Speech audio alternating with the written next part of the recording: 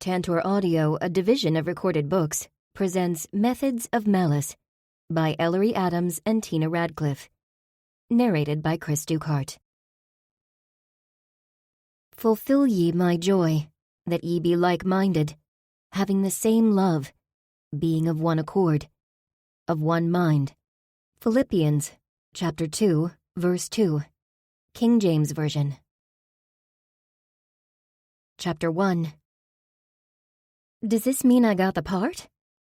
Cooper Lee turned from the theater bulletin board and the cast list to her friend Trish Tyler from the Sunrise Bible Study Group. She worked to hold back her nervous excitement as she searched Trish's face. Though Cooper never felt the need to be in the spotlight, being part of this production along with the rest of the Bible Study Group was important, since it was a fundraiser for the Senior Center. Yes, you are officially a cast member of the Hope Street Community Theater's holiday production of It's a Wonderful Life. Trish grinned and hugged Cooper. What about you? Cooper asked. Aren't you thrilled to be in the play too? Of course, it's an honor. The realtor smoothed her copper-hued bangs aside and sighed. What's wrong, Trish? Oh, I'm being childish. She shrugged. As the president of the theater board, I have years of experience in community theater. And, well, you wanted the lead. The Mary Bailey role. I did. Silly me, I never imagined being cast as the understudy. Trish gave a resigned smile. When I snagged the renowned Simon Doyle as a replacement artistic director, I didn't realize he'd bring in his own actress. And apparently neither did anyone else. Who's the actress? Jasmine Ryan, up-and-coming stage and screen actress and Simon's protege. You may have seen her in small television roles. He's predicting she'll be America's next sweetheart. Not unlike Donna Reed, the actress who played Mary Bailey in the film production of It's a Wonderful Life. Wow. So how did you manage to bring in Simon Doyle on such short notice anyhow? You won't believe it.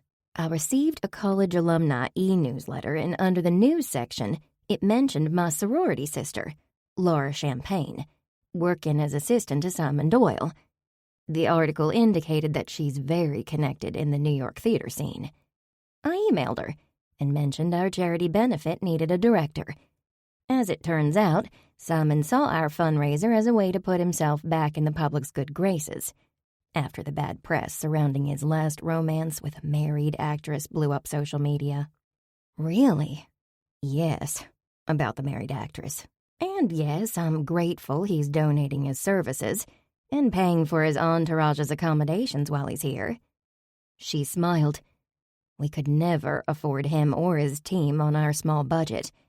Ticket sales in the community acting classes are how we keep the lights on. Cooper glanced down the hall, where various cast members milled about. I know nothing about how this works, but is it normal for a director to bring along an entourage? A touring company brings in their entire cast and crew. This is different. It's Simon Doyle, Broadway director. Normal doesn't apply. Trish raised her brows. But I can tell you this. I sent a press release to the Richmond Times-Dispatch and have contacted several media outlets. They'll have front-row seats on opening night. We've already had record ticket sales. That's wonderful. Think of how this'll help raise money for the Senior Center. Exactly what I'm focused on, Trish said. I only hope I've got all my ducks in a row. You're an old pro. I'm sure everything will be fabulous, Cooper said. As for me, I'm more than a little nervous. I don't know my stage left from right. Trish laughed. You'll be fine. It'll be fun having every one of my Sunrise Bible Study friends involved in the production. What's that noise? Cooper again glanced down the hall. Let's go see. They pushed past the group gathered in the hallway, only to discover Assistant Director Regina McAllister tugging on a swath of silk that Jasmine Ryan held tightly. Let go! It's mine! Jasmine demanded. How dare you, you little hussy? Regina hissed. Ladies. A tall, dark-haired gentleman with silver wings at his temples regally strolled into the room. Impeccably dressed in a silk suit, complete with a teal pocket square, he grimaced at the scene before him.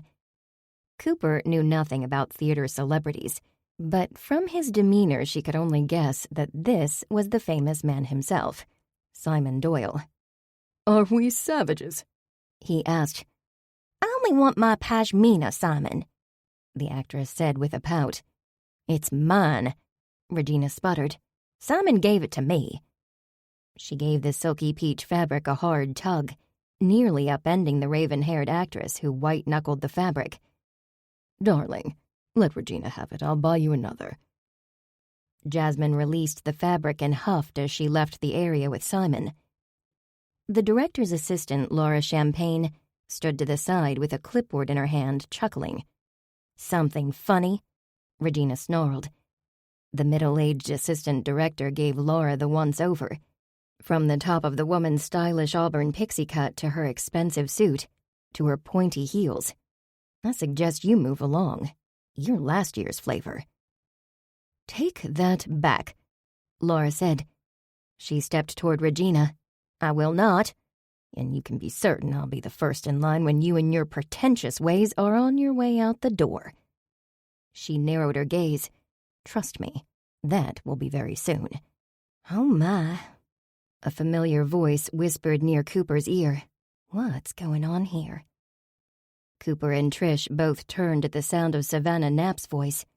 "Savannah," Cooper said, delighted to see her friend. "What are you doing here? And where's Jake?"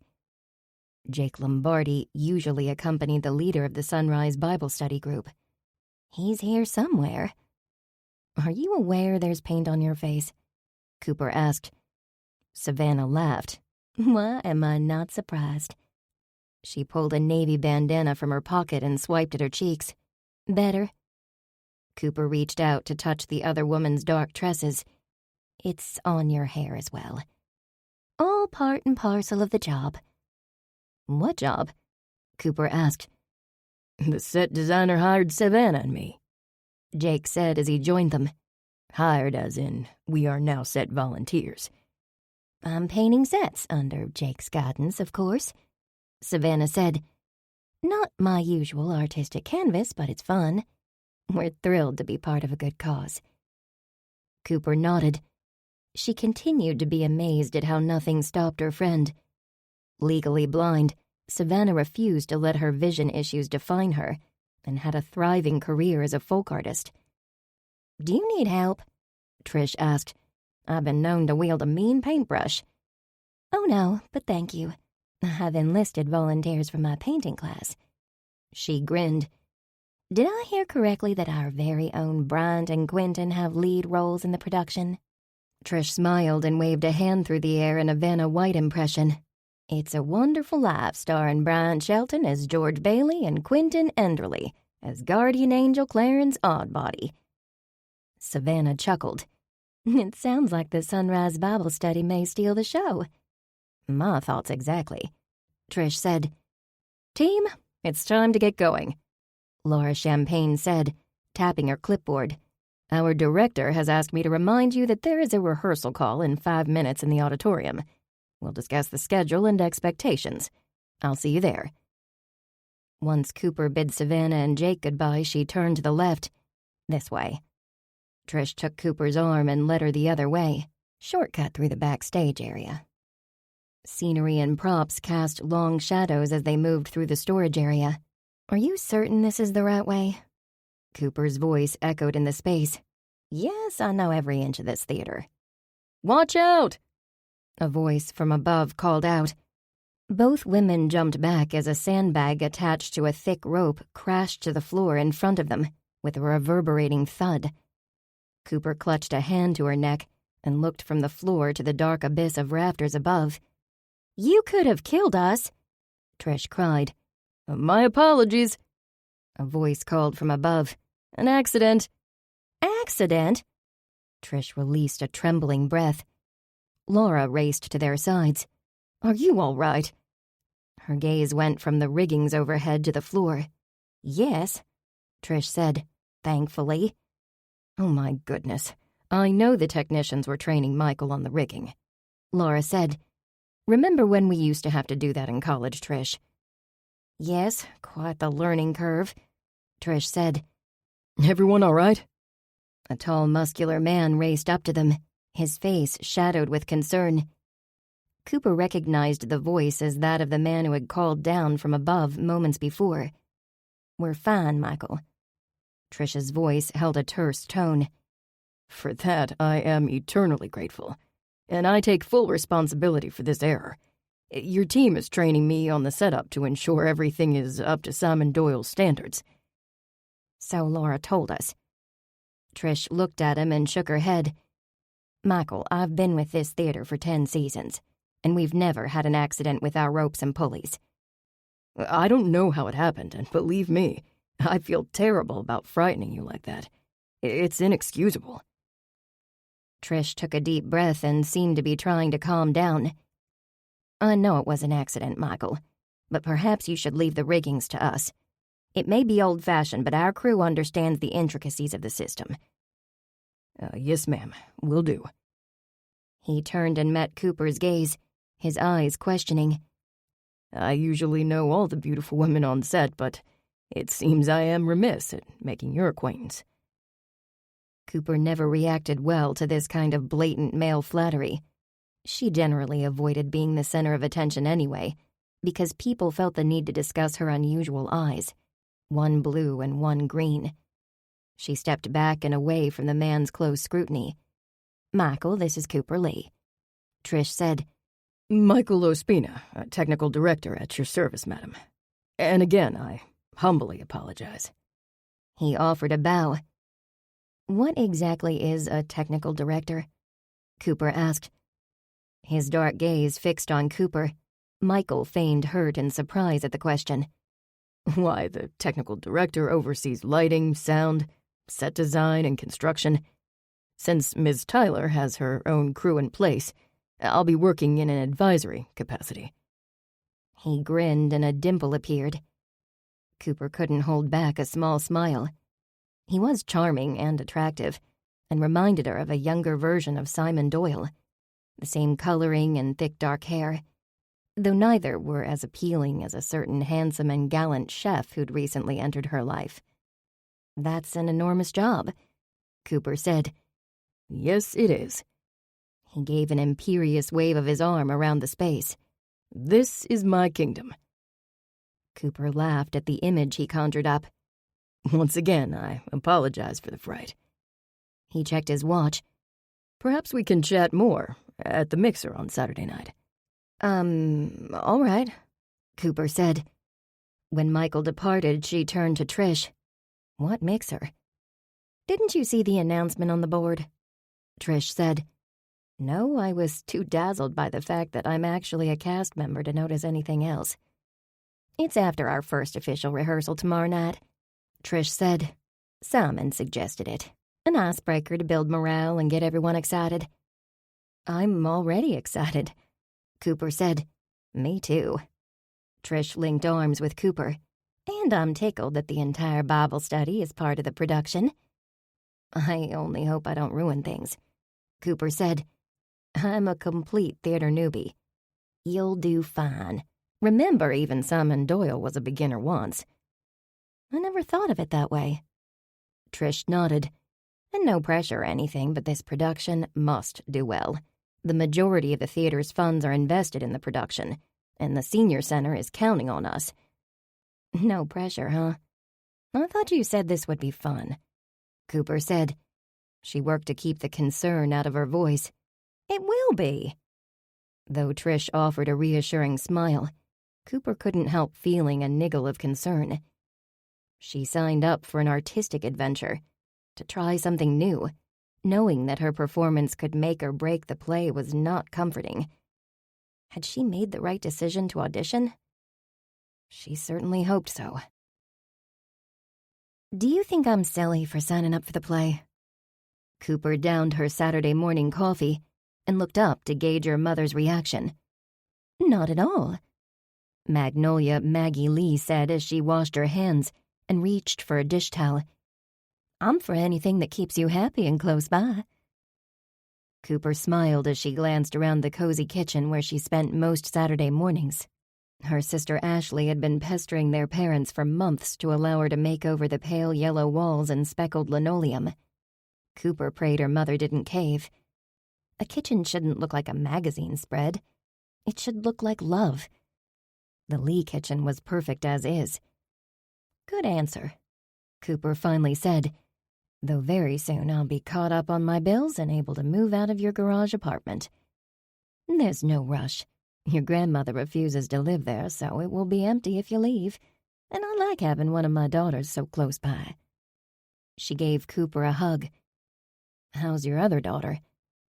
Cooper glanced at the October calendar. Ashley'll be moving into the last trimester soon. So far, so good. Keep praying. Because with Hannah turning 2 in a couple of weeks, Ashley won't be pleased if the doctor puts her on bed rest like last time. I'll be praying, Mama. She perused the headlines of the newspaper her father left on the table before heading to Walmart. Are we doing anything for Hannah's birthday? We? Maggie Lee shook her head.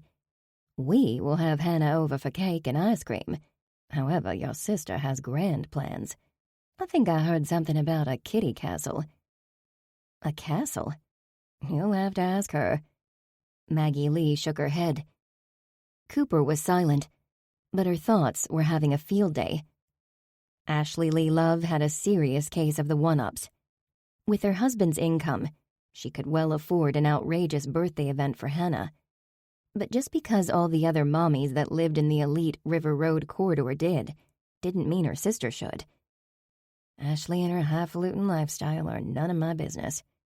Cooper reminded herself and worked to change the subject. Did I tell you that the entire Sunrise Bible study is in the theater production? Well, that's amazing. Maggie reached for a roll of parchment paper and lined a cookie sheet in one swift, efficient movement. How are things going? Cooper stood and headed to the coffee pot for a refill. Trish said ticket sales are way up. She suspects the shows will sell out.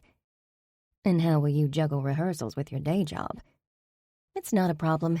Rehearsals are scheduled for evenings and Saturdays.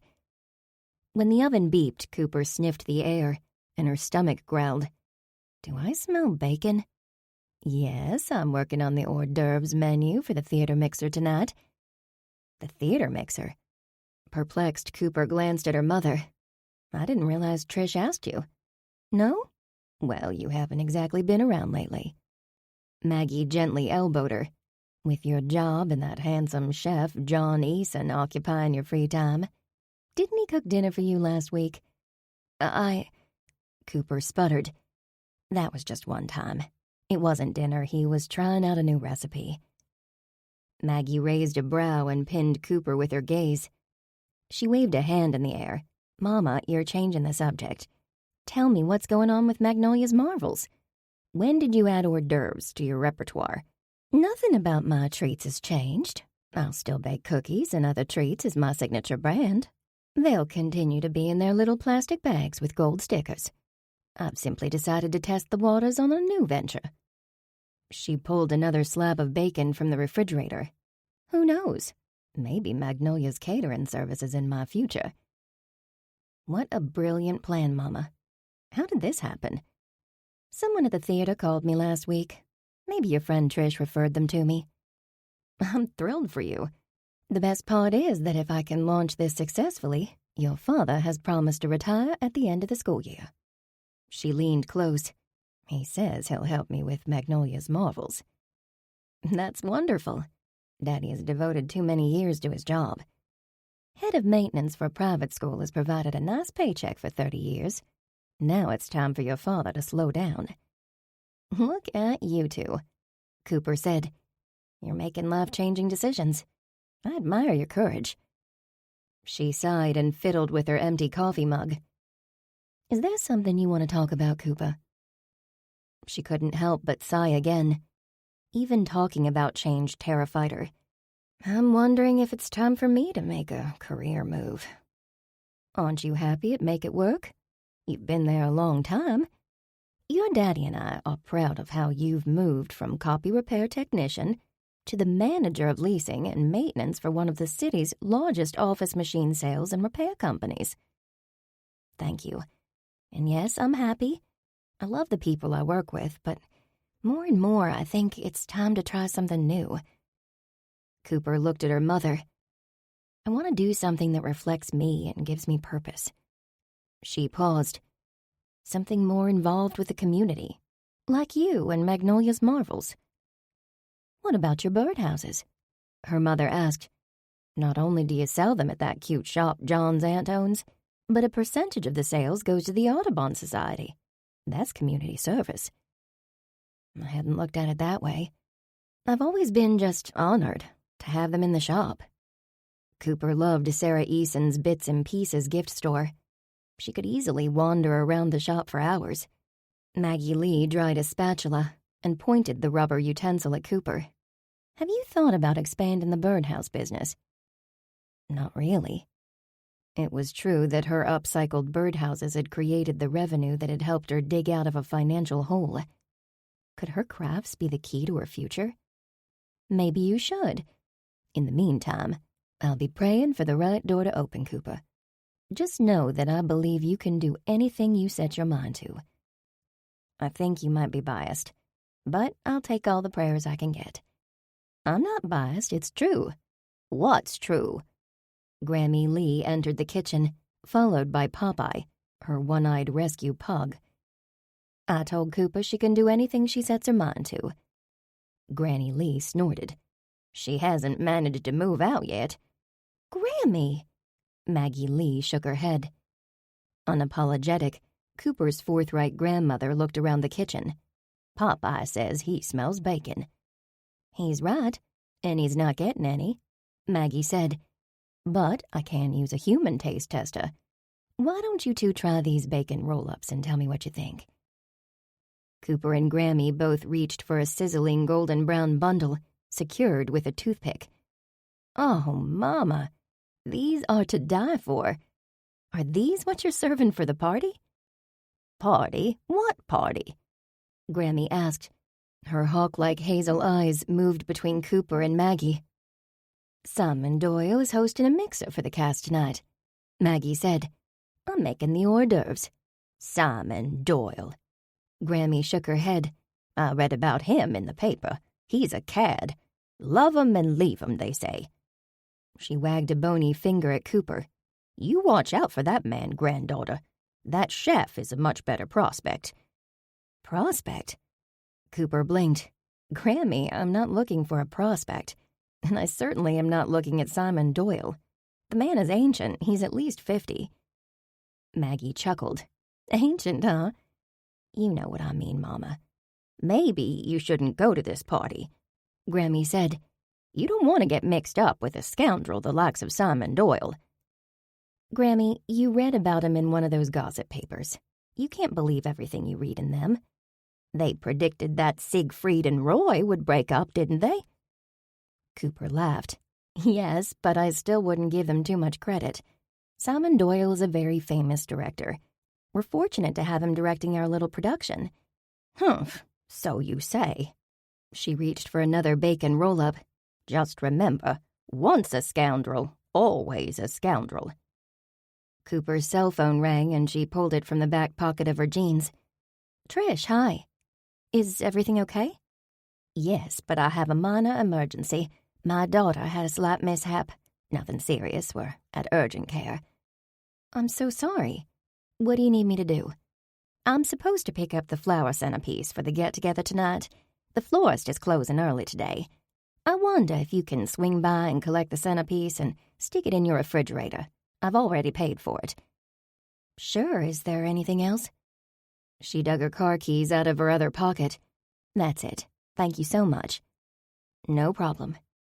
Cooper was happy to help. She preferred working behind the scenes rather than on the stage any day.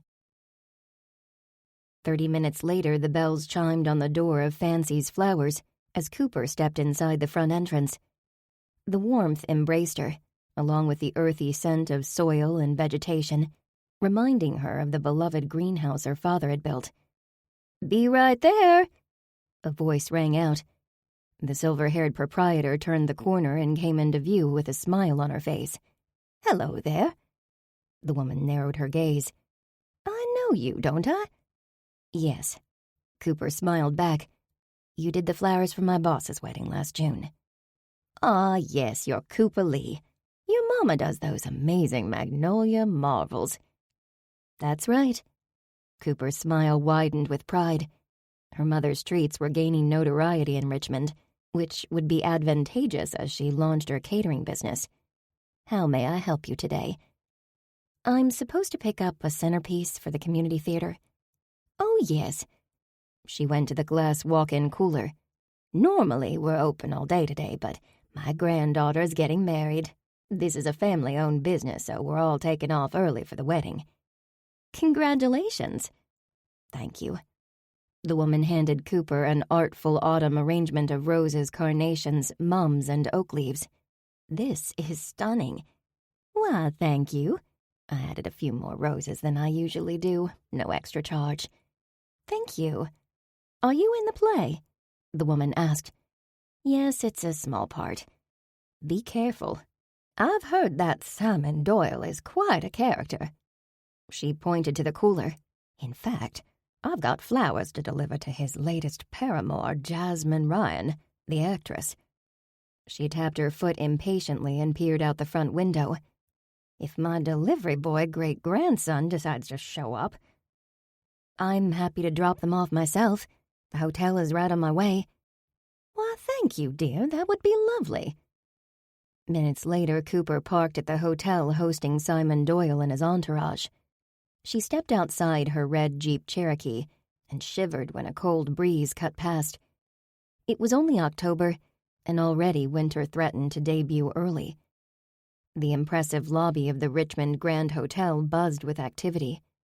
Cooper found herself distracted by the elegant furniture and lighting. The place subtly whispered class and understated wealth. Cooper skirted around the line of guests at the front desk and headed to the nearest bank of elevators. The doors whooshed open as she approached, and she made it into the lift right behind a family of 4. When they swiped their keycard, Cooper realized she probably should have checked in with the front desk since she didn't have a keycard. Too late for that. She'd have the flowers delivered and be on her way in 5 minutes. Cooper inhaled the scent of roses and baby's breath and mused how nice it was to have a gentleman send flowers, simply because it was Saturday. Then again, if Grammy was right, maybe getting flowers from Simon Doyle wasn't such a nice thing at all.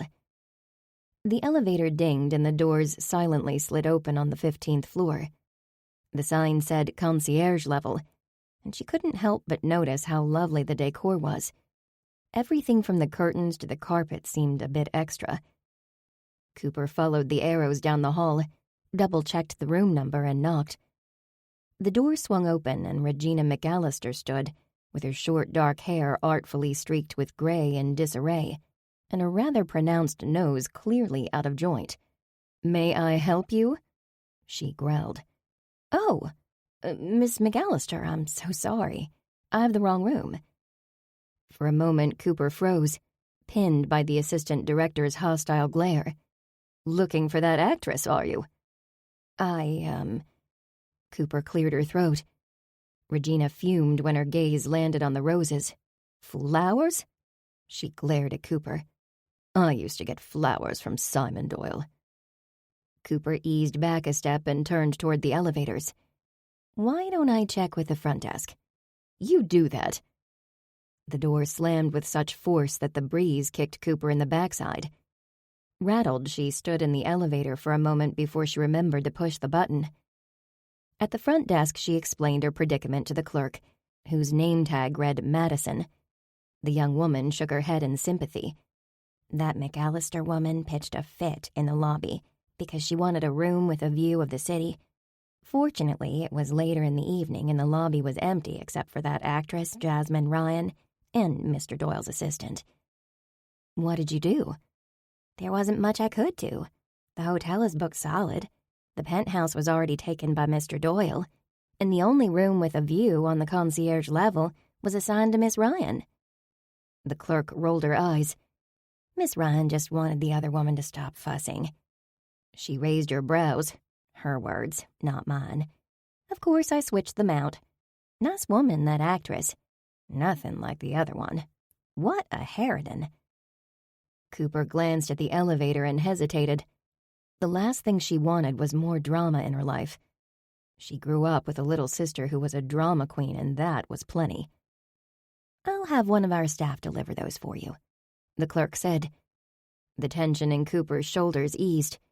"I'd appreciate that." "It's our job." Madison smiled. "I'm so sorry for the trouble."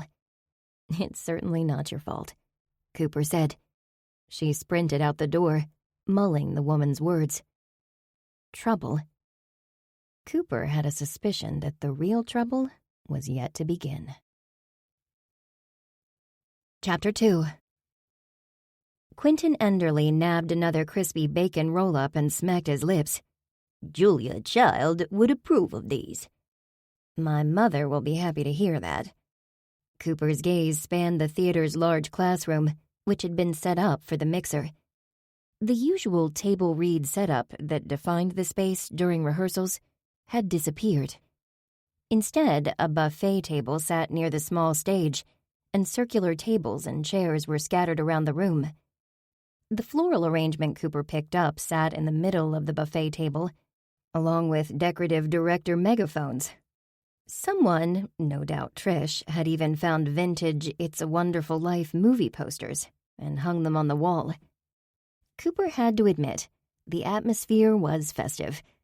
Around her, cast and crew stood in small groups, chatting and laughing.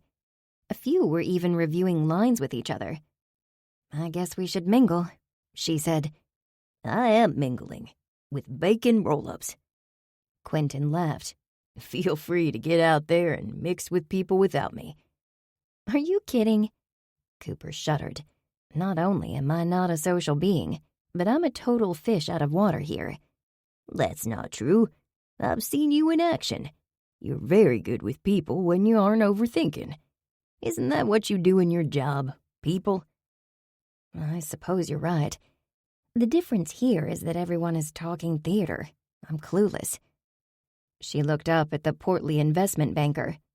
"Jake doesn't have a theater background," Quentin observed. "and he's doing fine." He's glued to Savannah's side, which means he doesn't need to come up with witty theater repartee. She glanced over at the couple, who had their heads together in conversation. Who would have ever thought the brawny plumber with the Celtic cross tattoo and the soft-spoken artist would hit it off? They had become a team, and Cooper found herself envious. "Good point." Quentin nodded toward the left, where Bryant Shelton held an audience enraptured as he shared a story. "Then there's our friend Bryant. He's just another member of the Bible study to us. We forget that he's the local celebrity meteorologist." "Exactly. And Trish is in real estate, which means she's used to small talk." She went on. "That leaves you and me on the outside, looking in." "Sorry to tell you this, Coop, but I was in every musical theater production my school did, and I also dabbled in a few productions in college." He wiped his mouth with a napkin and smiled. "However, my love of anything created by Magnolia Lee supersedes chit-chat." "You're a thespian?" Cooper found that information fascinating. Quentin was a big man with a big heart, and he had more layers than the exquisite cakes he baked. "Musical theater and French club. That's how I survived high school." He grinned. "Cooper, weren't you in high school productions?" "No. Besides field hockey, I was into math. A complete math nerd." Bryant's eye rounded. "I never would have called that one." "Truth. I've never been typical." Cooper sighed. Her life was punctuated by atypical moments. As a shy late bloomer, she spent a good amount of time on the fringes. "I guess not." "Since you've done this stuff before, does that mean you understand theater lingo?" she asked. "Do you know what off-book means? Can you tell me what a swing refers to?" Quentin finished off the bacon roll-up and eyed the charcuterie board. "The simple answer is that if an understudy must replace a lead role, then the swing replaces the understudy. Make sense?" Yes. She nodded. And off book? Off book means you no longer need to read from the script. I understand we are to be off book by November 1st. That's 2 weeks from now. I don't have many lines, but there are stage directions to memorize, too. Fear not, fair maiden. Quentin waved a hand in dismissal. I'm happy to run your lines with you. That's generous, Quentin, especially since you have about 3 times as many lines as I do. She looked at him. Congratulations on getting the part of Clarence. Quentin grinned, his eyes sparkling. Thanks, Coop. I'll tell you, this is the best thing that's happened to me since I was accepted into culinary school. He glanced around the room and then leaned close. That's because I met a nice gal who's a volunteer in the wardrobe department. Is she here? No, she's a nurse and has to work every other weekend. Ah. Cooper nodded. Good for you, Quentin. I'd love to meet her. You'll meet her when we go for our costume fittings. Or sooner. I invited her to visit Hope Street Church. He smiled. I didn't even think about costumes. Cooper said, The theater owns most of their own costumes since this production is put on every year. You'll love the vintage clothing for our play. I can't wait. Hey, Quentin said, I forgot to ask. How are things going with your relationship with Chef Eason? It's not a relationship. We're friends. That's all. Quentin laughed. Keep telling yourself that. I mean it. I have terrible instincts when it comes to men. A shadow crossed Quentin's face, and he frowned. Normally, I'd be happy to punch holes in your theory, but I've got to run. That Regina woman is headed this way, and I don't need indigestion. I'll see you tomorrow at Bible study. She turned to see that Quentin was correct. Before Cooper could hide, Regina strode smack dab into her personal space. Where did Clarence go? The assistant director demanded. You mean Quentin? Clarence has failed to sign the non-disclosure agreement, Regina snapped. I'm sure he's around here somewhere. Cooper looked for an escape route, but Regina stood in the way. The assistant director pulled down her bright red reading glasses and assessed Cooper. Who are you? Cooper Lee. We met at the hotel yesterday when I delivered flowers. Regina's features froze at the words, and her eyes hardened with distaste. What on earth is wrong with your eyes? Not a thing. The rude question didn't deserve an explanation. Cooper had had an ocular implant since junior high, when a high stick from another field hockey player put her in the emergency room. Her remaining eye was a flat blue, while the transplant was a shimmering green. Cooper was accustomed to questions about her eyes, but until Regina, no one had ever been so bluntly offensive. What is your part in the production? Regina asked. Cooper tensed and inched away, stopping when her backside touched a table. Cousin Tilly. Regina checked her clipboard. You haven't signed either. She narrowed her eyes. No one will be allowed on the stage under the direction of Simon Doyle without signing the agreement. Additionally, cell phones are to be off at all times. Why do we need an NDA? Some miscreants would take the opportunity to sell stories, interviews, and even photos of Simon Doyle to the press. Miscreants? Cooper mumbled as she scribbled her name on the dotted line. Someone behaving badly. It seemed to her that the only miscreants were from the Doyle entourage. Tell Clarence that I'm looking for him. Regina spun on her heel. Yes, ma'am, Cooper said to the woman's retreating form. As Regina stormed off, Jasmine Ryan sidled up to Cooper with a coffee cup in her hand. Was Regina bothering you? Bothering me? Cooper assessed the actress's long black tresses, pulled up to the top of her head in a messy bun that managed to look equally casual and glamorous. It was more like an interrogation. She can be very abrasive, Jasmine soothed. Cooper felt her guard slipping as the other woman offered a warm smile. She's definitely intimidating. Jasmine put a gentle hand on Cooper's arm. Don't let her ruin your evening. She isn't worth the energy. Regina McAllister is terminally miserable. Once again, the actress smiled, I understand your mother catered tonight's event. Yes, Magnolia's Marvels. Please give her my compliments. Everything is superb. Thank you. She'll be pleased to hear that. Are you a native of Richmond? Jasmine asked. Yes, born and raised. Jasmine nodded. Richmond is a lovely town. I'd love to see more. Do you have any recommendations? Must-see places of interest? Cooper considered the question. After years of driving to copy or repair appointments from one end of Richmond to the other, she really knew the city.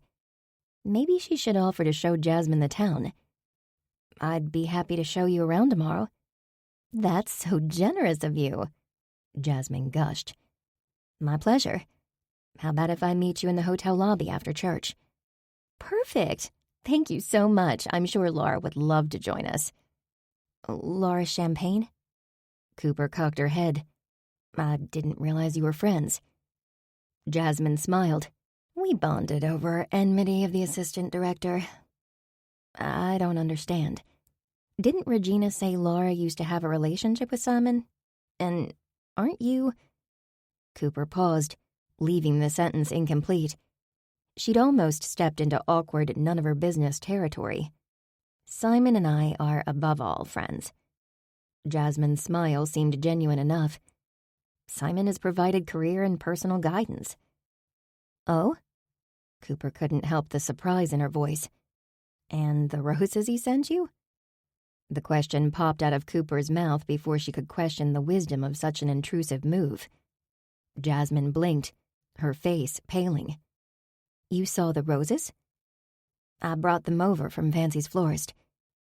The actress's gaze darted around the room, avoiding eye contact with Cooper. Simon is simply a very kind man. The flowers were to celebrate a milestone of sorts. I see, Cooper said, though she didn't. And while she'd warned Grammy Lee against believing everything she read in the scandal sheets, Cooper couldn't help but wonder where the line between fact and fiction lay. A moment later, Jasmine perked up. Her attention was now focused across the room. Turning to follow the actress's gaze, Cooper noted Simon Doyle raise a hand in a summoning gesture. Oh, if you'll excuse me, Jasmine said. The director is calling. No problem, Cooper said. I'll see you tomorrow at 1 p.m. Perfect. What's tomorrow? What? Cooper whirled around and found Michael Ospina steps away. Michael, goodness, you're like a ninja. I didn't mean to scare you, although this is the second time I have.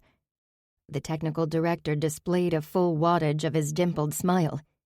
My job requires that I blend in behind the scenes and function in stealth mode. He took her hand. I hope you aren't upset. I'm fine. Cooper slipped her fingers from his. The man was far too bold for her liking. You're meeting Jasmine tomorrow. He prodded. I'm giving her a tour of the city. Mind if I join? He raised his brows in question. You should ask Jasmine. I'm merely the tour guide. I'll do that. He winked and his mouth curved into another smile. Charm was the man's calling card. Was he perhaps a little too charming? Why did it seem everyone associated with Simon Doyle was a bit off? Or maybe it was her. Had she become jaded after so many investigations with the Sunrise Bible Study? Perhaps it was that small voice inside, warning her to tread carefully. Cooper stepped into the church classroom where the Sunrise Bible Study group met each week. Trish, Quentin, Jake, and Savannah were already in attendance. The cheerful classroom walls were decorated with fall leaves and a large poster announcing the Hope Street Church Christian Academy's annual Fall Festival, which lifted her spirits. Has anyone ever attended the Fall Festival? Cooper asked. Trish looked up from the refreshment table. My girls are enrolled in school here, so we go every year. It's loads of fun. You should come, Cooper. Maybe I will. Will what? Bryant asked. He sailed into the room with a foil-covered pen. We were talking about the church's festival. Cooper said. Oh, Jane and I are taking the kids, Bryant said. He pulled the foil off the pan and turned to his friends. Ta-da! I bring treats. Pumpkin bars. Jake jumped up from his seat next to Savannah. I love anything pumpkin. Cooper peeked into the pan. Perfectly cut rectangular bars covered with icing, just the way she liked them. Those look delicious, Bryant. They ought to. The recipe is a Magnolia's Marvel's original. I thought they looked familiar. Sure enough. You brought them to last year's holiday potluck, and I called and got the recipe from your mama. I smell cream cheese frosting with a hint of cinnamon and nutmeg, Savannah said. Spot on. Bryant grinned. Your nose is amazing. Bryant, Trish said, I didn't realize you knew your way around a kitchen. He laughed. Well, I don't. Except for that French cooking class we all took, I have zero culinary skill. My wife made these. Bryant grinned like a man in love. I love the sound of that word on my lips. I take it married life is going well, Trish asked. Far better than my last trips to the altar. Jane is my best friend, and that makes all the difference in the world. His response had Cooper listening closely. What about her kids? Jake asked. The plumber wasted no time extricating 2 bars from the pan, placing them on napkins and handing one to Savannah. Bryant shrugged. That started a little rocky.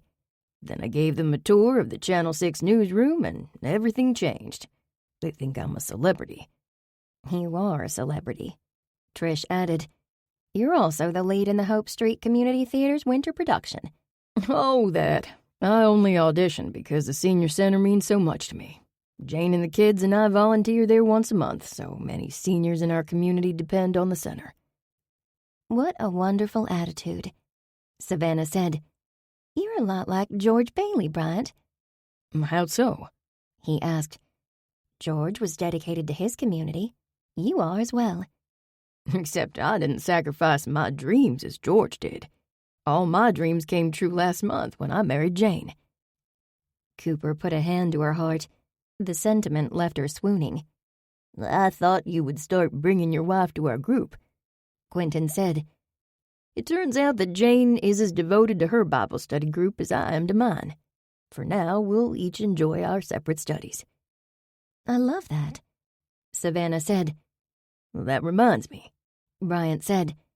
I attended the senior center's planning meeting last week. He took a brochure from his blazer pocket and handed it to Quentin. They received a government grant to expand the kitchen facility, so they'll be able to bring more meals to homebound seniors. Wow, that's terrific, Quentin said. He perused the brochure and handed it to Trish. A smile of pure pride and joy covered the meteorologist's face. Well, there's more. It's only tentative, but the next thing on the wish list is a brand new bus to pick up seniors to get them to center events and bring them to church on Sunday. Hope Street Church's Pastor Matthews and a few other local houses of worship have agreed to contribute fuel to get seniors into the pew on Sundays. Bryant, that's wonderful, Savannah said. So many homebound folks will be able to experience fellowship in person. Well, senior citizens have always been in my heart, and since that case we solved at the senior center, I'm even more determined to champion the cause. It's a great cause, Jake said. What's the timeline on the bus? The bus is on the top of the wish list. However, if the theater production is as successful as Trish says it will be, then the bus will be a reality come spring. He paused. And it's not some broken-down cast-off school bus. I'm talking a brand spanking new air-conditioned vehicle. The banker in me sees dollar signs, Quentin said. How are you subsidizing the cost? But Channel 6 News agreed to help, along with Tyler Fine Properties and Jake's boss at Mr. Fawcett Plumbing. You've been busy, Bryant, Savannah said. He sure has. I'm impressed, Quentin added. Bryant looked at Cooper. You know, the Magnolia's Marvel logo would look good on the side of the bus, too. Cooper smiled. He'll have to talk to the CEO about that. Well, I will. I surely will. She took a sip of her sweetened coffee and picked up a pumpkin bar before heading to her seat. I have a bit of news, too. I'm taking some of Simon Doyle's crew on a tour of Richmond this afternoon. Would anyone care to join me? Seriously? Trish asked. Between my family and my day job, I am swamped. Sunday is now my only day off. I feel that, Jake said. It's very generous to do this on your day off, Cooper. Quentin studied the pumpkin bars before helping himself. I agree. Savannah pulled her Bible and a paperback book from her tote bag. Are we ready to begin our study of Philippians? Savannah asked. Did everyone read the first chapter of the study guide? Yes, I picked up my guide yesterday, Trish said. I love that this study is about embracing joy, Bryant said. That's certainly where I am. It's easy to embrace joy when things are going well, isn't it? Savannah asked. But the Apostle Paul wrote the entire chapter on joy while imprisoned. Oh, yes, Bryant said. Philippians chapter 1, verse 2. For to me, to live is Christ, and to die is gain. Paul understood that his future was secure in heaven. Imagine that, while chained to a Roman guard, no less. Quentin added with a slow shake of his head. Makes me think about all the times I was in a difficult situation and pulled a poor me attitude. Paul worshipped instead of whining. Quentin's words haunted Cooper as she sat in the hotel lobby, sipping a pumpkin-spiced latte. She rechecked her watch. It was 15 minutes past 1 with no sign of Laura or Jasmine. Now she wished she'd gotten one of their phone numbers. No whining. She reminded herself, you volunteered to do this, so it doesn't matter if they are late or early. She picked cat hair off her black Sunday slacks. Knowing that Jasmine, and especially Laura, would dress in high fashion, Cooper had abandoned her jeans for slacks and a sweater. That was about as dressed up as she got without arm twisting. Sorry I'm late. Cooper looked up to find Michael Ospina standing beside her, smiling and looking handsome in jeans and a button-down cotton shirt. She quickly reminded herself that outward appearances were not necessarily an indicator of character. No problem. Have you seen Jasmine or Laura? They bailed. He shrugged and glanced at the elevators, a hard glint in his eyes. Their loss. I'm sure we're going to have a great time today. Was she spending the day alone with Michael Ospina? This was not what she signed up for. Cooper's mind raced, searching for a solution. She pulled out a piece of paper from her pocket. Here's a list of places that might interest you. I only have a few hours before I have to get to my parents' house, which was not untrue. She lived at her parents' house. Michael's face fell. Oh, I hoped we had longer together. Cooper scrambled for a response. With rehearsal starting, there isn't much time for any of the cast or crew, is there? She handed him the list. What sounds good? He assessed the list. How about if we start with the riverfront canal cruise? Great, I've done it a few times, but it never fails to reignite an interest in Richmond's past. Since we'll be downtown, we can check out a nearby museum. I guess that'll work. Suddenly, a smile lit up his face. This is sort of like a first date, isn't it? Date? Cooper gave a nervous laugh. This is a tour, that's all. She deposited her cup in the hotel lobby recycle bin before pulling out her keys. My Jeep is outside. Michael held the glass side door and Cooper stepped outside, where the sun was shining and the air held a crisp bite. The trees lining the street had already begun their diverse color palette change. Fiery hues of amber, burgundy, and pumpkin created a backdrop for the season. He matched his steps to hers on the sidewalk. Lived here all your life? Yes. She waved an arm toward the storefronts dressed to salute the season. I love Richmond. This time of year is especially fun with corn mazes, pumpkin patches, and pick-your-own orchards. I don't ever want to leave this town. That's nice. I moved around a lot as a kid, mostly on the West Coast, but I'm ready to settle down and have a family. He looked at her meaningfully. Just have to find the right gal. Cooper checked her watch. Only a few hours, she reminded herself. Until then, she would be a good ambassador for the city of Richmond, even if it killed her. If the Apostle Paul could do it, she could too. She said a silent prayer for patience. Chapter 3. Good morning, Angela. Cooper crossed the lobby of Make It Work early Monday morning and placed her covered coffee cup on the counter next to a vivid autumn floral arrangement. She paused to admire the combination of orange roses, purple chrysanthemums, and oak leaves. Morning, Coop. Angela, the office manager and wife of the company owner, Mr. Farmer, offered a distracted greeting. She patted her platinum blonde bob and frowned at the computer screen in front of her. Everything okay? Why the frown? My assistant called in sick. Again. There's a Taylor Swift concert tonight which may have contributed to her illness. That's too bad. But I thought she was only working afternoons while you meet with vendors in your office. Mr. Farmer is expanding my job description and giving her more hours. I'll be doing inventory for most everyone but you. You're whiz at math, and you turn in your numbers before anyone else. Angela started typing with her long fire engine red nails.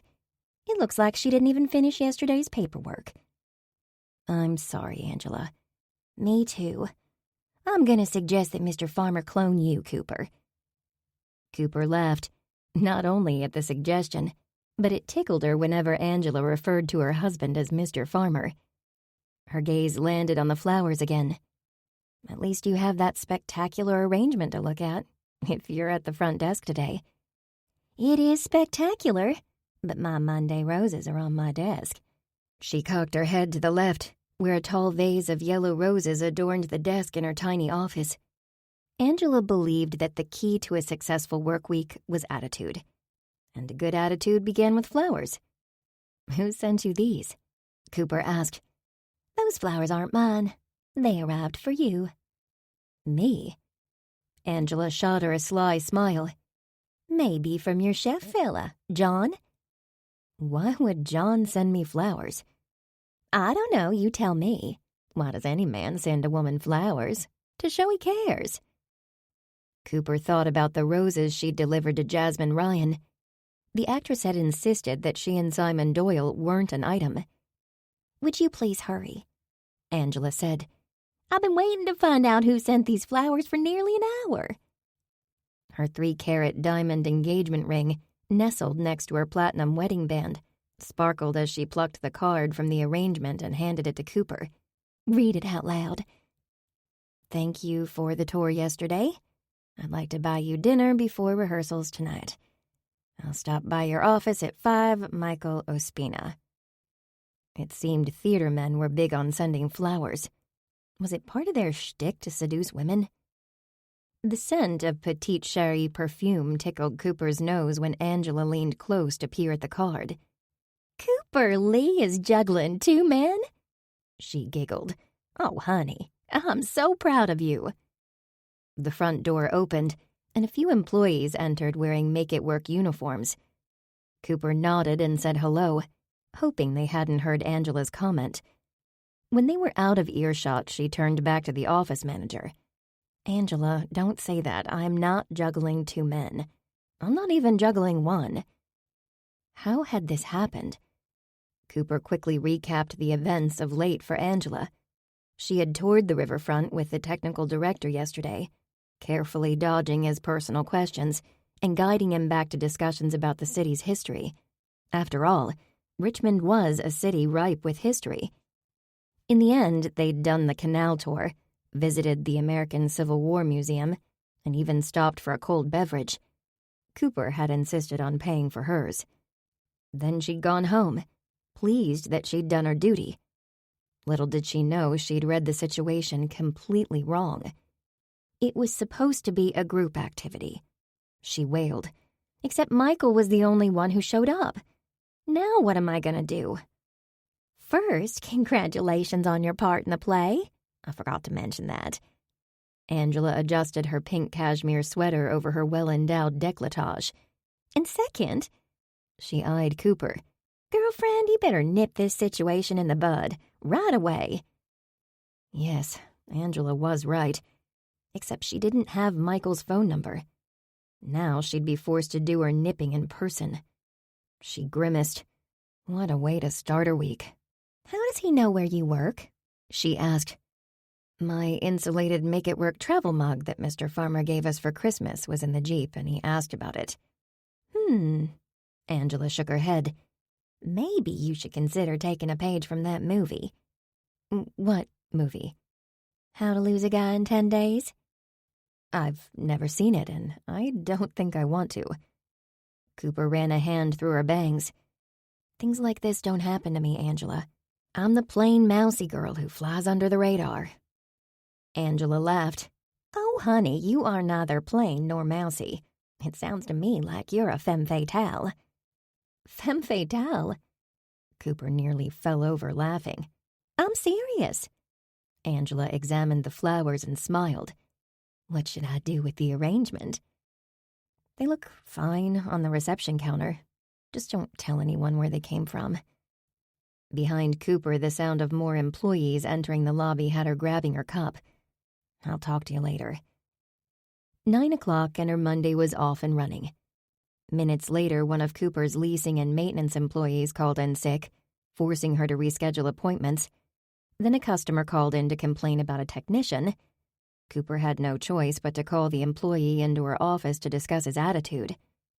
Employee performance counseling was the part of being a supervisor that had her longing for the days when she was in the field. Just her and a brother MFC L3710CW compact digital color printer.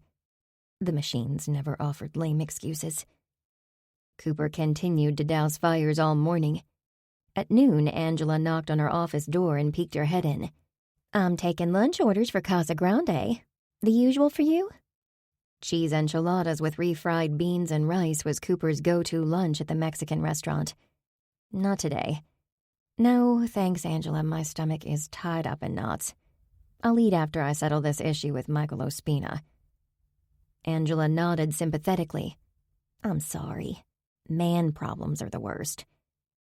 They were, and Cooper had little experience with men or their problems. 35 years old, and she'd had 2 boyfriends in her unimpressive past, and currently 1 maybe boyfriend. Maybe she should have listened closer when Ashley talked about her high school and college beaus. She might have picked up some tips. At 5 minutes before 5, she leaned back in her chair and stared at the clock. Each tick of the second hand made her head throb. She hated confrontation. Yet that was exactly what she'd have to do in 4 minutes. "You've been hiding in here all day." Cooper looked up to see Angela in her doorway. Hiding is right. I buried myself in my work so I don't have to think about the mess I've gotten into. "You didn't tell me how cute your mess is," she whispered. "Is he here?" Cooper jerked upright in her chair, knocking a stapler to the ground. "He sure is. What do you want me to do?" Cooper toyed with ducking out the back door of Make It Work. She could exit through the loading dock and disappear. Except that would be cowardly. She'd gotten herself into this situation. It was up to her to get out of it. "I'll be out in a minute. Let me shut down my computer." "All right, sweetie. I'll be in my office if you need backup." Cooper picked up the stapler and shut down her computer. Standing, she checked her appearance in the small mirror behind her door. As usual, her hair was in disarray. Nothing like Jasmine's casual glam. Cooper quickly brushed the fine blonde strands and gathered them into a ponytail. Then she strode into the lobby with a confidence she did not feel. Michael smiled and assessed her from head to toe. "Hi, Cooper. You sure look great." "Michael, hi." She glanced over at Angela, who pretended to be busy at her desk. Cooper knew she was listening to every word. "First big rehearsal tonight, right?" He rubbed his palms together. "They'll start with Act 1 and see how far we get by 9. "Oh, is that how it works?" "Usually in the beginning. The first few rehearsals are time-consuming if there are a lot of amateurs. Simon and Regina will train the newer cast in the areas of stage directions. stage terms, and scene blocking. Cooper made a mental note of the unfamiliar terms. I'm definitely one of those amateurs you're talking about. That's why the director takes his time. At the end of every rehearsal, Regina will provide cast notes. Cast notes? More of the unknown. Cooper offered an anemic smile. Notes, referring to things that the actor needs to work on, to refine their role. He may mention it during the rehearsal or have Regina document his thoughts. Dread pulled in the pit of Cooper's stomach at Michael's words. I have a lot to learn. Don't worry. I know this can seem daunting to a beginner, but I can promise you that working with Simon Doyle is a pleasure. Cooper stared at him for a moment. He was the second person to sing the director's praises. How long have you been with Simon? She asked. Well, about a year. He glanced at the industrial clock on the wall. Where would you like to go for dinner? Do you like Italian? Michael, Cooper swallowed, and her gaze darted toward Angela, who nodded vigorously from behind her desk, pointing with a finger. Thank you for the flowers, but dinner is not necessary. It's my way of thanking you for yesterday. His smile widened. Besides, you have to eat, and so do I, right? Cooper gave a weak nod. Her phone buzzed, and she pulled it from her pocket. John. She declined the call and put the phone in her pocket, only to have it ring again. Annoyance marred Michael's handsome features. Do you need to take that? Not right now. It's my... She stammered. It's my boyfriend. I'll call him back. Cooper nearly cringed at the cowardly move. She ought to be able to simply tell Michael she wasn't interested in dinner, right? Instead, she'd used John as her excuse. Cooper Lee, you are not only a coward, but you've probably put women back a century. Besides, it was ridiculous and premature to even think about having a boyfriend less than a year after ending her engagement and wedding plans. Your boyfriend? Michael's face flushed, and his tone became steely. You never said anything about a boyfriend. Why would I? You went on a date with me yesterday. Cooper blinked and did a double take. Now she was the one who was annoyed. Michael, I was delighted to be able to show you my city, however, it was not a date. The hard glint she'd seen yesterday flickered in his eyes once again. I guess I thought you were different. Cooper tried for a light tone to diffuse the tension. I'll see you at rehearsals then. I can't wait. Whatever. He pushed through the glass doors without a backward glance. The tap-tap of Angela's high heels sounded across the lobby floor. What happened? How did I not see that coming? Cooper sank into one of the visitor chairs. I didn't realize he was interested in me. I'm so clueless when it comes to men. It's okay, honey. You didn't lead him on. You didn't do anything wrong. You're right. I didn't. Cooper ran her fingers through her bangs. And why do I feel awful? It comes from our southern roots. And I don't mean hair roots. We're raised to be accommodating. You shake that nonsense off right now. Thanks, Angela. The flower arrangement caught Cooper's eye and she grimaced. That is going straight to the senior center. I'll drop it off on my way to the theater. Good plan. Her phone buzzed as she left the office, and this time she answered it. John, sorry. We keep playing phone tag. That's okay. I know we've both been busy. Cooper relaxed at the easy, laid-back tone of his voice. How about coffee tonight? He asked. I have a few things to talk to you about. Sure, but I've got a commitment until 9. Cooper realized that she hadn't even told John that she'd made the cast. That works. He paused. Where? Cooper glanced at the clock. I'm gonna be starving by 9. What about Freddy's Cafe? They're open 24/7. Sure. They make great Belgian waffles. She grinned at his comment. He read my mind. I'm looking forward to seeing you again, Cooper. The simple statement had her face warming. Me too, she said. When she disconnected the call, Cooper realized she had to come clean. There was no choice except to admit to John that she'd used him to get out of plans with Michael. Ugh, she muttered. Why do I feel like I'm in the middle of one of Grammy's talk shows? She vowed to straighten things out and steer clear of Michael Ospina and theater drama from now on. Cooper pulled open the heavy wood doors of the Hope Street Theater and stepped into the lobby. The building was an architectural delight. For a moment she stood and took in the beauty of the polished marble floor tiles and high arching beams overhead. "Isn't the theater building beautiful?" Trish's voice rang out. "Yes, it's like a church. How old is the theater?" "It's been around since 1913 and is one of the few hemp houses left in the industry." "Hemp house?" Cooper cocked her head. "Do you grow cannabis in the basement or something?" Trish laughed. "No, hemp refers to the rope rigging system. Remember that sandbag that fell last week? It's part of a system for moving the backdrops that utilizes pulleys and ropes." "Sounds dangerous." "Oh, it is. Then again, what part of the theater isn't? There's the rigging, the trap door, and the backdrops. Actors must pay attention." She looked at Cooper. "In a perfect world, we'd upgrade the rigging to a motorized system." "How much would that cost?" Cooper asked. "Only about $100,000, which is why we rely on our experienced stage technicians to maintain the current system. Good morning, ladies."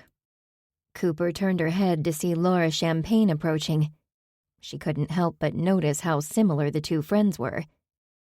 Trish and Laura both favored high-end clothing, probably this year's latest designer, though Cooper had no idea who that might be. Laura accessorized her outfit with a clipboard. It seemed theater people loved clipboards. "Are you feeling better?" Laura scrutinized Cooper. "Better?" Trish asked. She turned to Cooper. "Michael let us know you had a stomach bug yesterday." Laura continued. "I'm so sorry." She shook her head in sympathy. "Stomach bug?" Cooper froze at the words. What was going on here? "I'm feeling fine," Cooper finally said. "Thanks for asking." "Oh, wonderful. Maybe we can reschedule for another time." "Sure." They'd reschedule as soon as Cooper figured out why Michael lied to her and to Laura and Jasmine. Laura checked her watch. "I better get moving. Rehearsals start in 10 minutes and Regina has been exceptionally cranky of late." Trish turned to Cooper once the tap-tap of Laura's heels faded away. "What's this about being sick? You seemed fine at Bible study yesterday." Laura was misinformed. "I'll explain later." "All right, but I'll hold you to your word."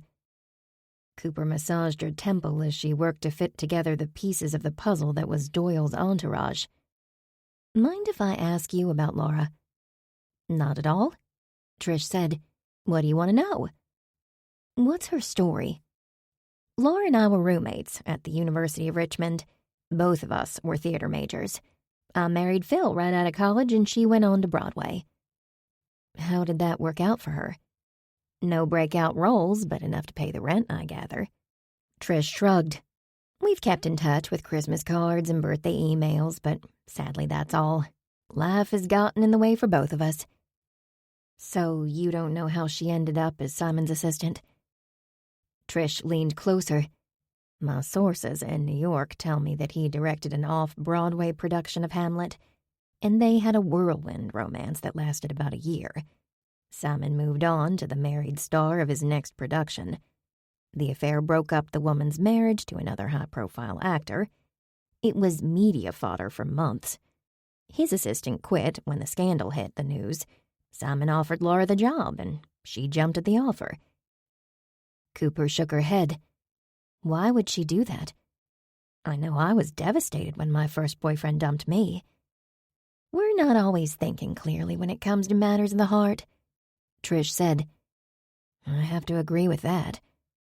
Not thinking clearly explained why she had immediately jumped into a relationship with her now ex-fiancé. For too long she was in love with the idea of being in love. Hindsight, she hoped she was not only older but wiser now. Slow and steady was her motto when it came to relationships. Besides, according to Laura, the position has kept her well connected in theater circles. I had no idea Laura was at the top of the food chain when I reached out to her. Trish shrugged. Then there's the money. Laura supports her elderly parents, and the paycheck Simon dangled was too lucrative to refuse. The man is wealthy and generous. Simon's loaded? That explained how he was able to put his crew up at the Richmond Grand. That's an understatement. Simon Doyle comes from money, and everything he touches turns to gold.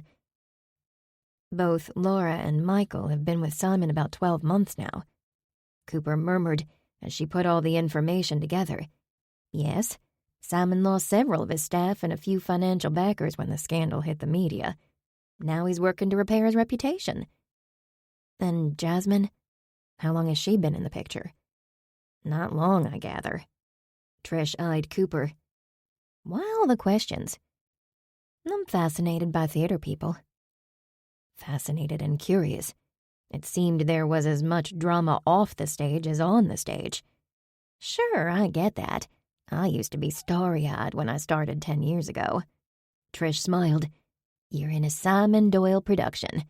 Are you excited about your first rehearsal? Excited, nervous, everything in between. I read the entire script last night, Cooper said, and watched the movie. That's impressive. I don't want being an amateur to slow down the production. She looked at her friend. Why did they cut the scenes from the script where George Bailey is a kid? They weren't exactly cut. Every director has a different vision for a production. In this case, the script was tweaked to allow the narrator to fill in George's backstory. We give the audience a 90-minute production with a 15-minute intermission. That's much more palatable than a 2-hour film, especially since our little theater doesn't offer refreshments. Ah, that makes sense. Trish straightened. Uh-oh, I hear Regina's dulcet tones. It must be the 5-minute warning. We better hurry. Dulcet tones. Regina's melodic voice sounded more like a scary drill sergeant. Cooper's phone buzzed and she snuck the cell from her pocket. It was her sister, Ashley. She'd call her back after rehearsal. For now, she turned it off completely before the assistant director heard the offending sound and found a reason to spotlight Cooper in front of the cast. Tonight, she'd do her best to remain off Regina's radar. At 9:15, Quentin checked his watch and rolled his eyes at Cooper across the stage. She almost laughed out loud. Michael had been correct. The first rehearsal was as long as he predicted. Thankfully, 5 minutes later, Simon released them.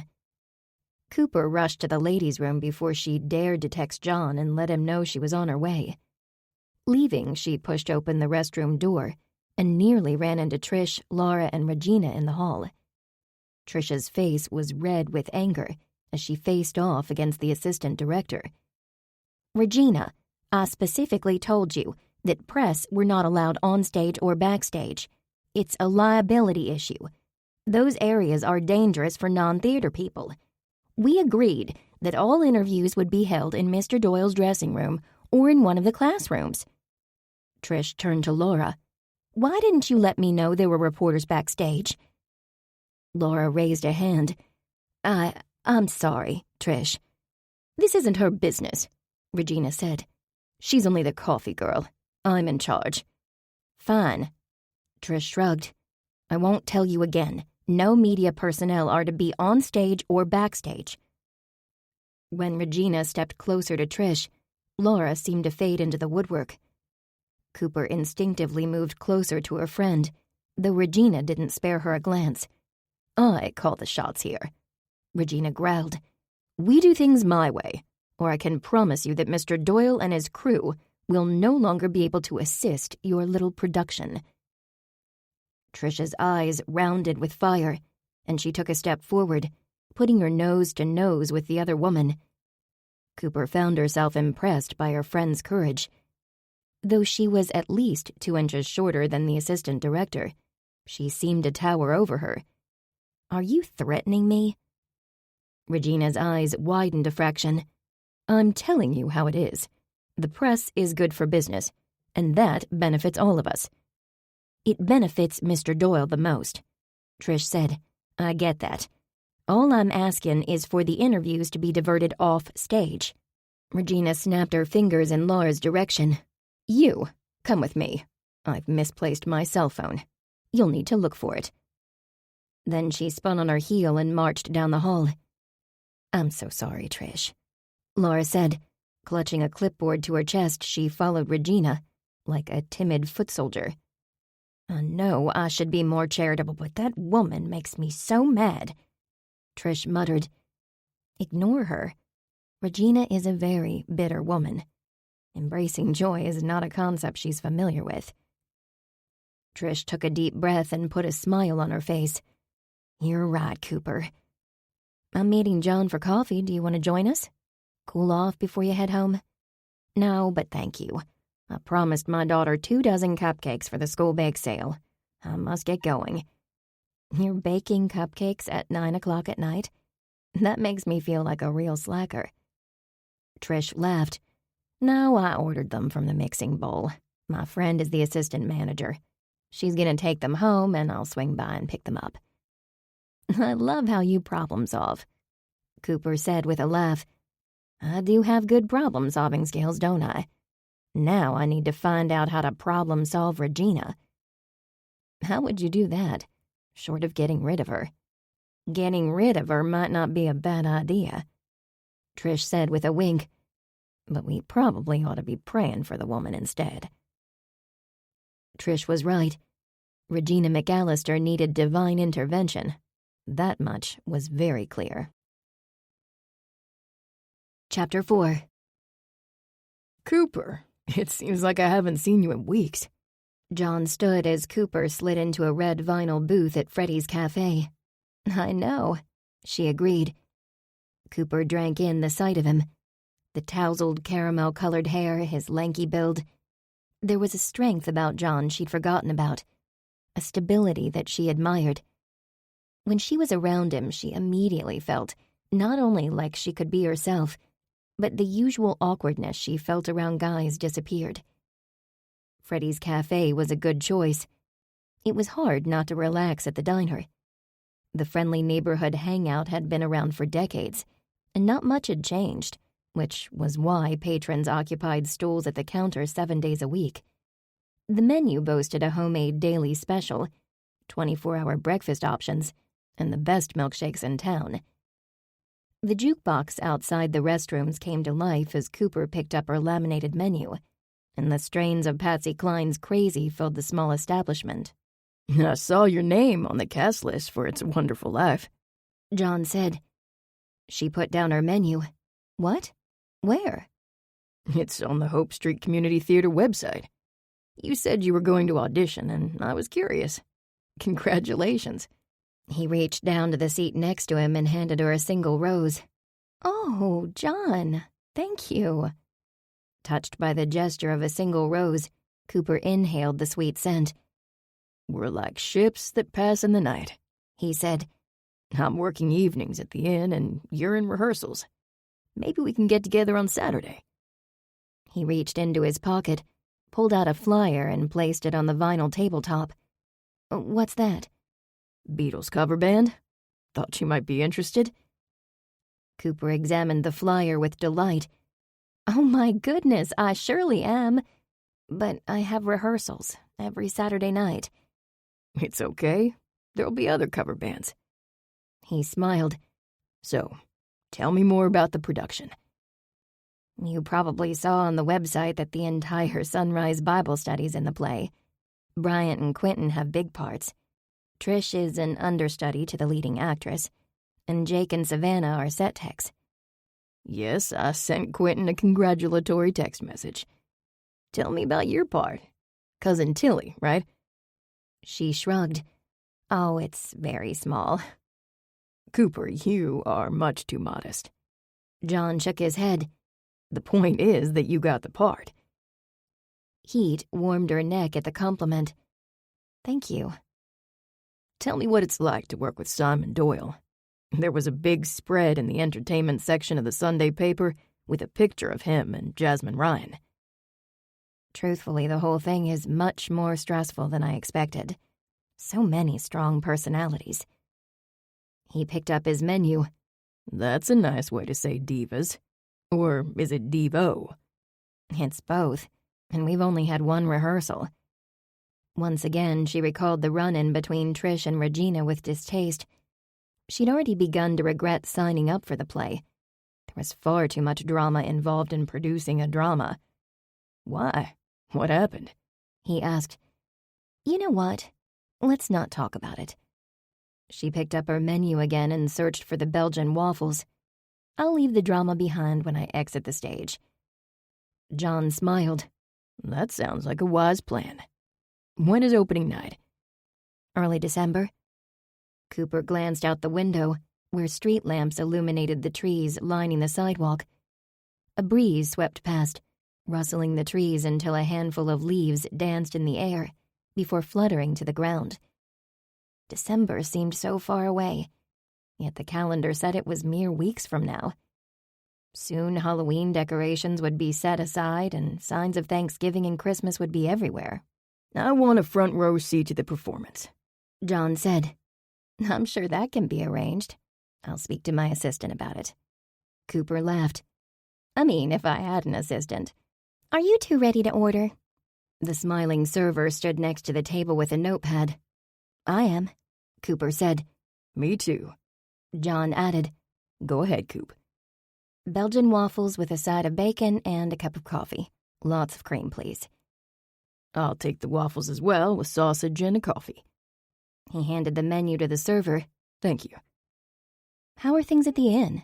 She asked. She'd met John at Atwood Inn last June when the Bible study helped with not only a soft opening, but solving a murder. It's only been open for 6 months, and already business has already doubled. We're even adding a lunch service this month. That's fantastic, John. It is. It also means I may get my greenhouse next summer. The community garden and garden-to-table menu are going to be a reality. I may be asking for you and your father's planting guidance sooner than I thought. I'm so happy for you, and we'd be happy to help. Cooper had visions of a lush garden with rows of fresh veggies and herbs behind the inn, just like Earl Lee's. Thanks, Cooper. I knew you of all people would get it. His eyes met hers with a smile that made her heart go all gooey. She liked John. Really liked him. The server brought their beverages, and Cooper added plenty of cream and sugar to hers before she circled the mug with her hands and sipped the strong brew. It was time to come clean with John. What a day, filled with awkward conversations. First Michael Ospina and now John. I have a confession. Cooper began. She peeked up at John from beneath her lashes. Uh-oh, that doesn't sound good. Cooper braced herself. It was like tearing off a bandage. The key was to do it quickly. I told someone you were my boyfriend. I'm so sorry. She said in a rush. John cocked his head. Why are you apologizing? It was an act of cowardice. His gray eyes sparkled, and under the warm lights of the restaurant they appeared almost blue. Now I'm intrigued, he said. I didn't have the courage to discourage the technical director on the production who was being, let's say, persistent. Head bowed, she studied the pattern of the white vinyl tabletop. Cooper, I like the idea that someone thinks I'm your boyfriend. And I like it even better knowing you turned down another guy. Really? She snapped to attention, her gaze meeting his. Yes, really. He paused as though carefully digesting the information. Why are you so concerned? There's the whole cowardice thing. I should have been able to stand up for myself. Cooper frowned. Then there's the fact that I'm not ready for a relationship, so I should have never said that to start with. Cooper, I told you before. You and I are two people with dirt, plants, and food in common.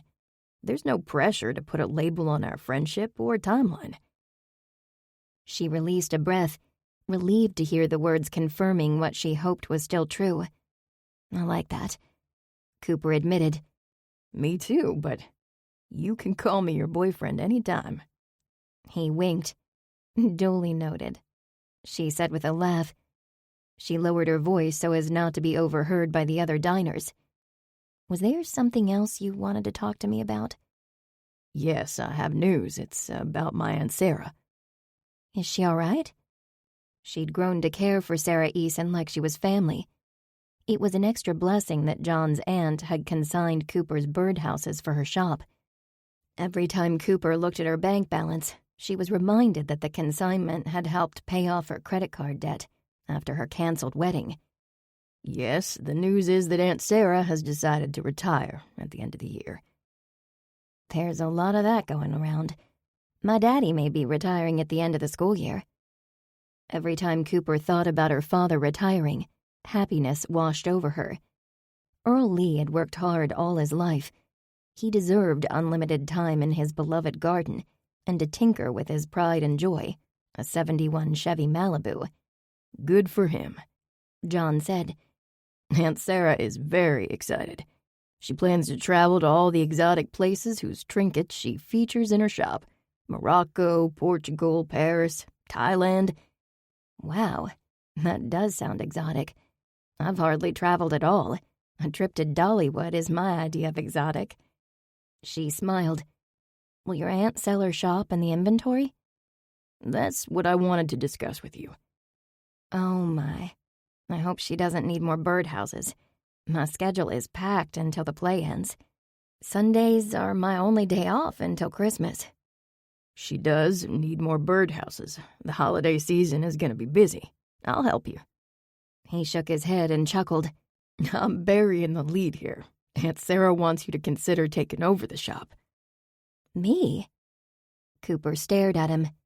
She couldn't be more surprised and speechless. Yes, you. You're creative and you have a head for numbers. I can't think of a better candidate. How would that work? Even as she asked the question, 1,000 more formed in her head. Could she really leave, make it work, and become her own boss? An entrepreneur? Her mother had done it, why not Cooper Lee? My aunt has an entire presentation prepared to persuade you to consider the idea. I don't want to steal her thunder, but I can tell you little. She owns the building and would give you a significant deal on rent. You'd start out as manager and eventually buy the business from her. Could I do that? Absolutely. A lender would look at the store's profit margins. Aunt Sarah's store is in a prime location and does very well. Cooper listened as John talked about his aunt's humble beginnings and her success story. You okay, Coop? Tell me what you're thinking. Yes, surprised, but very much okay. She met his gaze. I'm thinking that it may not be wise to mix my friendship with you and business. I have zero to do with the shop, and that won't change. I've got my own dreams. He looked at her. Are you even interested? Cooper nodded, still somewhat dazed. It was only a few days ago her mother said she'd pray about Cooper's future. Could this be an answered prayer? I am, she said. I've been itching to try something new. To tell you the truth, I'm not sure how much longer I can take being locked in a tiny office day after day. It was different when I was doing repairs. I was out in the world, just me and my truck on the road, facing the blue sky. His face brightened. How about if we visit my aunt next Sunday? The shop isn't open on Sunday. For you it is. Okay, yes. I'd like that very much. The server slid their plates onto the table, and Cooper smiled at the sight of crispy brown waffles, dusted with powdered sugar. We better pray, because right now I'm feeling like I have a lot to be thankful for, including Belgian waffles. John took her hand and led the prayer as Cooper bowed her head. Looks great, doesn't it? He liberally poured boysenberry syrup on his powdered sugar waffle. It looks wonderful, Cooper said. She gazed at John with wonder. A short time with him had turned things all around.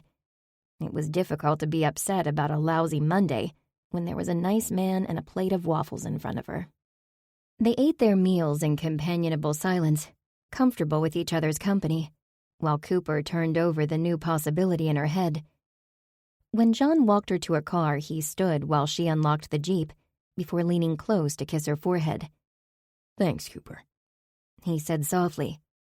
"This was nice. Let's do it more often." She worked to calm her pounding heart. I'd like that. Just spending a few hours with John made all her troubles seem unimportant. From now on, she'd focus on making it to opening night and remember this evening when drama at the theater threatened to upend her world. On Friday night, Cooper stood at the wings, ready for her cue. It had been a long week at Make It Work. When she wasn't working on reports, she found herself daydreaming about a life outside of her office, specifically in downtown Richmond, at bits and pieces. Each time Angela peeked her head in with a smile and a cheerful greeting, a pang of guilt shot through Cooper's heart. Could she leave her friends at Make It Work? As Simon Doyle offered suggestions to the actors on the stage, Cooper found herself more than ready to call it a night. Instead, she diligently held the script in her hands and reviewed the upcoming scene. Rehearsals had been going on for an hour without any sign of the assistant director. It was amazing how quiet things were without Regina's negativity hanging over everything like a dark, thundering cloud.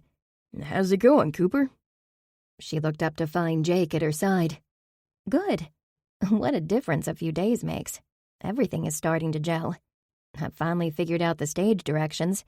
Now all I have to do is memorize my lines. "Good for you. If all else fails, you can write down your lines on your hand." What a brilliant idea. I'm gonna do that. Don't give me credit. I read it in one of those detective novels. Jake devoured detective and mystery novels and always had some bit of trivia gleaned from them to share. On the stage, George Bailey, a.k.a. Bryant, opened the door to his father's building and loan office. The set looked exactly like the office in the movie. "There's my cue," Cooper said. "Break a leg," Jake answered. Cooper was about to step on stage when Simon called, "Cut!" from his perch at a table set up in the audience area. Laura stood at his side with a pained expression on her face. "Take 5, everyone." "This better be important, Laura," Simon said. "I'm sorry to interrupt you, but there's a reporter from the New York Post who says she's here for a scheduled interview. She's quite insistent." Laura said, "I don't have her on my schedule. Do you?" "No. Go ahead and have her wait in my dressing room. Then please find Regina." "I've looked everywhere and called her cell 6 times. She's not here and she's not answering. Should I send someone over to the hotel?" "Do whatever you have to do. Just find out where Regina is," Simon demanded. "I think I can help with that." Cooper nearly gasped at the sight of Detective Olson strolling down the center of the auditorium. His booming voice had everyone turning to look. "I'm sorry, sir, but reporters are absolutely forbidden from the theater during rehearsals," Laura called out. Detective Olson pulled a badge from beneath his black wool coat and held it aloft. Not much about the Richmond police detective had changed since the last time Cooper saw him 6 months ago. He was tall, with red hair and glasses, and wore slacks and a dress shirt and tie under his coat. The man looked like a football coach, not the head of the homicide department. "Detective Olson, Richmond Police Department," he said. Cooper's heart began to pound even before he finished speaking. Detective Olson's presence meant only one thing: murder. "Ladies and gentlemen, I have officers at all entrances. No one is to enter the building or leave." "What's going on, Detective?" Simon asked.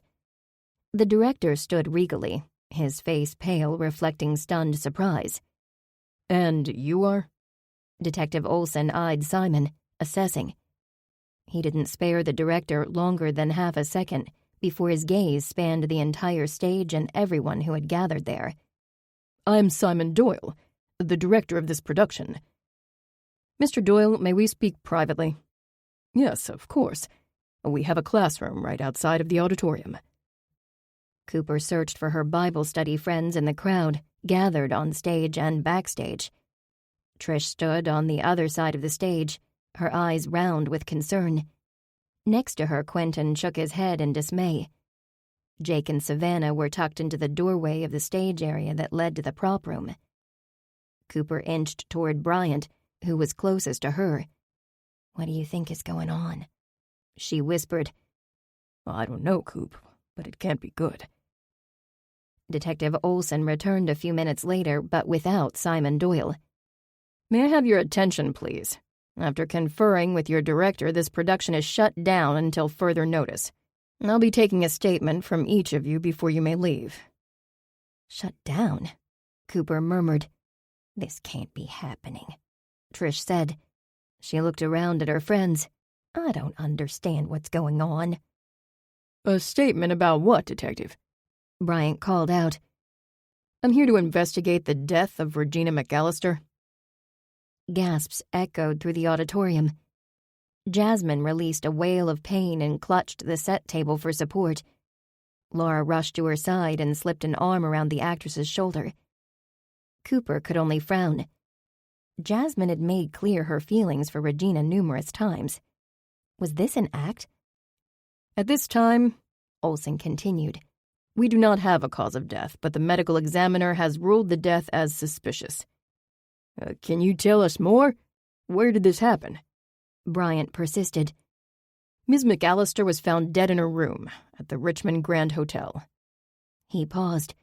"The crime scene will be released when the forensic team has completed their work, and I have interviewed anyone who may have information pertinent to the investigation."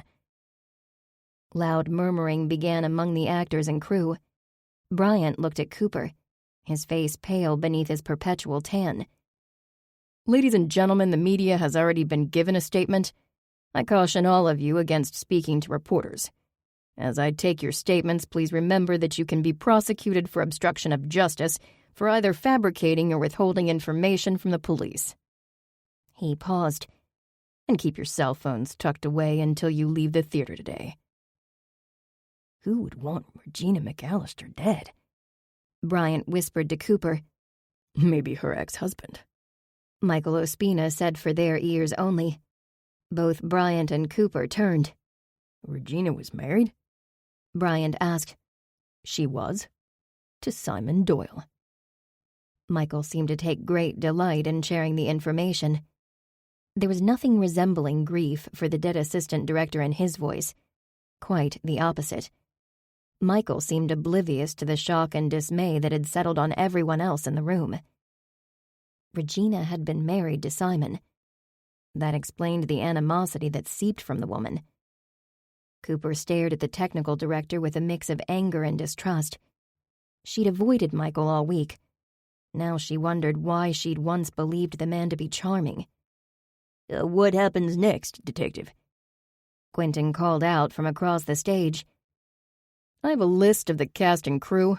We'll interview each of you, and then you may leave. Please do not exit the auditorium area until your name is called." "Michael Ospina?" The uniformed policeman who stood at the entrance to the auditorium called out. "That's my cue," Michael said with an inappropriate smile. "He's an odd one, isn't he?" Brian asked. "You don't know the half of it," Cooper said. She grimaced, realizing she had dodged a bullet when she refused dinner with the man. Moments later, Trish and Quentin crossed the stage to join them. "Are Savannah and Jake here?" Trish asked. Concern was etched into her face as she glanced around. "Yes, I saw them backstage," Cooper said. "I'm so stunned that I hardly know what to say," Quentin said quietly. "I hear you," Bryant said. "Who would have thought a holiday play would end up with murder?" Trish closed her eyes for a moment. "I'm so sorry I got all of you involved in this." Cooper reached out and squeezed her hand. "Trish, there's no way we blame you for anything that's happened. After all, you're the one who said you've been with the Hope Street Community Theater for 10 seasons. 10 seasons without an accident, and I'm guessing without a murder." "She's right," Bryant said. "This has nothing to do with you, Trish." "Cooper Lee?" the policeman called out. Startled, Cooper rushed down the steps and followed the officer to the same large classroom where the party had been held only days before. "Miss Lee, we meet again." Detective Olson stood and motioned for her to have a seat. He'd removed his coat and wore a white shirt, rolled up at the sleeves and a dark tie. Cooper glanced up at the posters on the wall behind Detective Olson. Jimmy Stewart was surrounded by his happy family in one. Another showed Stewart and Donna Reed in a loving embrace. The play was about doing the right thing. Such irony, as here she was about to be interviewed by the police detective about a suspicious death. Was Regina McAllister murdered? The question burst from Cooper's lips. Detective Olson's eyes rounded. "The way this is supposed to work is I ask the questions and you answer them." Yes, I'm sorry, Detective. What are your questions? Cooper folded her hands in her lap and worked to control her overactive mind. "Where were you last evening, Ms. Lee?" Her head popped up at the question. I left work and stopped at my apartment for a sandwich, and then came to the theater. Regina released us about 9. I went straight home. "Can anyone corroborate that you went home, Ms. Lee?" You mean, can someone confirm my alibi? No. I live alone. Cooper shook her head. She couldn't believe she needed an alibi. "When was the last time you spoke to Regina McAllister?" On Saturday evening. The director held a mixer for the cast and crew to bolster morale. Regina asked me to sign an NDA. "An NDA for?" To prevent cast members from talking to the media about the production or Simon Doyle. Apparently, the director is fodder for the tabloids. He scribbled in a notebook. "That was the last time you saw her?" No, you asked me the last time I talked to Regina. I've seen her every night this week at rehearsals, but I never talk to her. Regina talks at people. There's little conversation when it comes to the assistant director. "I understand Mrs. Tyler had a conversation with her on Monday night." "Oh, that. Regina threatened to have Simon Doyle and the entourage leave the production if things weren't done her way." "What way is that?" Olson listened intently. "Well, Trish has a strict rule about anyone except the cast being in the vicinity of the stage during rehearsals. There are too many safety hazards, and it's an insurance liability." "I see. Regina had a problem with that." "Yes, on the first night of rehearsal, she invited a reporter backstage to watch." Olson again scribbled in his notebook. Cooper released a small gasp as she connected the dots. She'd just provided Olson with Trish's motive. Surely you don't think Trish murdered Regina. She didn't have a motive. And for that matter, neither did I. "I never said murder, Ms. Lee." "Detective, you wouldn't be questioning me if there wasn't something fishy going on." Olson's face remained a mask. "Is there anything else of interest that you'd care to share regarding interactions with Regina McAllister?" "I don't know where to begin." 30 minutes later, Cooper walked out of the classroom stunned. She'd given Olson plenty of information on each confrontation she'd witnessed between Regina and the cast and crew. The detective kept scribbling and she kept talking. Funny, but she didn't feel any better after the interview. If anything, she felt like she needed a shower to wash away the events of the day. A woman was dead, and it was likely that she was murdered. She was grateful that Detective Olson was on the case and not her. She had a grudging respect for the man. There was no reason to think he wouldn't get to the bottom of things. Cooper's steps were heavy as she left through the back door of the theater. She walked a block before circling around to her Jeep to avoid any reporters who might be lurking around the theater. Back at her studio apartment, Moses and Miriam, her brother and sister Black Cats, were delighted to have her home so early. Cooper took solace in their warm welcome and plopped down on the couch. Sleep would not come easy tonight. Chapter 5. "What have you done now, granddaughter?" "Me? Nothing." Cooper turned from the coffee maker to see what Grammy Lee was talking about. Her grandmother nodded to the front page of the latest edition of her favorite tabloid, spread on the kitchen table, then looked pointedly at Cooper. "I didn't have anything to do with that, Grammy. It's your play." She offered a harumph as she turned the page and folded back the paper. Why, this story is so big that it's continued on page 30, with color photos of your theater and the cast.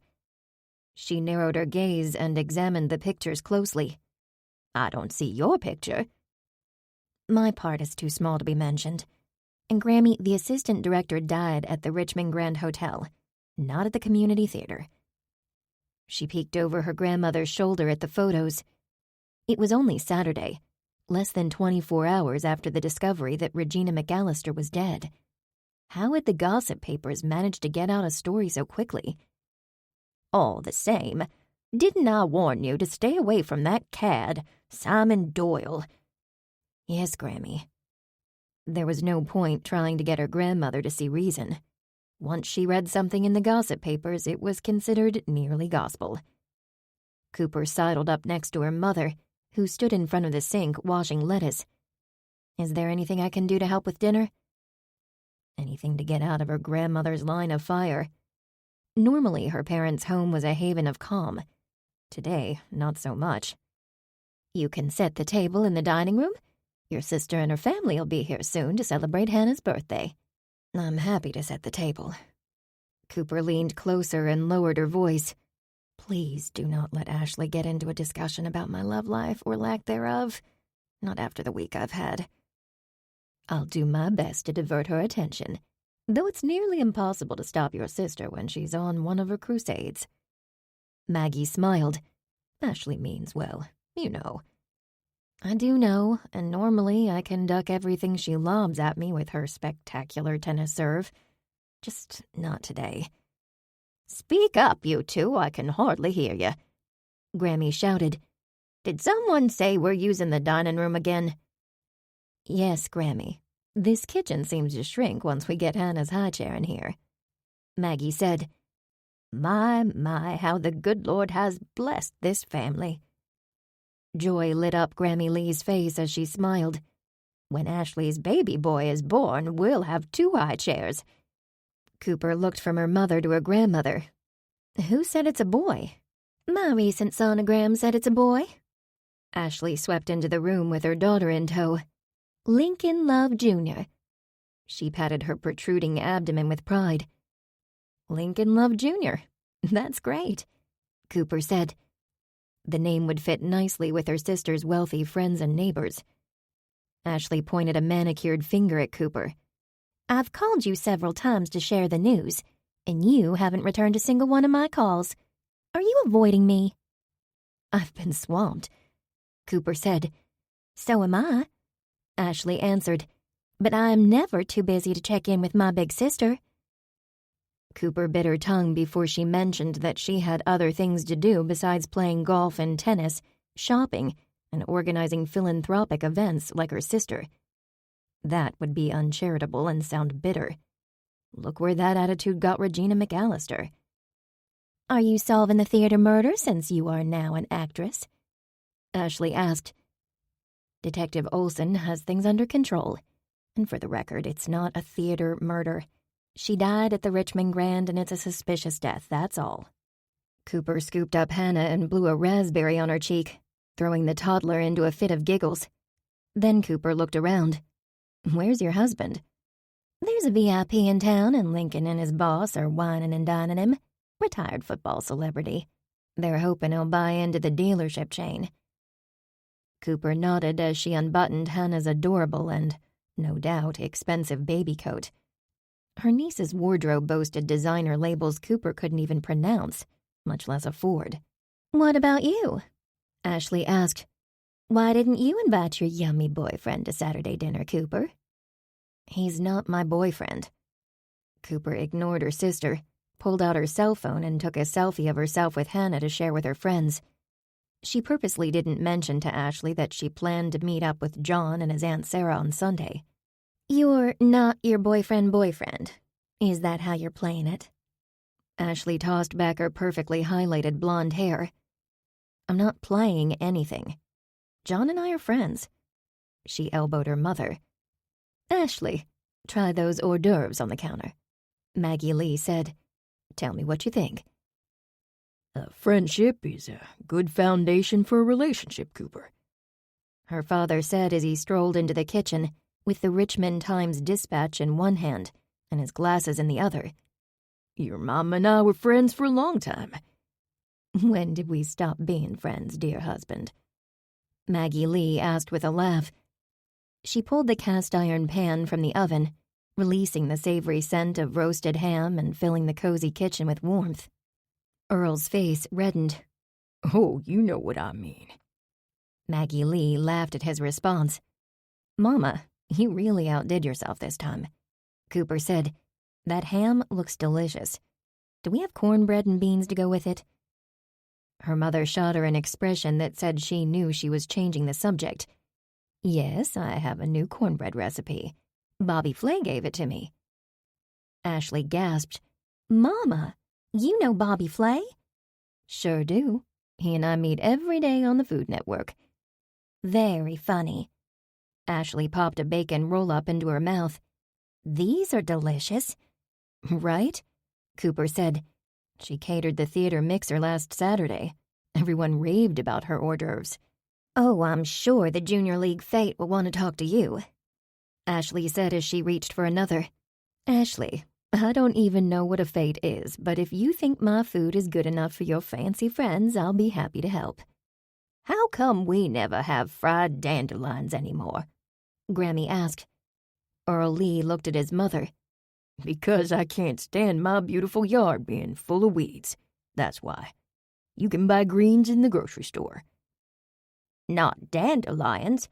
Maybe I'll borrow some from the neighbors. They have plenty.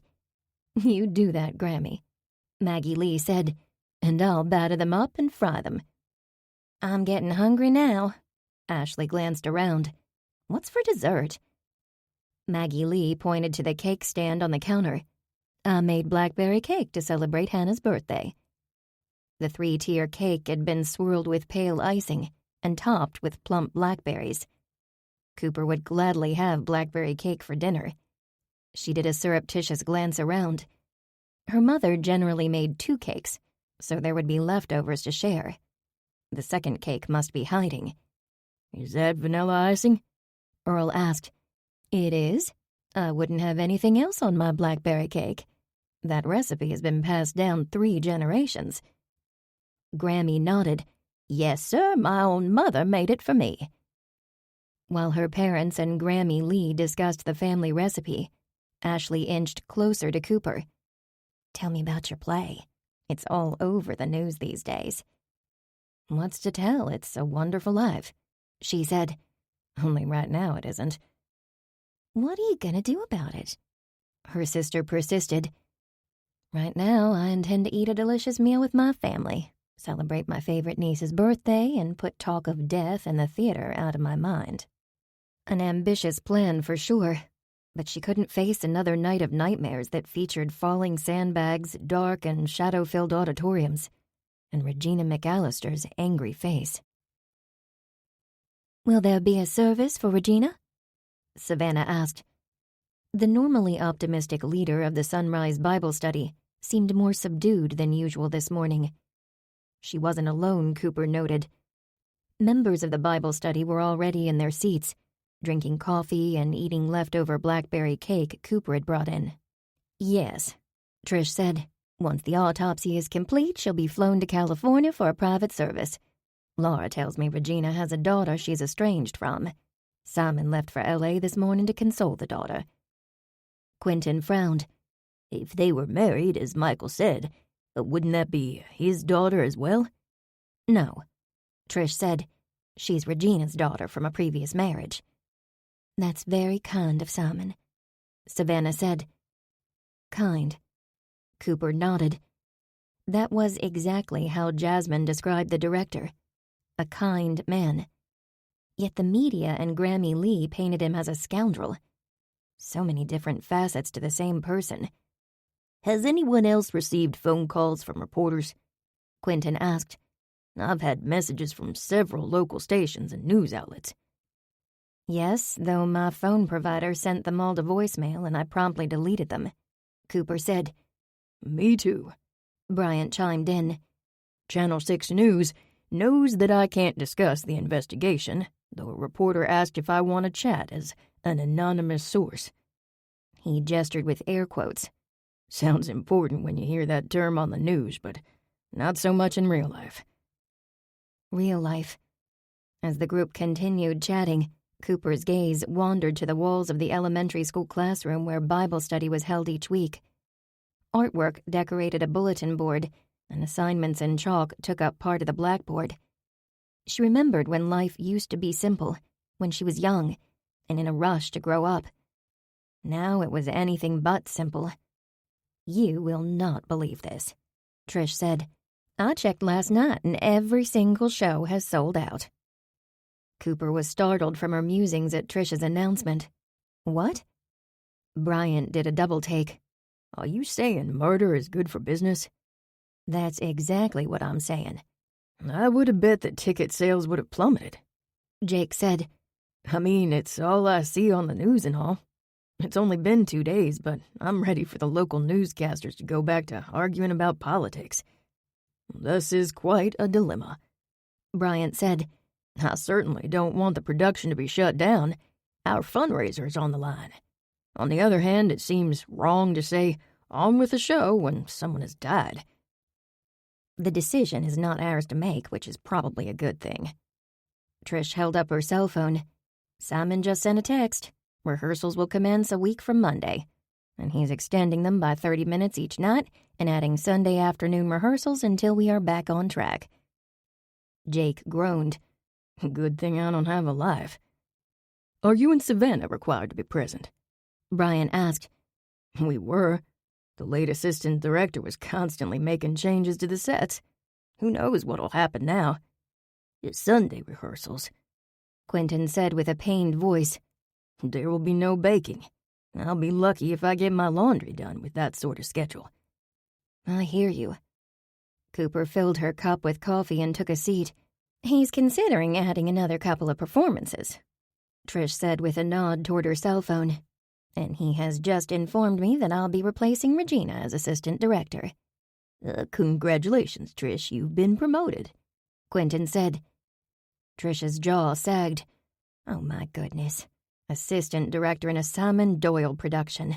Now I'm speechless. Quentin cleared his throat. I don't want to ruin the moment here. He looked at each member of the Bible study. Has anyone considered the possibility that Simon had something to do with Regina's death? To revive his career? Simon Doyle a murderer? Trish's eyes rounded with concern. Quentin, don't even say that. Bryant shook his head. That would mean the play is kaput, along with the bus for the senior center. Do you think Simon Doyle could be that cold-hearted? Cooper asked. He'd have to be cold-hearted and confident. No one will ever be able to prove it's him, Jake said as he poured himself another cup of coffee. I can poke around into Simon's background, Quentin said. At a minimum, I should be able to find what's public record. He narrowed his eyes. I still have a few contacts in the theater world from my college days. I can ask around for the inside scoop. Good idea, Cooper said. But there's something that's bugged me about Regina and Simon since Michael told us they used to be married. What's that, Coop? Quentin asked. Why does she work for him if she has so much hostility? That's a question we should find the answer to, Trish said.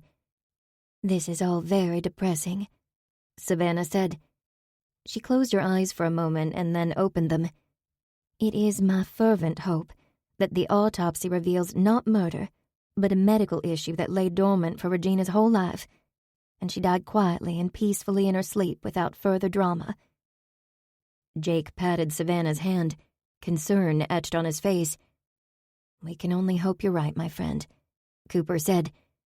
Either way, I don't know about you, but I'm not keen on returning to rehearsals, knowing that there's a murderer among us. Agreed. And let me say that I'm not feeling good about sitting around doing nothing either, especially after my interview with Detective Olson, Trish said. She turned to Cooper. Remember when you and I were talking on Monday, after that little showdown with Regina? Cooper nodded. She remembered it all too well and regretted mentioning it to Detective Olson. Several people overheard it and mentioned it to our detective friend.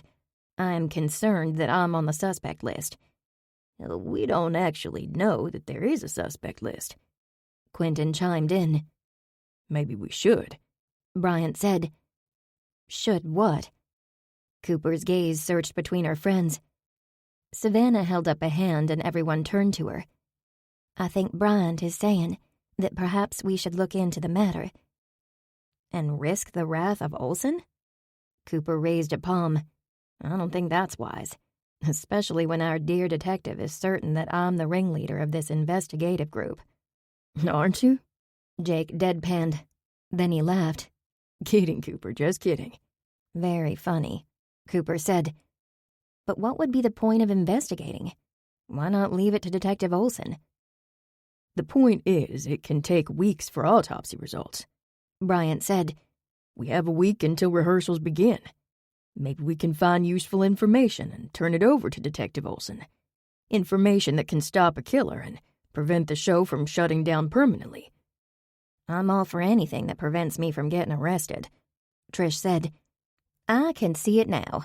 The beautiful and charming owner of Tyler Fine Properties handcuffed and thrown in jail based on circumstantial evidence.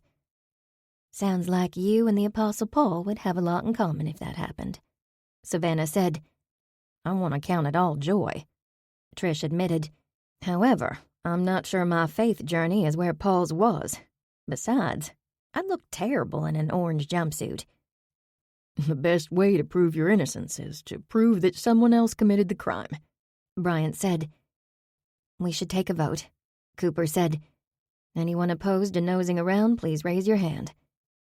Each member looked around, but not a single hand was raised. Exactly what she was afraid of. There was no way she'd let her friends do this without her. Okay, Cooper said. I'm in. Where do we start? Where do you think Detective Olson started? Quentin asked. He started by interviewing everyone to determine who had means, motive, and opportunity. Cooper heard his words as if he were in the room. I was the first member of our group that he spoke with. He advised me that if we inadvertently learn anything, we're to update him immediately. There was also the unspoken admonition that withholding evidence is a felony. Sounds to me like he knew we weren't going to twiddle our thumbs, Quentin said. Yes, I agree. I take that to mean he knows we're good at what we do. Bryant laughed. Divinely good. That might be an exaggeration, Cooper said. Quentin smiled. I don't know, Coop. We do have an impressive track record for solving crime. Yes, and it all starts with a plan, Savannah said. What's the plan? This is an unusual case, Cooper mused. We don't know the cause of death, and neither do the police. Someone at the Richmond Grand knows what happened in that room, Trish said. We need to find that someone. Cooper was startled at Trish's words. I might have a connection at the hotel. Trish's face reflected surprise. Really? That's great. You and I can head over there this week. And the rest of us? Jake asked. I'm looking into Doyle, Quentin said. Bryant moved to the chalkboard and began to write a list of names while still facing them. Apparently it was a meteorologist trick he'd learned from standing in front of the green screen. There's still Jasmine Ryan for certain. Michael Ospina and Laura Champagne, Quentin added. I can't believe it could be Laura, Trish said. We've been pals for years. I'd tell you how long, but then you'd figure out how old I am. Trish, we have to approach this without bias, Bryant said. I know, but you should know that Laura carries a huge financial burden, taking care of her elderly parents. How would she benefit from Regina's death? That's what we need to find out. Motive, Bryant said. Simon, Jasmine, Michael, and Laura. Which of them have means, motive, and opportunity, as Cooper said? All excellent questions, Savannah said. Jake and I will get friendly with Mr. Ospina. It makes sense since we are under his purview. Bryant looked at the names written in bold letters on the blackboard. How about if I look into Laura? Fine, Trish agreed, if only to clear her name. That leaves Jasmine, Bryant said. I'll strike up a conversation with Jasmine, Quentin said. I overheard her talking about French cuisine. That makes for an easy conversation starter. Great, Bryant said. Because I didn't want to tell my bride I'm going to spend my time with a beautiful actress. When do we check in? Quentin asked. How about Friday? Rehearsals start up again the following Monday. Trish reached into her purse and smiled. I have a surprise for everyone. I bought tickets for the entire Bible study to attend the fall festival at Hope Street Church Christian Academy on Friday evening. Her gaze scanned the room. How about one last hurrah before we go into rehearsal mode? Let's meet at Casa Grande for dinner at 5:30, and then we can head over to the fall festival with our friends and family and have a little fun. Would you mind if I invite John? Cooper asked. If she was going to be out of touch for the next 6 weeks, she'd like to spend a little time with her friend. I'd be disappointed if you didn't, Trish said. We're all fond of Chef East, and I picked up an extra ticket for you and Quentin to bring a guest. What about you, Quentin? Cooper turned to the investment banker. Are you going to invite your friend from wardrobe? I guess I could ask her and meet her there. He grinned. Sure, why not? Thanks, Trish. Yes, thanks, Trish, Savannah said. We all could use a little joy. She took a deep breath and pulled out her Bible. I have to say that I feel much better about things. Me too, Trish said. Now, let's put aside everything but the Word and turn to Philippians and where we left off last week. Savannah turned to Cooper. Would you read this week's verse? Sure. Philippians chapter 2, verse 2. Fulfill ye my joy, that ye be like-minded, having the same love, being of one accord, of one mind. She paused. Wow, that hits home. What are your thoughts, Cooper? Savannah asked. Maybe that verse is reminding us that we don't have to agree, but we should remember that we have the same focus. Excellent interpretation, Cooper. Focus on the things that unite us, Bryant said. Not the things that cause us to disagree. Cooper couldn't miss the parallel. Everyone at the theater seemed to be self-focused. Maybe there was some way they could bring unity to the production, unite everyone for one purpose, and put the focus back where it belonged. Maybe with a week without rehearsals, she could figure out how to accomplish that. Chapter 6.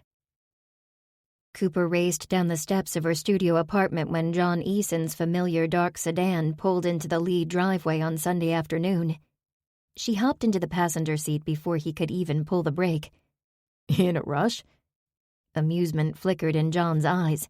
Yes, if my family sees you, we will never get out of here.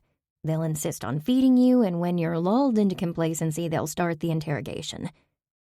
Remember, I broke bread with them once before. It wasn't so bad. Your family is a lot more fun than Detective Olson. Cooper smiled, then handed him a plastic container. Here you go. Now you've been fed. What's this? He assessed the transparent container from all angles, the baker in him more than curious. We celebrated my niece's birthday Saturday. My mother made 2 blackberry cakes, and I saved you a couple of slices. His eyes rounded. Thank you. I don't suppose you brought the recipe as well. That recipe has been passed down at least 100 years. It's kept under lock and key. I guess that means I'll need to sweet-talk both your mother and your grandmother this time. Probably, she said with a laugh. 6 months ago, John had managed to get Maggie Lee to share her famous chocolate spice ball recipe, which had shocked Cooper. To say her mother liked John was an understatement. Cooper couldn't wait to see how he'd charm his way to the blackberry cake recipe. Oh, that reminds me, she said. I have tickets to the Hope Street Church Christian Academy's annual fall festival. It's this Friday. The entire Bible study is attending. Would you care to join me? It would be my pleasure. Shall I pick you up? My schedule is really crazy. It would be better if I meet you in the school lobby at 7 p.m. She considered telling John about the group's informal investigation and decided against it. He had enough on his own plate without getting involved in the theater drama. A curtain moved in the kitchen window and Cooper tensed. Uh-oh, we've been spotted. Better hurry. Yes, ma'am. John offered a mock salute and backed the sedan out of the driveway. Having someone else at the wheel was a rare treat that had Cooper's face almost pressed against the glass, enjoying the scenery as they headed into downtown Richmond. Sarah Eason's gift shop, Bits and Pieces, was right around the corner from Main Street. The area was quaint and spoke of an unusual combination of old money, elegance, and quirky fun. Pop-up shops added to the unique culture, and Cooper couldn't help but wonder what it would be like to stroll these streets on her way to work each day. I don't know why I don't come down here more often, Cooper said. There's so much to see, and things constantly change. Who knows? Maybe you'll be part of the downtown scene soon, John said. He turned to look at her. I'm gonna park the car and turn off the engine.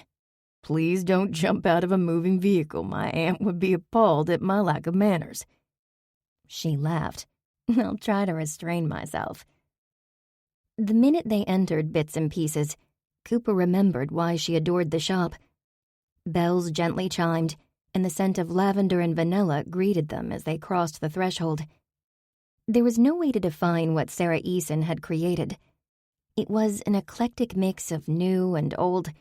Large oak and cherry armoires pressed against the brick walls displayed vintage pieces Cooper stopped to examine.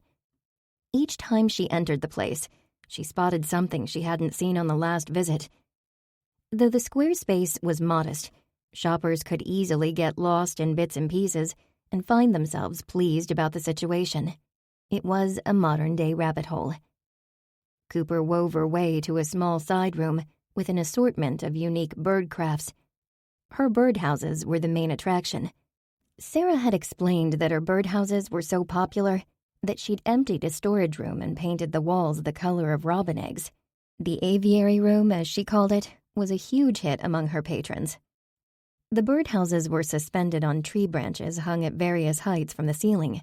Most were wooden and had been painted with pastel chalk paint and whitewashed. Each was unique because of the reclaimed items they featured. Pieces of metal, buttons, or even jewelry decorated the birdhouses. Cooper strived for each one to be not only whimsical, but original. On one wall hung a framed copy of Richmond magazine that featured her birdhouses. Our birders love your birdhouses, Cooper. Cooper turned to find Sarah in the doorway.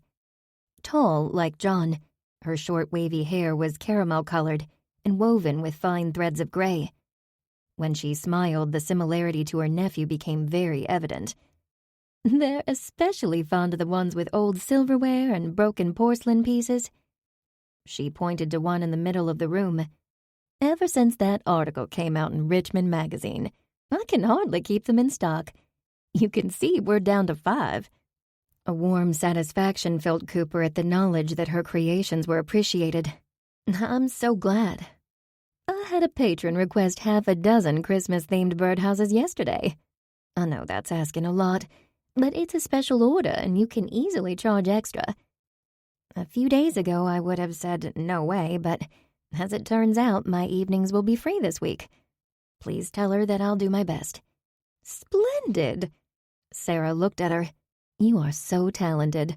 Have you ever considered branching out into other types of designs? I have a few sketches I've done for coat racks using upcycled doorknobs. I wish I had time for all the ideas I have. Maybe you'll have time sooner than you think, Sarah said with a wink. Have you ever seen the back of the shop or the courtyard? I have not.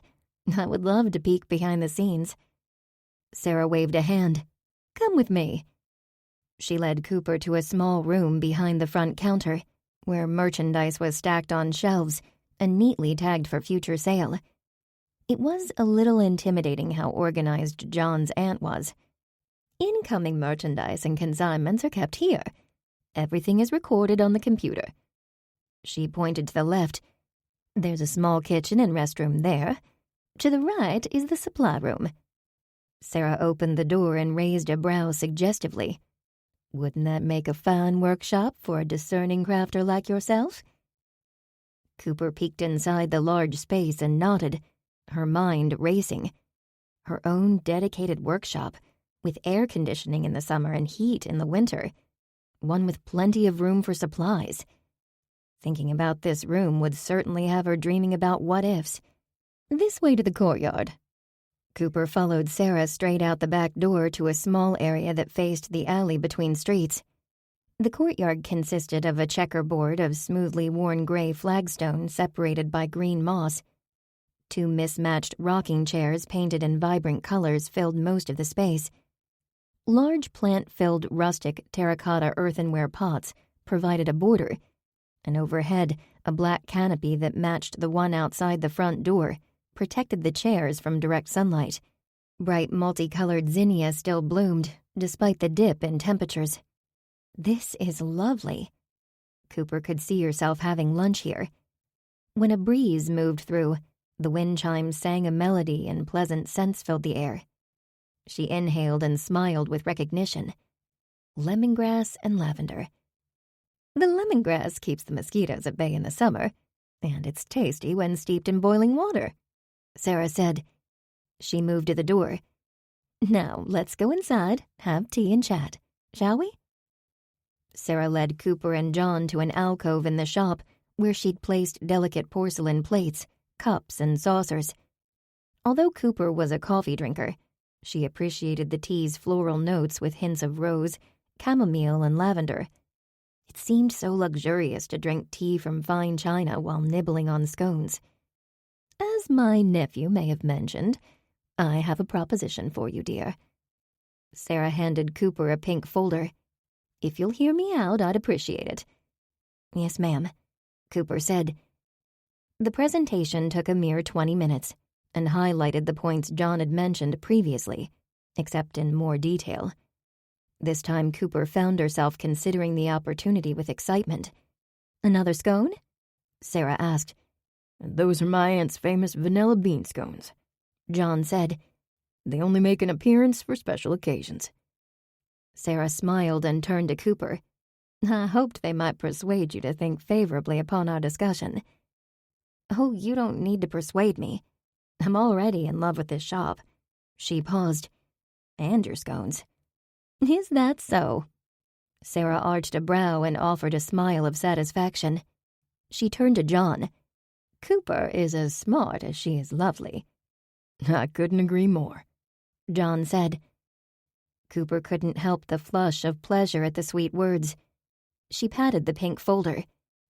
I'll review the numbers you gave me and complete my due diligence. And, of course, commit this to prayer. Is there a deadline? I'd love to be in the south of France by next summer. That said, I'm a patient woman. I know you have obligations. We can talk again soon. I'd like that. When they left the shop, Cooper suggested a stroll. They walked up and down the street, peeking in windows and pointing out fun Halloween decorations to each other.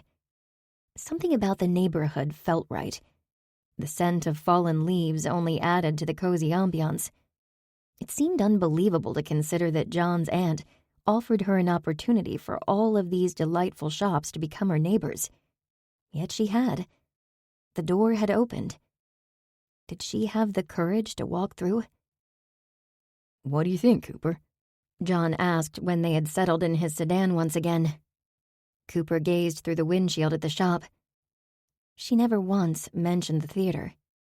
I asked her not to. You need distance from that stressful situation. That was so thoughtful, John. She looked at him for a moment, really looked at him. In the past, the men in her life were all about themselves. Time after time, John showed her what teamwork meant.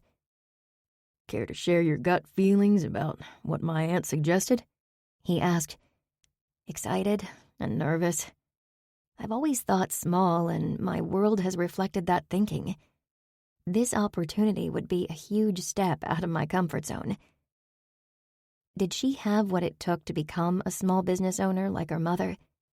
Could she, Cooper Lee, whose resume lacked any remarkable experience, manage a shop like Bits and Pieces? Stepping out of your comfort zone is a step of faith, John said. It truly is a walk in the dark. Yes, Cooper said. There's a quote that says the most necessary steps are the most terrifying. That's exactly where I am. She'd prayed for change. Today it showed up on her doorstep. Now what? Cooper Lee, did you come in through the loading dock today? Cooper looked up to find Angela standing in the doorway of her office, tapping a pointy toe of a peep-toe high heel against the linoleum. In a black pencil skirt with a white silk blouse, the office manager could easily be mistaken for Marilyn Monroe's older sister. Okay, yes, I did, Cooper admitted. But I wasn't trying to dodge anyone here. I'm trying to avoid any press who might be watching the front door. All the cast have been hounded about the death of the production's assistant director. That poor woman. What a terrible tragedy. Angela offered a sympathetic nod. Mr. Farmer asked me to check on you. He's concerned and thinks you should take some time off. I'm fine. Staying busy will keep my mind off things. Except that strategy hadn't worked so far this morning. She'd found herself spending more time staring off into space than working. An extra shot of espresso in her lamplighter coffee hadn't helped either. Cooper picked up the paper cup and downed the remaining dregs. Oh, does Lamplighter have their pumpkin bread out already? Angela asked. What? Cooper looked up to see Angela staring pointedly at the slice of plump, cake-like bread that sat uneaten on a napkin on her desk. Yes, I don't have an appetite for it today. It's yours if you want, Angela. You don't have to ask me twice. Angela's eyes brightened and she grinned as she scooped up the treat. I love this time of year. Pumpkin is my favorite flavor. Usually Cooper felt the same. Halloween was Friday, and they were in the countdown to Thanksgiving, a season that included all her favorite foods, most of them pumpkin-colored. Not today. Today, she simply had too many questions and concerns rumbling around in her head. "Aw, sweetie," Angela said. "Don't look so glum. It's gonna work out." She frowned and fluffed her platinum waves. "Aren't you and your Bible study detectives looking into the situation?" "What makes you think we'd get involved?" Cooper met Angela's gaze and then quickly looked away. "Aha! I thought so." Angela laughed. "You have a terrible poker face." "Wouldn't you want to know if you were rubbing elbows with a murderer?" Cooper asked the question in defense. Angela gasped. The paper didn't say it was murder. She put a hand to her face. Though come to think of it, I'm not sure what suspicious is supposed to mean. You're right. It must be murder. Cooper's jaw dropped when she realized the potential impact of her slip of the tongue. She raised a palm and shook her head. You did not hear that from me, Angela. And please don't repeat it to anyone, not even Mr. Farmer. We don't know what happened, which is another excellent reason why our group should look into things. You are so brave, Cooper. If I thought I was working with a murderer, I'd pack my bags and leave town. I can't do that. The senior center is counting on this fundraiser. There's no way we're going to let them down. I'm proud of you, my friend. But you need some self-care. You finished the end-of-the-month reports and your departmental inventory. Why not go home at lunchtime? Stop by Casa Grande. Today it's all-you-can-eat fish tacos. Then do something nice for yourself this afternoon and take a vacation day tomorrow. Why not, indeed? She had more vacation hours than she would ever use. Maybe she could splurge and have a pedicure. Or she could start on the birdhouse Christmas order. Working in the greenhouse never failed to soothe her troubled soul. The thought perked her right up. I'm going to do that. Thanks, Angela. Don't thank me. It was Mr. Farmer's idea. You know how much he values you.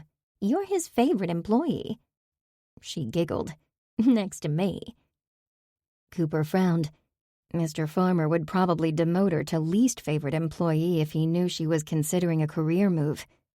She imagined a red T for traitor, stamped on her forehead. At noon, Cooper grabbed her jacket and left Make It Work, the same way she'd arrived. Carefully ducking around shop vans, she remained vigilant in case reporters lurked in the vicinity. After a detour to the thrift store, she headed straight for the greenhouse.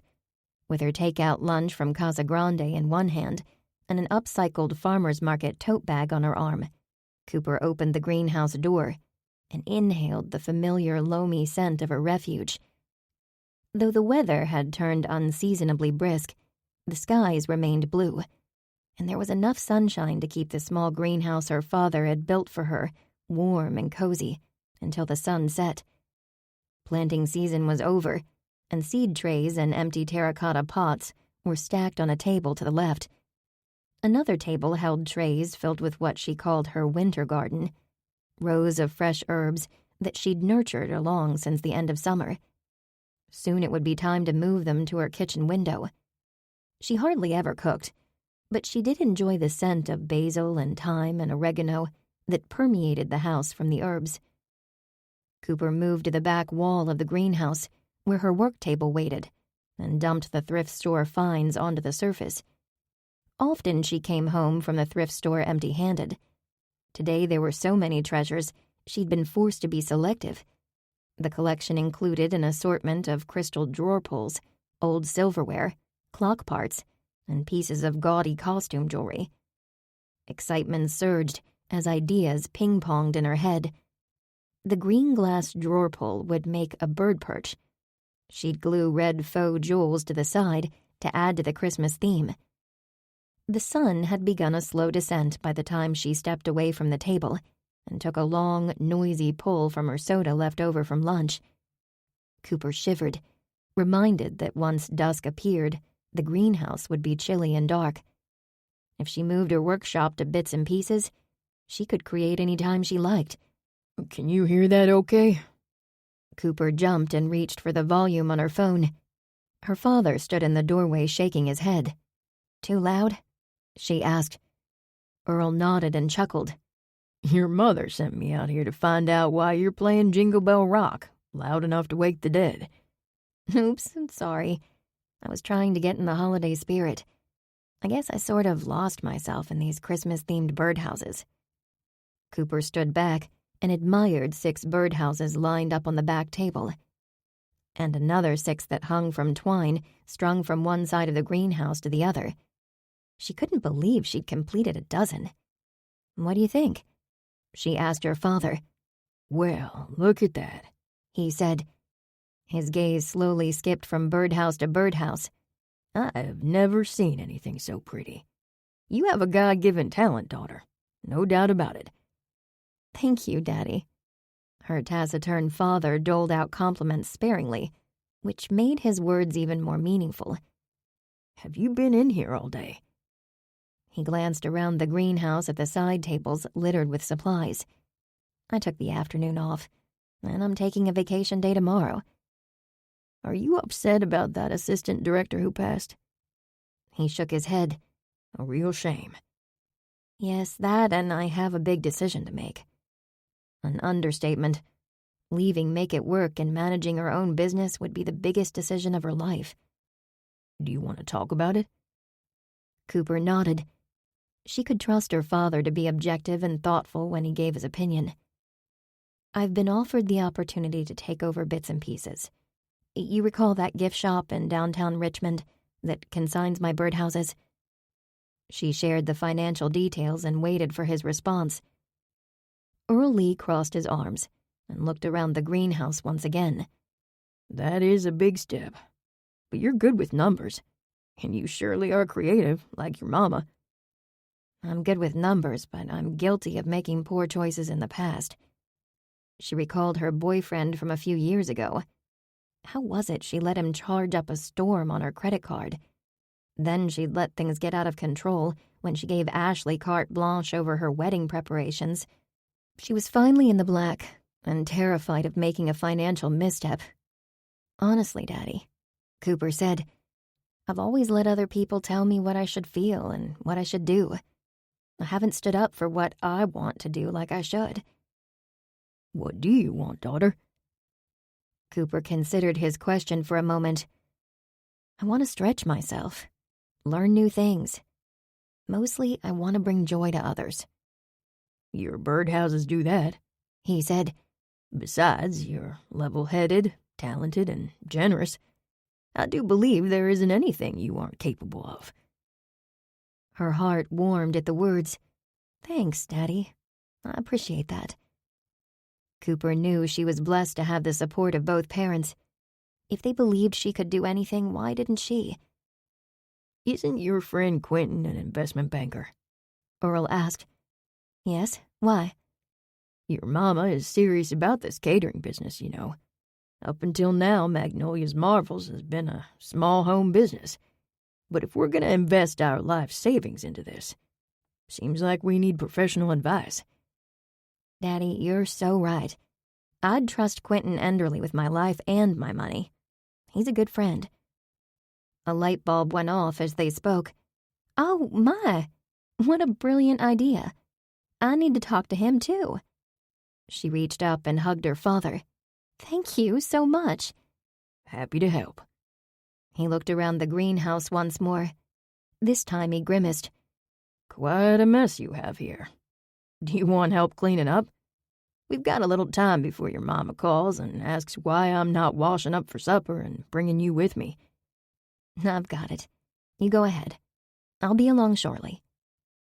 He turned to leave. Okay, but you better put a hurry in your step. We're having chicken and rice, and your grandmother is already complaining that she's faint from hunger. Cooper spared one more look at her birdhouses before she put the lids on the paint cans and set brushes to soak. Everything else could wait until tomorrow. Closing the door to the greenhouse, she stood listening to the sounds of the evening. Grammy Lee's rescue hawk, Columbus, rustled his feathers as he settled in his aviary. In the distance, a dove cooed. With her eyes on the night sky, Cooper stepped on the smooth flagstones that led to her parents' house. She could walk the path with her eyes closed.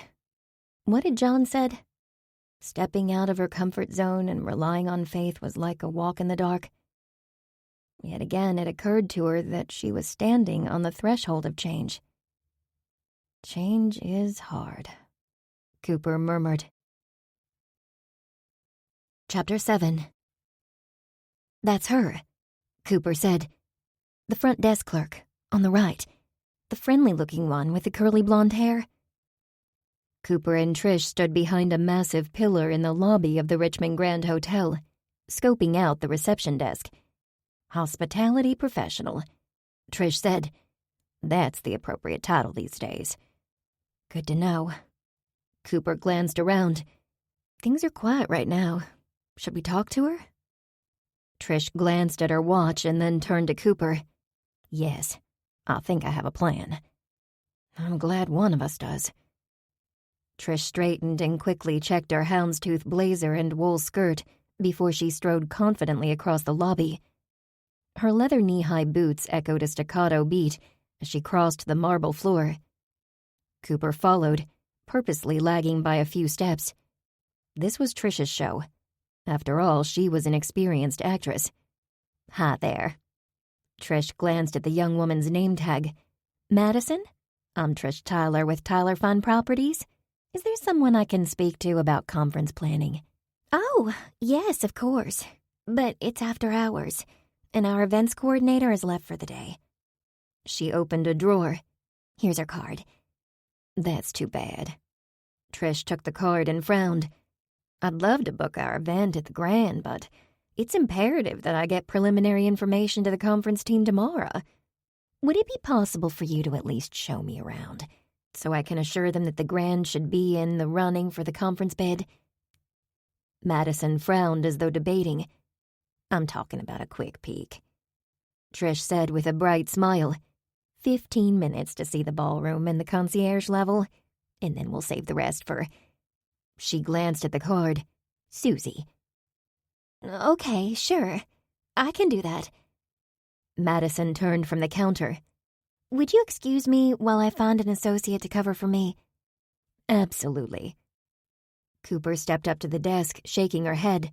She could learn a lot from Trish about confidence.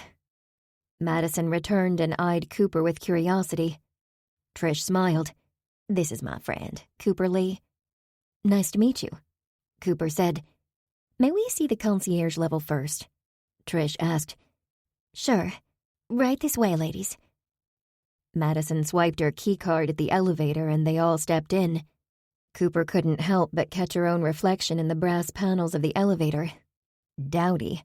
That was her reaction. Even the hospitality professional wearing a navy blue polyester suit looked better than she did. Maybe it was time to upgrade her wardrobe. The possible future manager of Bits and Pieces ought to look at least as nice as her customers. Maybe she'd ask Ashley for advice. She frowned. Maybe not. Madison cocked her head and looked at Cooper. You look familiar. Didn't we chat last week? Yes. You delivered the flowers for me to Jasmine Ryan. Oh, yes, I remember. There was a problem with... She sniffed. With Miss McAllister. Her chin trembled.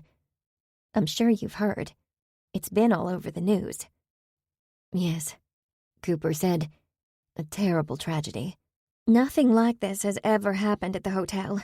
And on my shift, too. She wiped away a tear. Do you mind if we ask you a few questions about what happened? Trish asked. Madison blinked and looked from Trish to Cooper.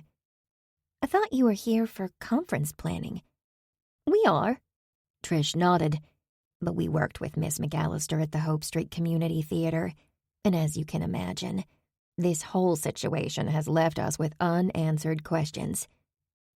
Wait a minute. Madison frowned. You're actors? Volunteers.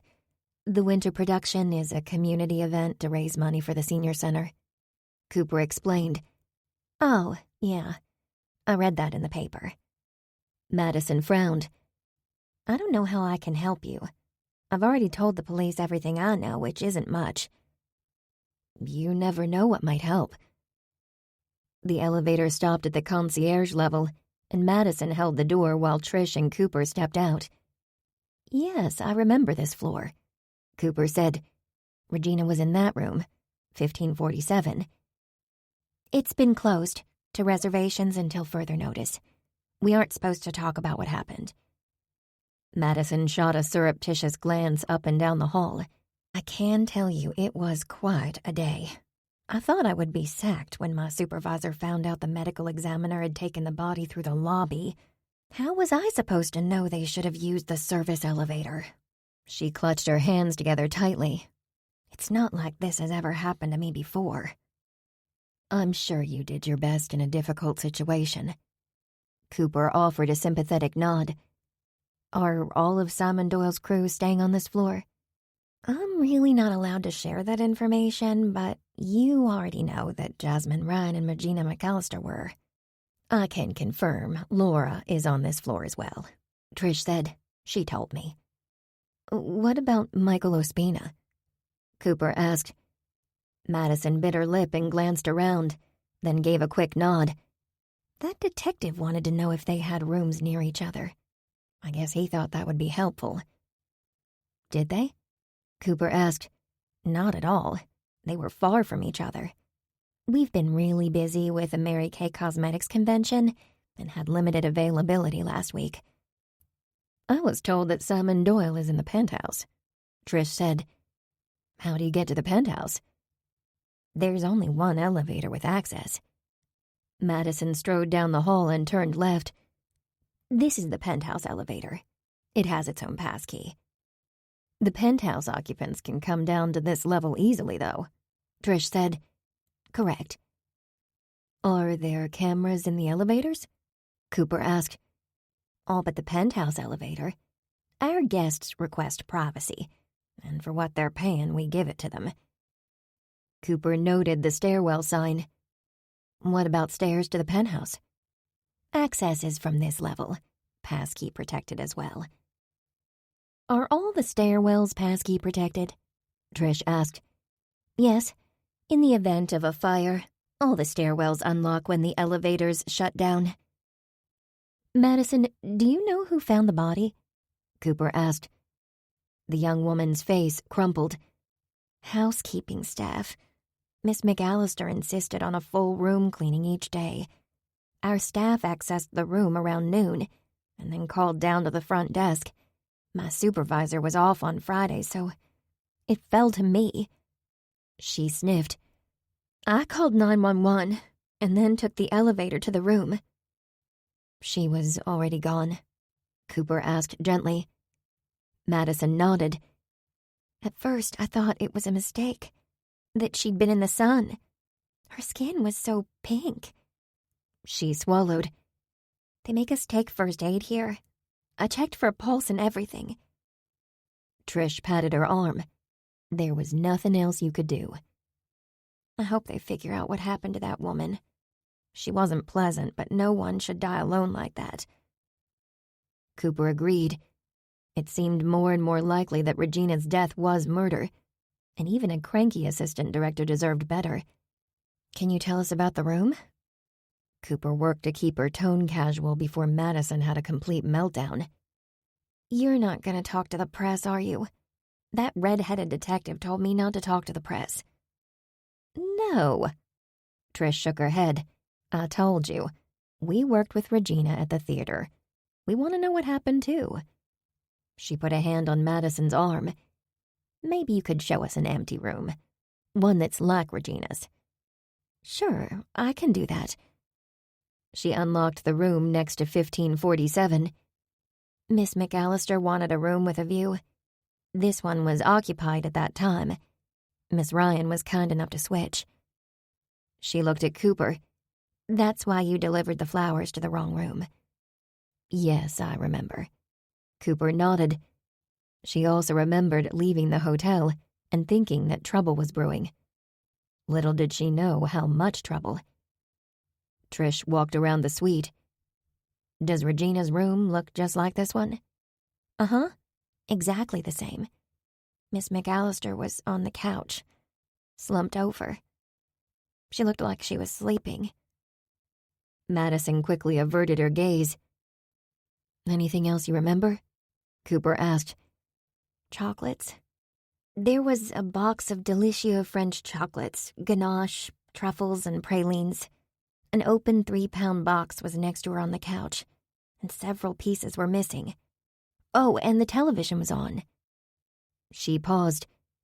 I heard the medical examiner tell that detective she'd been dead for 12 hours. How did you know it was a 3-pound box? Cooper asked. It's my mother's favorite. The 3-pound box is silver. I buy her one just like it every year for her birthday. 84 pieces. Was there anything else in the room? Cooper asked. Like what? A room service meal or maybe a pizza box? No, nothing. She looked at them and then at the door. Do you want to see the ballroom now? Trish once again put a hand on Madison's arm. No, that's all for now.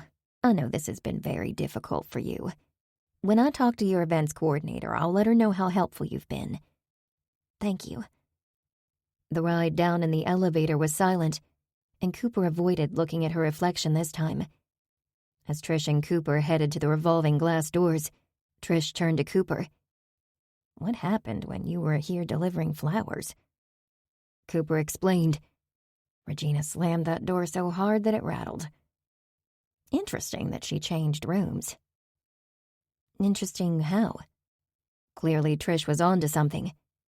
If the chocolates were tainted, they could have been delivered to Regina by someone who thought they were delivering them to Jasmine, right? Yes. Murder by mistake. That's what Jessica Fletcher calls it on Murder, She Wrote. I don't suppose Jessica can solve our mystery for us, Trish said. I wish. Jessica doesn't have a Detective Olsen breathing down her neck.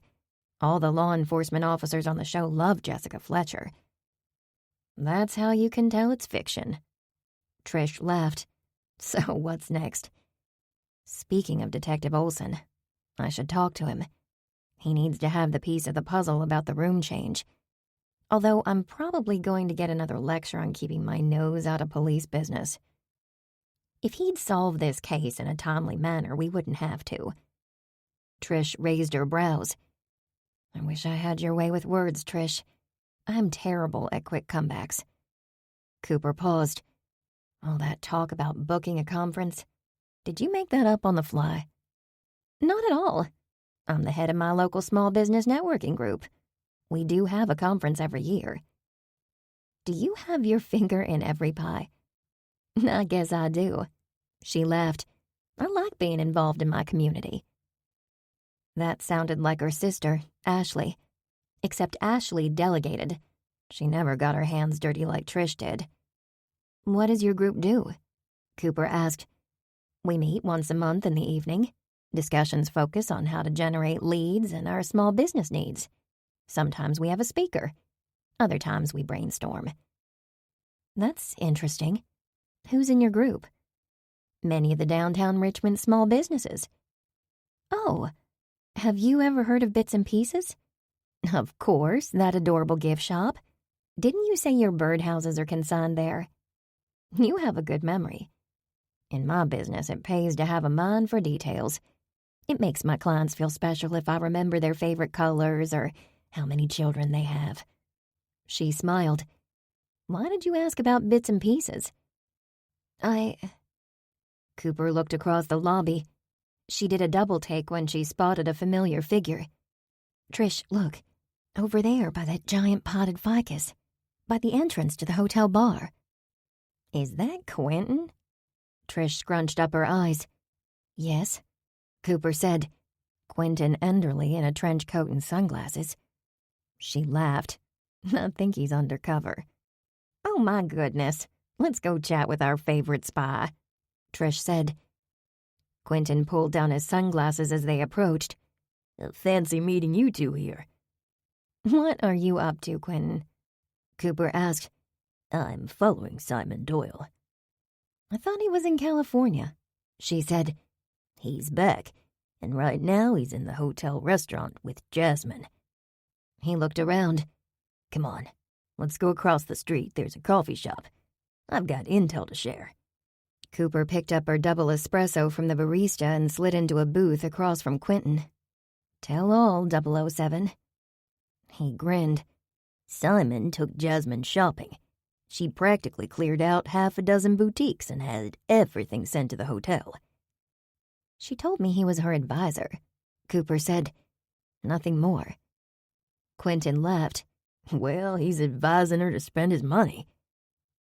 Being a gold digger isn't illegal, Trish said. If it were, my brother's ex-wife would be in jail for life. It's all very strange. A woman dies and they go shopping, Quentin said. Cooper wrapped her hands around her cup. As far as I can tell, Simon and his entire entourage are like a daytime soap opera. There are so many subplots I can barely keep up. I'm looking forward to meeting with the group on Friday, Quentin said. And not just because I love Casa Grande's menu. I want to start connecting the dots on this case. Me too, Cooper said. Me too. Cooper was more than ready to close this case and move on. Over here, Quentin. Cooper stood and waved across Casa Grande restaurant. He waved back, while weaving his way toward the table where the rest of the Bible study sat. The restaurant was busier than usual today, with hurried servers moving between tables. The noise level was louder as well, nearly drowning out the piped-in mariachi music. We thought you weren't going to make it, Savannah said. I miss a lot of things, Quentin said, but never meals. Jake and Savannah scooted their chairs down, and Quentin sat down next to Savannah. Pass Quentin a bowl of chips, Jake said. Cooper grabbed the chip bowl nearest to her and passed it along to her friend, followed by a small bowl of salsa. Here you go. Do you want a menu? Bryant asked. I have the menu memorized. It's enchilada Acapulco for me, every time. Once their server came by with water for everyone and took their orders, Quentin leaned forward in his chair and glanced around the table. I have news. he said quietly. Spill, Cooper said. I talked to Jasmine's best friend back in New York City. How on earth did you find her bestie? Trish asked. I should start at the beginning, he said. I overheard Jasmine talking to Laura at the Mixer about a French bakery on Broad Street. What else could I do except hang out there a few mornings this week? On Tuesday, Jasmine came in. I said hello, and we chatted about the play. That's when she mentioned her best friend, Amelia, in New York, was opening in an off-Broadway production of The King and I. Nice investigative work, Bryant said. Maybe you should come to work for Channel 6. Thank you, Quentin chuckled. Now, I won't bore you with the details, but I researched online and reached out to the bestie through her talent agent. Amelia was only too happy to dish. It seems she hasn't heard much from her former BFF since she became Simon's protege. There was some bitterness in her voice when she let slip that Jasmine has stepped on quite a few friends while climbing to the top. Very interesting. Anything else? Trish asked. Oh, yeah. Here's the good part. She said Regina was threatening Jasmine. Had been for some time. And she alluded to Regina threatening to spill the beans about something to the press. Jasmine wouldn't tell her what dirt Regina had on her. That's motive, Cooper said. She shook her head with dismay. Regina McAllister certainly enjoyed threatening people. Good work, Quentin, Jake said. Savannah turned to Cooper. How did it go at the hotel? Cooper pulled out the floor plan of the hotel that she'd sketched. Here's what we know. Jasmine and Regina switched rooms. We don't know if anyone was aware of the switch, except Jasmine and Laura, who were on the concierge level. Michael is on that floor as well. The concierge level requires an elevator and stairwell passkey. She looked at each of her friends and continued. Doyle is in the penthouse. The penthouse access is via a passkey elevator or passkey stairs on the concierge level. Keep what Cooper just told you in mind, Trish said.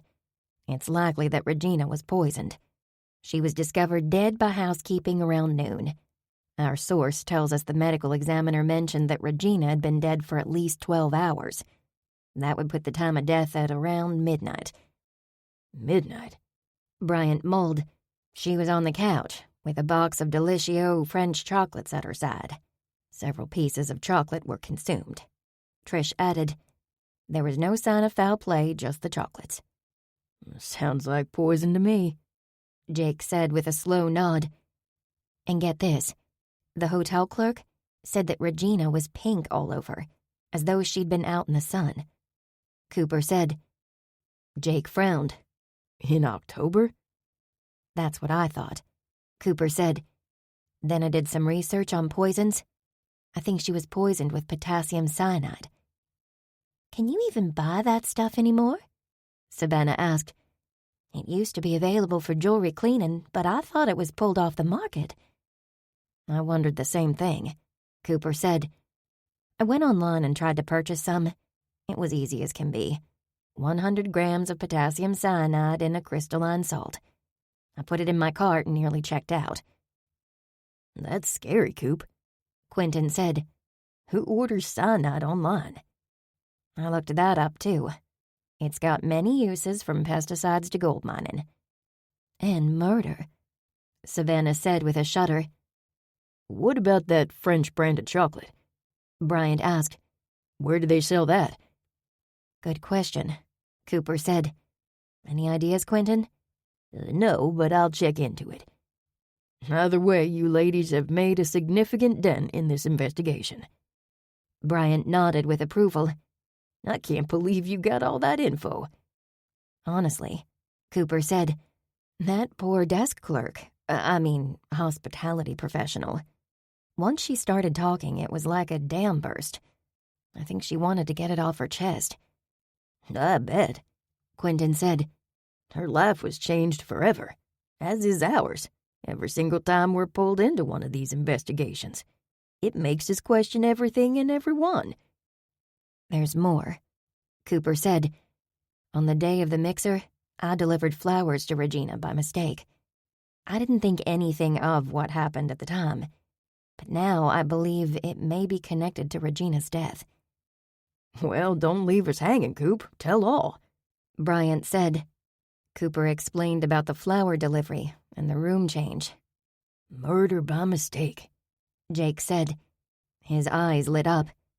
"Yes," Cooper said. "My thoughts exactly." She gave him a high five. Jake chuckled. "Reading those detective novels can come in handy."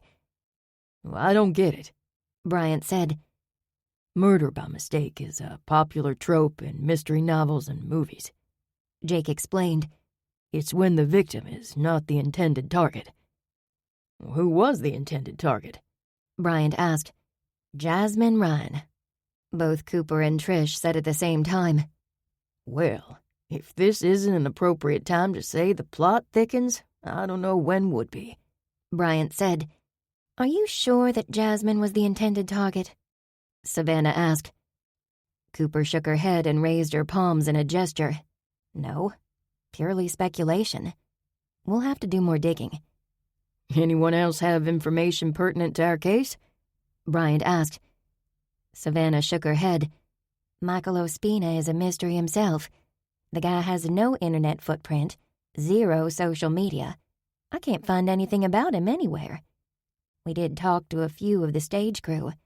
They didn't say it in so many words, but the implication is that no one likes Michael."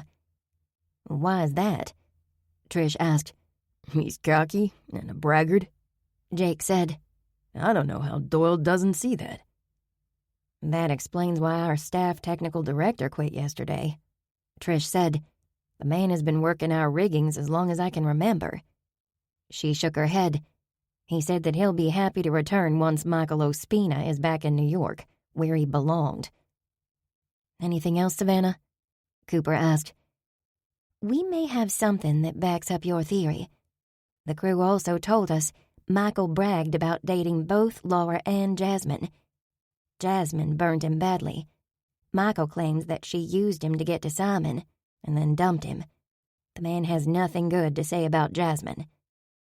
"Okay," Cooper said, nodding slowly. "That explains why he lied to Jasmine and Laura about me." "What's this?" Trish asked. "Remember when I said that I had volunteered to show some of the cast around Richmond? Michael told Jasmine and Laura I was sick, and told me they canceled. The tour ended up with just Michael and yours truly. He read way too much into the afternoon and sent me flowers and showed up at my office. Then he was highly offended when I let him know I wasn't interested. Hasn't spoken to me since." "Wow, that's creepy," Trish said. "Please stay clear of him." "I can't believe you didn't tell us about this, Cooper," Quentin said. "I didn't have all the pieces of the puzzle then, so I decided to watch and see to figure out who was telling the truth." "Bryant, what about Laura?" Quentin asked. "Laura Champagne flies under the radar, for good reason." He looked at Trish. "You aren't gonna like this, but she has a rap sheet." "What? How did you get that information?" "Laura, like Simon, claims New York State as her residence. As it happens, Jane's brother is a detective in New York City. I asked him to do a background check. Turns out, Laura was charged with a Class B misdemeanor for check fraud. First offense meaning a hefty fine and probation." He looked at her. "It's been a while since college, Trish. How well do you really know Laura?" "We've had a few emails here and there over the years." She sighed. "I should have reached out more often." "Don't blame yourself," Savannah said.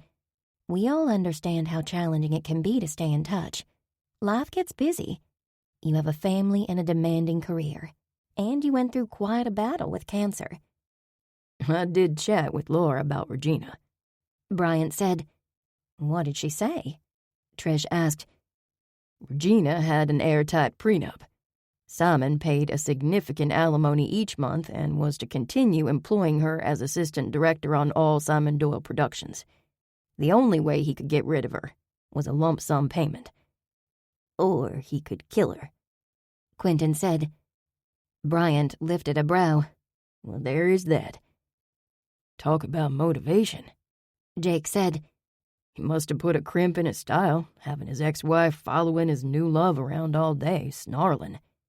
I'll say, Bryant added, if my ex-wife worked at Channel 6, I'd have to change stations. Trish nodded. We have a lot of information. This is a good start. A little too good, Cooper said. I'm gonna have to talk to Detective Olson. I am not looking forward to it, but I did promise to share anything we learned. Do you think any of this is news to him? I doubt it. I'm sure he's on hold until the toxicology report comes in. At that moment, their server arrived with steaming platters of food. Shall we pray? Savannah bowed her head, and the rest of the Bible study followed her lead. Lord, we ask you to bless this food to our bodies and keep us safe as we work to find out who took your child from this earth far too early. Amen. Cooper dug right in. A week away from the drama at the theater had restored her appetite. She glanced around the table 20 minutes later, while chasing the last bit of beans and rice around her plate with a fork. Apparently her friends felt the same way. Trish tapped her water glass with her spoon. All talking ceased. Before we head to the fall festival, I'd like to discuss something, Trish said. Last Sunday, Cooper and Bryant mentioned focusing on the things that unite us. Trish said, I've been thinking about that all week, and I have an idea. I'd like to return the focus to the fundraiser, the senior center. Hear, hear, said Bryant. I'm all for that. What's your plan, Trish? Savannah asked. I've consulted with Simon, and we've agreed that for one evening we'll allow guests to observe rehearsal. From the audience only and not backstage. Oh, and these are very special guests. She smiled. The board of directors of the senior center, most of whom are seniors who benefit from the center. Trish, that is the best thing I've heard since I signed up for the play, Cooper said. It was absolutely time to turn things around, and this was a great idea. Afterward, I thought we'd have a reception in a large classroom. Trish turned to Bryant. Would you share the vision for our fundraiser with our guests and crew? I think that's the best way to move past the turbulence and the drama and unite us as we proceed. You know, I'm happy to talk about anything to do with the senior center, Bryant said. I'll bring Magnolia's marvels to the party, Cooper said. I'll handle beverages, Quentin said. We'll need cups, plates, and napkins, Jake said. Savannah and I will take care of that. Trish, thank you. This plan is absolutely inspired, Savannah said. After each Bible study member paid for their meal, they stood to head for the door. Cooper swallowed and worked up the nerve to approach Quentin, who took a final drink of his diet soda. Quentin, do you have a minute? For you, Coop, always. The big man gave her his full attention. What's up? I've been offered the opportunity to manage a store and eventually buy the owner out. Well, that's fantastic. He grinned. I'm so happy for you. I haven't said yes yet. She hesitated. I hate to ask, but could you take a look at the paperwork? Let me know if you see any red flags. That's what I do for a living. Analyze financial situations and make recommendations. I'd be honored to assist you. Bring the paperwork with you on Sunday. I'll run the numbers on everything, and then we can meet and discuss. Sound good? Yes. Thanks, I'm so relieved. I didn't know where to start. I've got you covered. He smiled again. Hey, is John coming tonight? Yes, what about your friend? She said she'd love to. He grinned. I'm kinda nervous. I haven't had a date or anything close to it in a couple of years. I'll tell you what I'm discovering. Cooper thought about what both John and her father said. What's that, Coop? Don't try to put a label on things. Just enjoy the company and build a strong friendship. If it's right, all the details will take care of themselves. Cooper, when did you get so wise? I don't know, Quentin, but as soon as I stopped working so hard, everything became a whole lot easier. They walked out the door to their cars together, and Cooper gave Quentin a wave. She pondered his words as she slid behind the wheel of her Jeep. Perhaps the experiences of the last few years had made her wiser. That meant that the heartache of 2 failed relationships had been worth it, if they prepared her for where she was today. She smiled at the thought. Chapter 8. Cooper adjusted her posterior in the unyielding plastic chair as she assessed the early prison decor of Detective Olsen's office. The walls were an uninspiring glossy gray. Behind a metal desk that matched the walls, block windows let in a begrudging amount of light. She'd been here only 5 minutes and was already depressed. Good morning, Ms. Lee. How may I help you? Detective Olsen adjusted his glasses and sat down at his desk. I apologize for not making an appointment, but may I have a few minutes of your time? She placed a basket of Magnolia's marvels on his desk, hoping the treats would keep her on the detective's good side. I brought a bribe. Key lime cookies, raspberry chocolate fudge, and chocolate spice balls. Detective Olsen's eyes widened a fraction at her words. Thank you. I assume you are here because you have information pertinent to the Regina McAllister case. Yes. Cyanide. Excuse me? I've done my research, and I believe Regina McAllister died from potassium cyanide poisoning. Probably the Delicieux French chocolates. She kept her attention on his face and found herself disappointed at his lack of reaction to her information. Olsen raised a hand to pause her. I'm not going to ask how you got information that hasn't been released to the public. He stared at her, his gaze unwavering. But I would like to know how you concluded that Ms. McAllister died from cyanide poisoning. Google. His face remained blank as he nodded slowly. I presume this means that the Sunrise Bible Study Group has hung out their shingle once again. It means that we are concerned with the situation. She leaned forward, very concerned. The desk phone rang and Olsen shook his head. Excuse me. He picked up the receiver and offered a series of grunts before he stood and grabbed his jacket. My apologies, Ms. Lee. Monday morning around here can be distracting. I'll be right back. No problem. She inched forward in her chair enough to see the framed photo on his desk. Detective Olsen was married and had children. A pretty blonde wife and 2 red-headed boys, twins. They were no older than 8 or 9. She tried to imagine Detective Olsen in anything other than his perpetual slacks, white shirt, and tie. Maybe Hawaiian shorts and a t-shirt, mowing his lawn while kids played in the background with their golden retriever.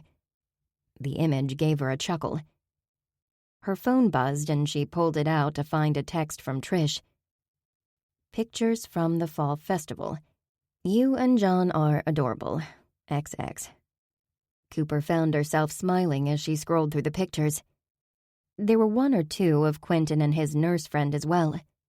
What a lovely evening they'd had. Putting the theater drama aside for a few hours had been a wise decision, and a reminder that her body, mind, and spirit required nourishment, filling the well. The Sunrise Bible Study not only fed her spirit, but had gifted her with a caring circle of friends. My apologies for the interruption. Olsen sat down and steepled his large hands on the desk. Maybe he was praying she would go away. Not happening. You and your friends will be pleased to know that Mr. Doyle has contacts in law enforcement. The mayor's wife is a huge fan of the theater and Simon Doyle in particular. Thanks to her, the toxicology report has been expedited. We should know something soon. He paused. We meaning me. This was interesting news. If Simon Doyle was guilty of tampering with the chocolate, it seemed unlikely he would go to the trouble of rushing the tox report. Unless he was much more clever than either she or Detective Olsen realized. Maybe Simon had done this before. Could they be dealing with a serial killer? Her mind raced with possibilities. Do you happen to know if Simon Doyle has any other dead wives? She asked. Olsen's eyes flickered with surprise. Not that I'm aware. Is this a new line of investigation? Just curious. She shrugged. What can you tell me about the autopsy? Now, Miss Lee, I am sure you are aware that in the state of Virginia, only relatives of the deceased may receive copies of the autopsy. Additionally, it may take up to 6 weeks for the formal report to be completed. It doesn't hurt to ask, does it? He cracked a small smile that encouraged her to persist. No, I suppose it doesn't. Especially if you are functioning on the greasy wheel theory. Detective Olson, there's a murderer at the theater, and the entire cast and crew may very well be at risk. She paused. You do know that we have children in our production, don't you? They're only in the theater on weekends, but still, you have children. She pointed to the framed photo. Doesn't that bother you? Bother me? Ms. Lee, everything about this case bothers me, which is why I show up to work every day. I can assure you we're doing everything we can. Everything we can was not helpful. Regina was murdered more than a week ago. The wheels of justice had a flat tire, in her opinion. It was time to fix the tire and hurry them along for everyone's safety and for the success of the fundraiser. I have more information, Cooper said, hoping to keep his attention. Olson pulled out one of his familiar notebooks and reached for a pen. I'm listening. It's possible Regina was murdered by mistake. Murdered by mistake. Sounds like an episode of Murder, She Wrote. Cooper cringed. She couldn't believe Olson watched old amateur sleuth television, too. She quickly explained discovering the room switch when she delivered the flowers, and how Michael Ospina despised Jasmine.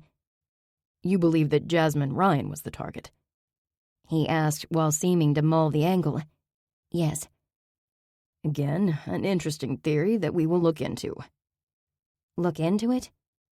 Emotion propelled Cooper to the edge of her seat. Detective Olson, Michael has motive, means, and opportunity. Couldn't you get a warrant to search his hotel room for evidence? Probable cause, Ms. Lee. Probable cause.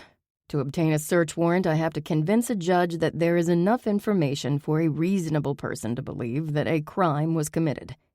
All I have is your claim that Michael Ospina doesn't like Jasmine Ryan, along with a theory that he targeted the wrong room because he didn't know about the room switch. At this point in the investigation, the front desk clerk... Hospitality professional. Excuse me? He blinked and stared at her with surprise. They like to be called hospitality professionals. She offered a weak smile. As I was saying, the front desk clerk could be as culpable as Mr. Ospina, or the housekeeper. Interviews with anyone who encountered Ms. McAllister have one common thread. There isn't anyone with a nice word for the assistant director. We need evidence to connect someone to a murder, not hearsay. He paused. That was a theoretical statement. The assistant director's death will not be ruled a homicide until the medical examiner determines that it is. Understood. Olson met her gaze. She had to admit he did seem genuinely concerned. Is there anything else? He asked. Silence stretched as Cooper reviewed the information the Bible study had compiled. Nothing else had turned up in their investigation that could be considered conclusive, which meant they couldn't get in trouble for withholding evidence. Today, they'd continue to investigate until they had enough concrete evidence, as the detective so emphatically stated, to prove Michael Ospina was guilty. I guess that's it. She stood slowly, unable to hide her disappointment.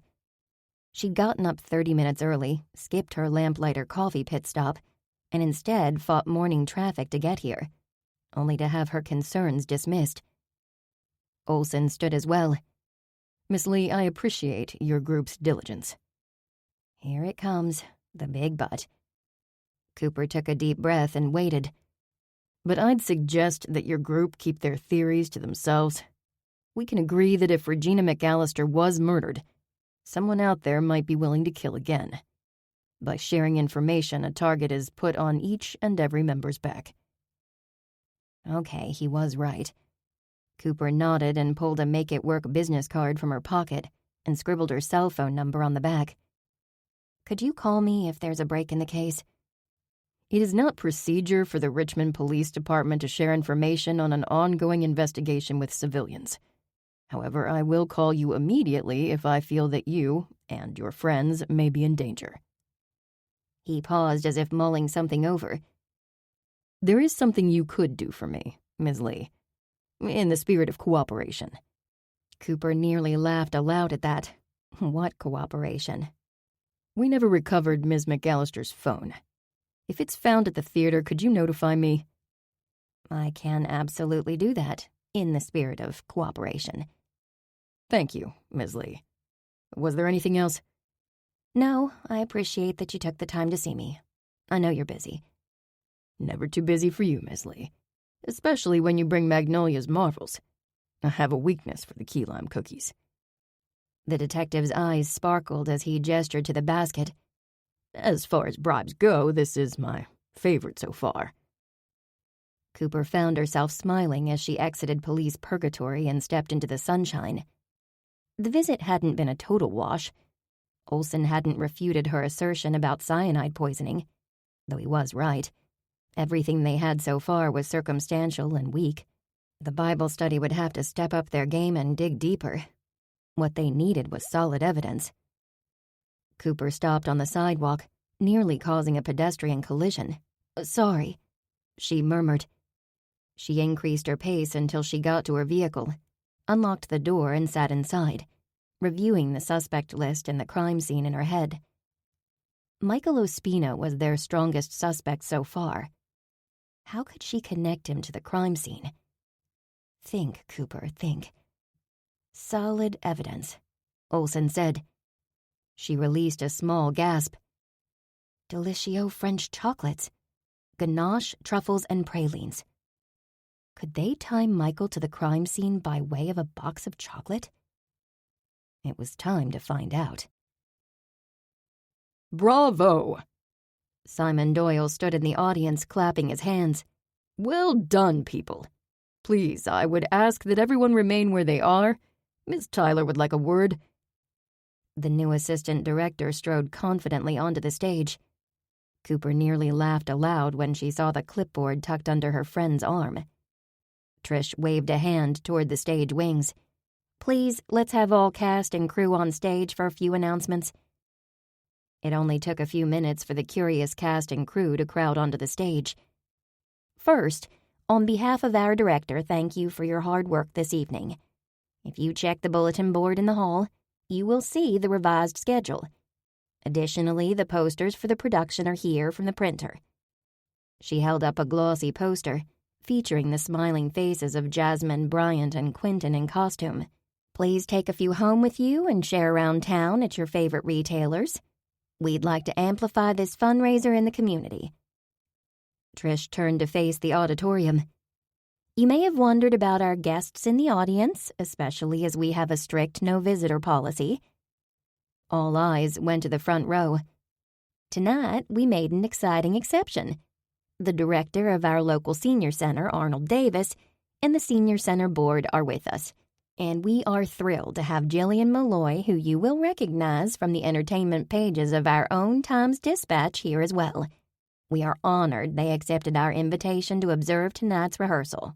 Trish clapped her hands, her silver bracelets jingling, and the cast joined in with hearty applause. "And now, George Bailey," Trish paused. Bryant Shelton, whom you may recognize as our local Channel 6 meteorologist, would like a few words." Laughter followed by more applause accompanied Bryant as he made his way to the front of the stage. "Thanks so much," Bryant said. "Tomorrow calls for more unseasonable weather with a high of only 65 degrees. You can expect clouds in the afternoon and a 50% chance of precipitation." He grinned, his porcelain veneers white against his perpetual tan. "I thought I'd better get that out of the way." Cooper laughed along with everyone else. Bryant was a born entertainer. "Seriously, though, I'm here to discuss our winter production. It's a Wonderful Life is about community, friends, and service to others. Though tragedy has struck our theater family, we are committed to bringing our best performance to the community, while fondly remembering Assistant Director Regina McAllister. Additionally, we are honored to partner with the Senior Center this season. 50% of all ticket sales from this season's performance of It's a Wonderful Life will go directly to the senior center." He went on to share about the work that the senior center has done for the community. Then Bryant turned to face the cast. "Many of you may not be aware that director Simon Doyle and Jasmine Ryan have donated their time and talent to the production, along with several of the crew they brought with them from the Big Apple." He smiled. "George Bailey would approve." At his words, applause started slowly and built until the cast and guests were nodding and clapping with enthusiasm. "That's all. We encourage you to stop by the large classroom for Magnolia's Marvels and Punch and to meet our esteemed guests." Members of the Sunrise Bible Study crowded around Bryant. "Bryant, you were so inspiring," Trish said. She leaned in and hugged him. "Aw, thanks, Trish. That means a lot coming from the assistant director." "Yes, Bryant, you nearly brought a tear to my eye," Savannah said. "You really buoyed everyone's mood. Did you hear that applause?" "I agree. Thanks, Bryant. It was exactly what we needed," Cooper said. She looked at Trish. "You invited a reporter?" "And a photographer," Bryant said. "Glad I touched up my tan over the weekend." "Yeah, I was wondering about that," Jake commented. "My tan?" Bryant frowned. "No, the reporter." Jake laughed. "I know all about your tan." "Don't worry, Cooper," Trish said. "Jillian and I set parameters for her interviews of the cast tonight. She is drafting an article to promote the play to her readers. Jillian is responsible for the article in the Times-Dispatch a few weeks ago. She isn't an investigative journalist, and Regina is off topic." "Glad to hear that," Quentin said with an expression of relief. He looked at Cooper. "Which of Maggie's treats did you bring?" "A little of everything. Oh, and she made a couple dozen of those banana bars you like." Quentin did a small air punch. "Let's go before someone scarfs them all." "Yes, let's go chat with our guests," Savannah said. "I feel really encouraged now." Cooper introduced herself to the senior center representatives, then found a spot to people watch. Across the room, Simon and Jasmine held court, smiling and laughing with the senior center guests.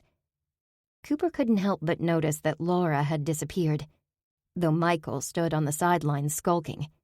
"Cousin Tilly, I presume?" Cooper turned to find the reporter approaching. "Yes, I am." "Nice to meet you. I'm Jillian." She smiled and offered a handshake. "I understand your mother is Maggie Lee." "That's correct." Cooper accepted Jillian's hand and returned the smile of greeting. "You're familiar with Magnolia's Marvels?" "Am I? The smartest thing Lamplighter did was to start carrying your mother's treats." When the reporter's smile widened a little too much, an uneasy feeling started in the pit of Cooper's stomach. She knew the tactic too well from watching hours of detective shows. Build a rapport and then go in for the kill. "May I ask you a few questions for the article I'm doing about the upcoming production?" "Whatever I can do to get the word out would be great. We appreciate the support. It's all about the senior center." "Right, the senior center."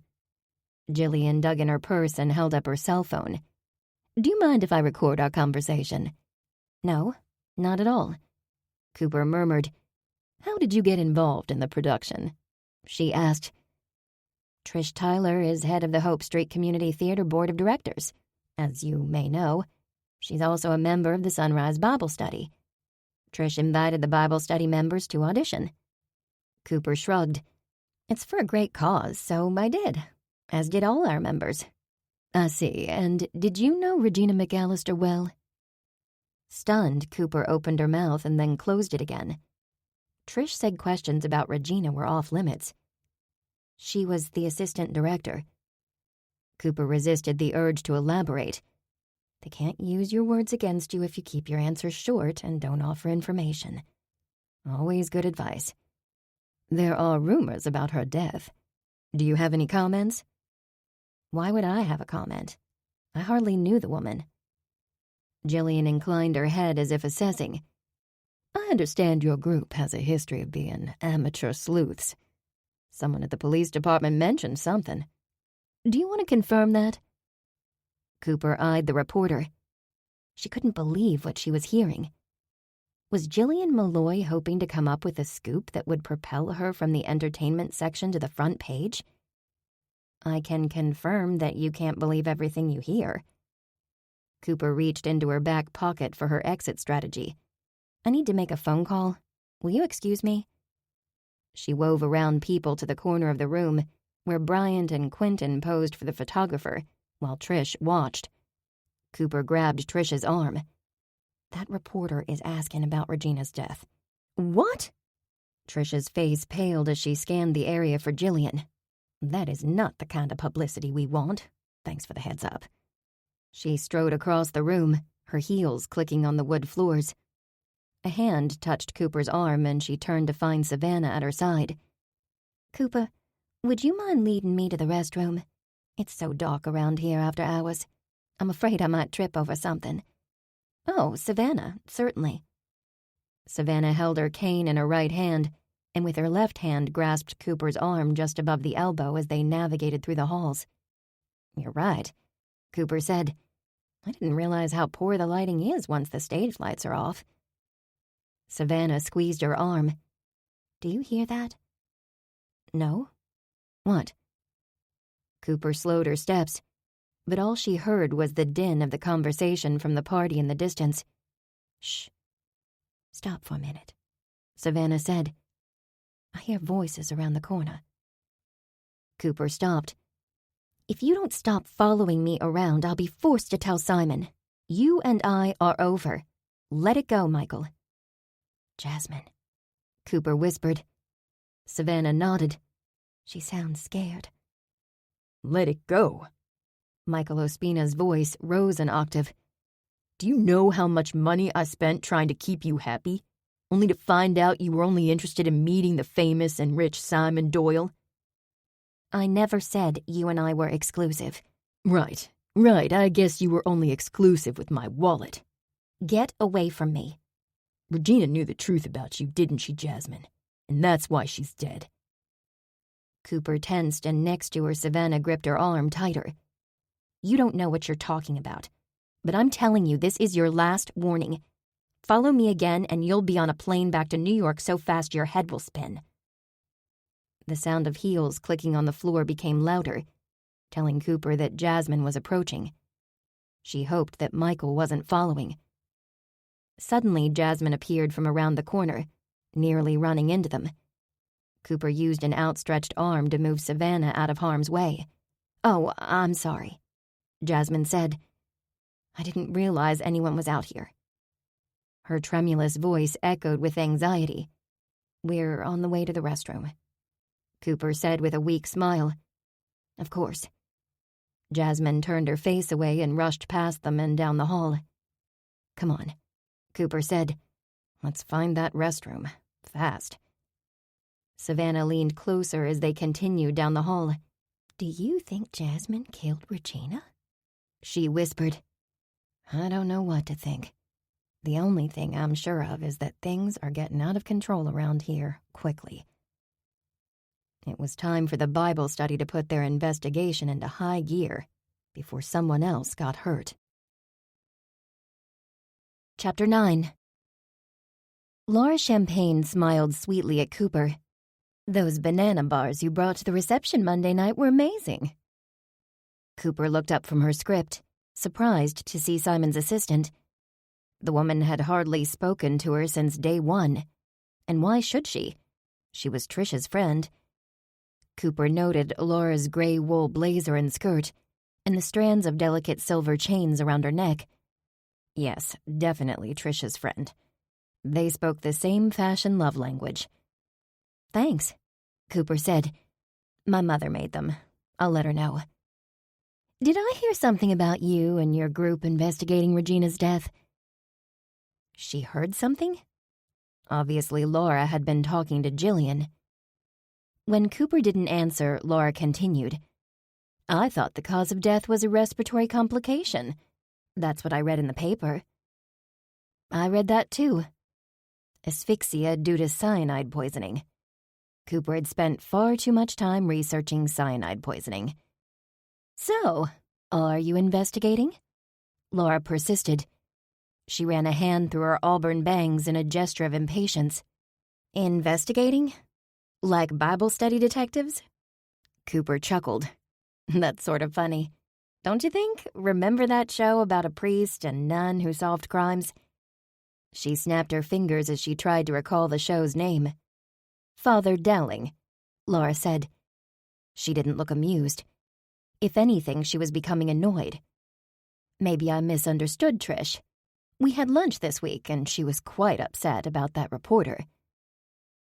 If there was one thing Cooper had learned after several years of studying scripture with her Bible study friends, it was to trust her gut. That still, small voice deep inside. Right now, her gut whispered that Laura was twisting the truth. There was no way Trish would be so foolish to share that the Bible study was looking into Regina's death. Laura was on a fishing expedition. But why? Yes, Cooper said. Trish was furious with Jillian Malloy, and I don't blame her.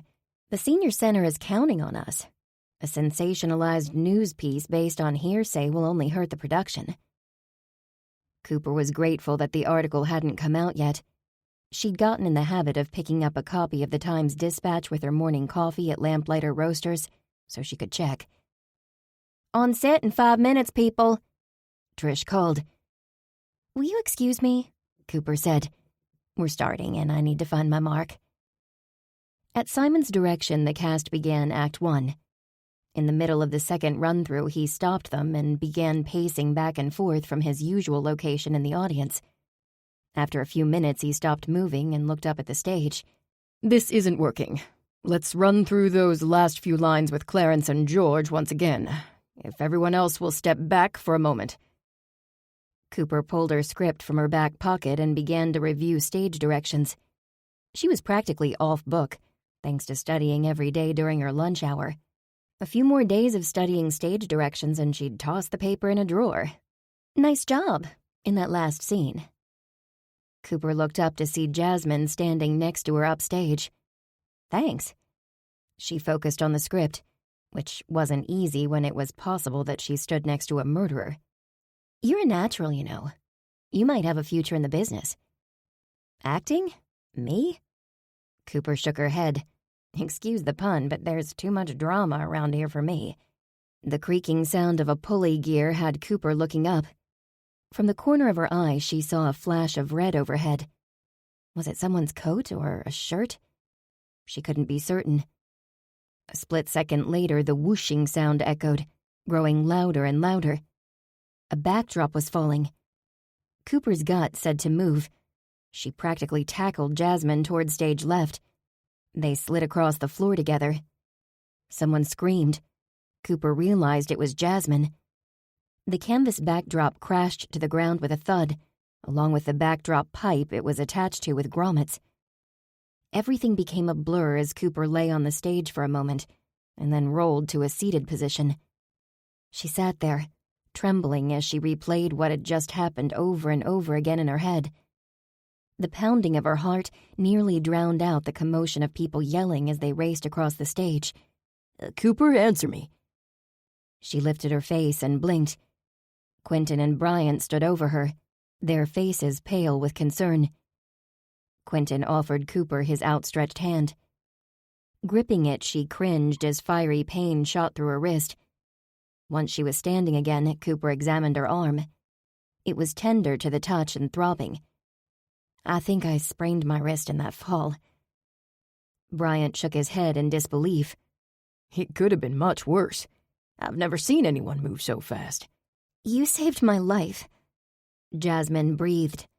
The actress leaned against Simon Doyle for support as she struggled to her feet. She looked like Cooper felt, shaken.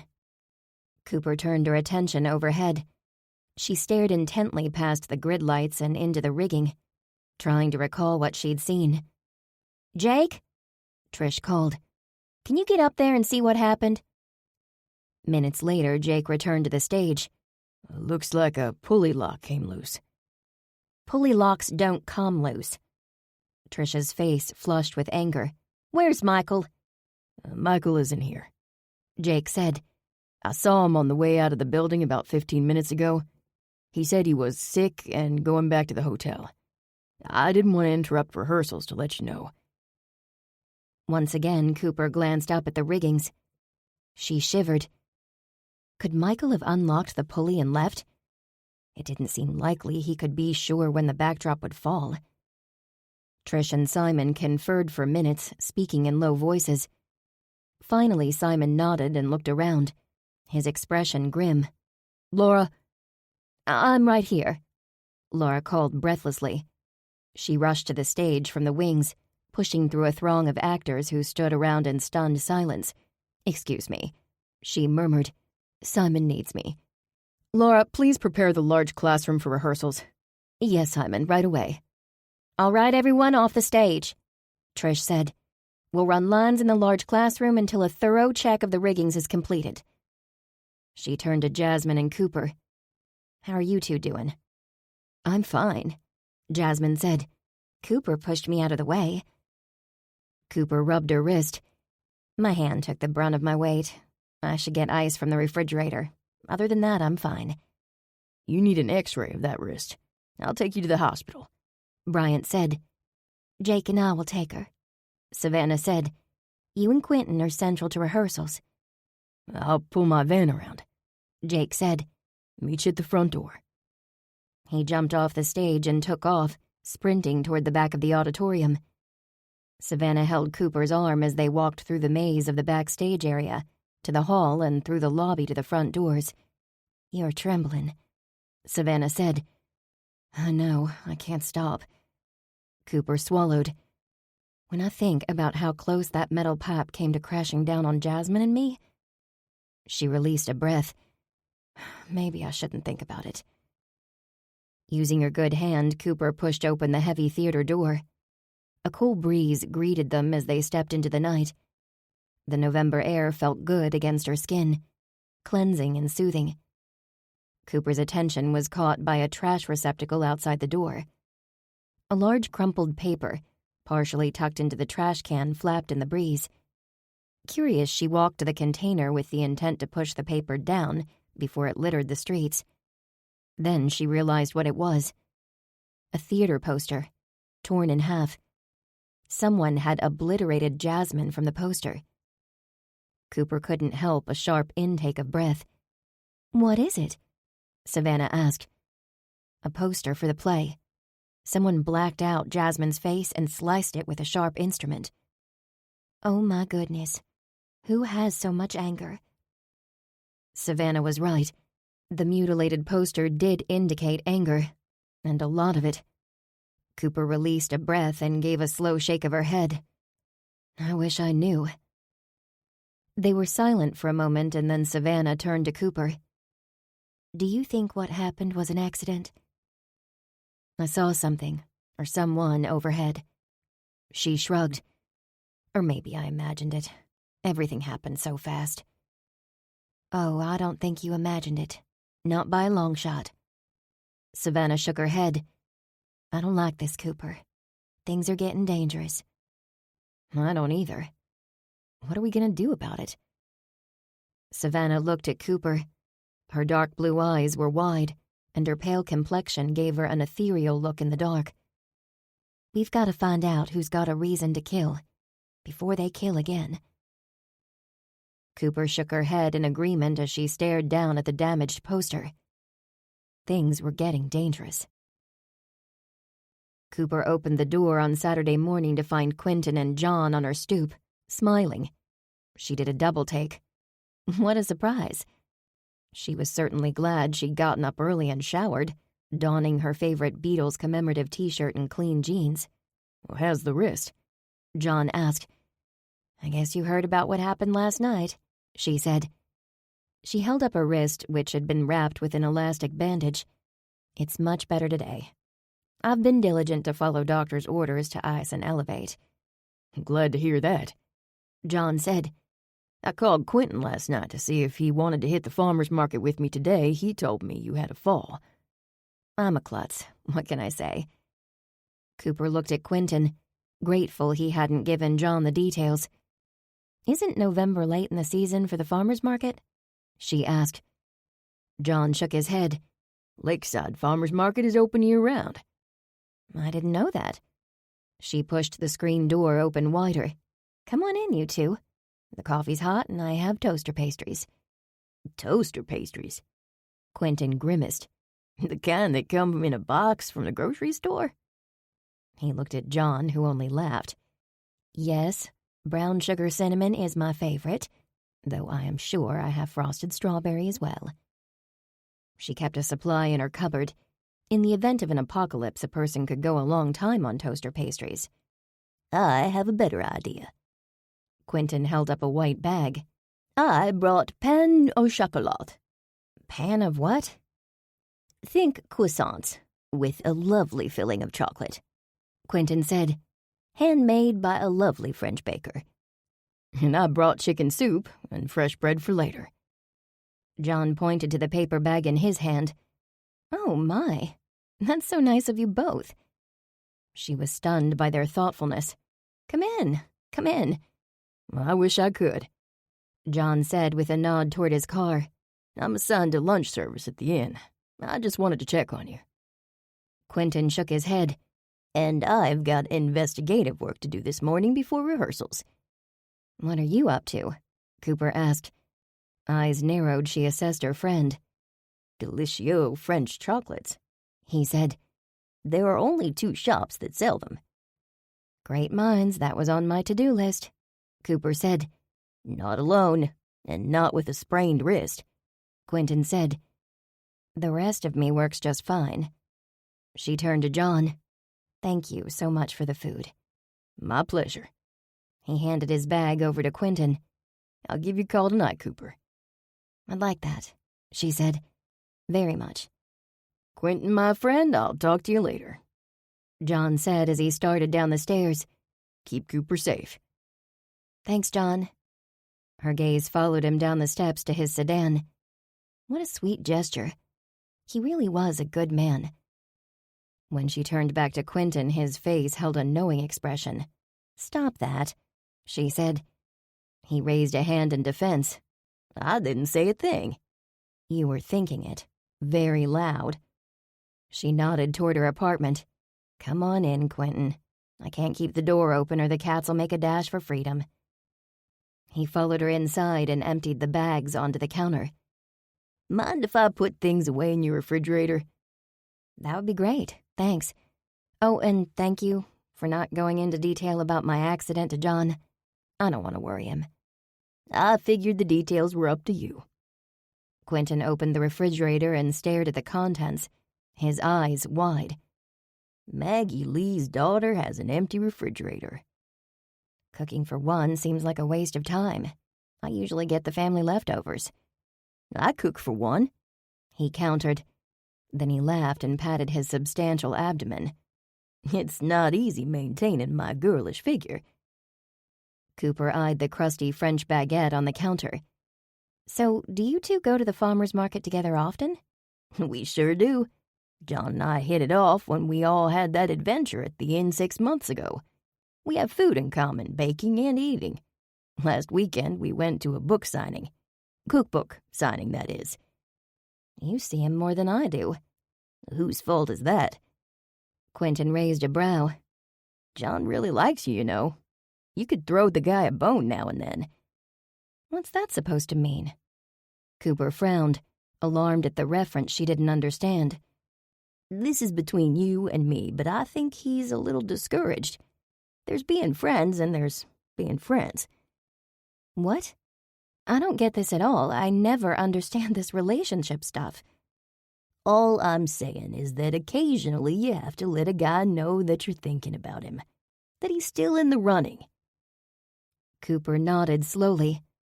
This is all news to me, but I'm listening. Let me think on this a bit. She smiled. I appreciate the advice, Quentin. Now, if only I had some wisdom to dole out for myself, he said.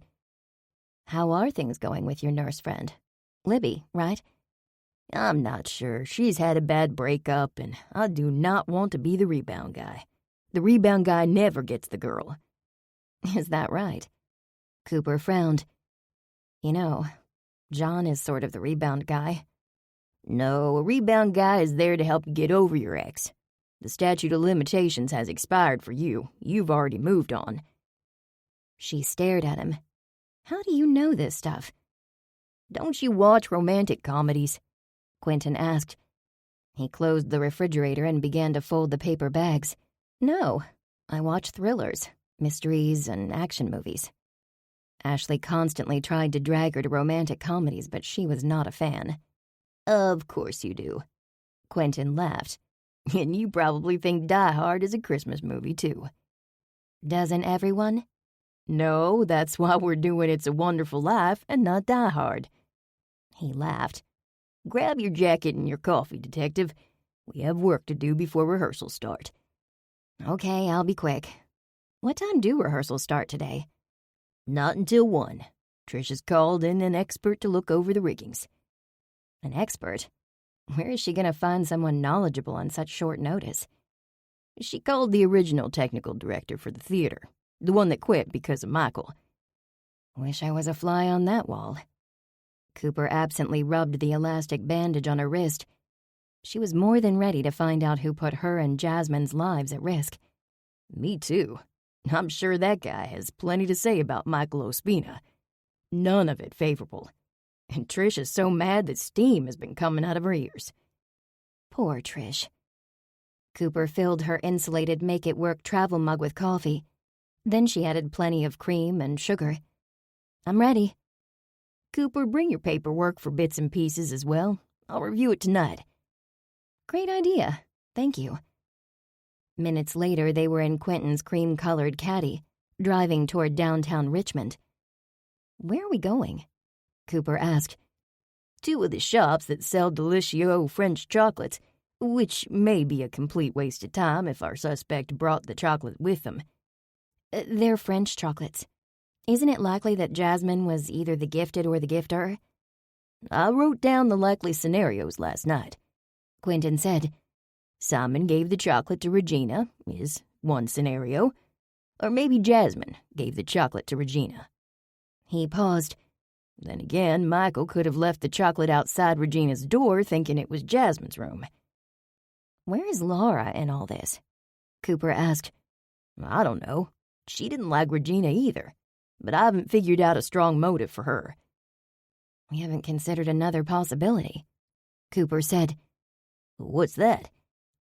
Someone might be framing either Michael or Jasmine. Spot on, Quentin said, nodding thoughtfully.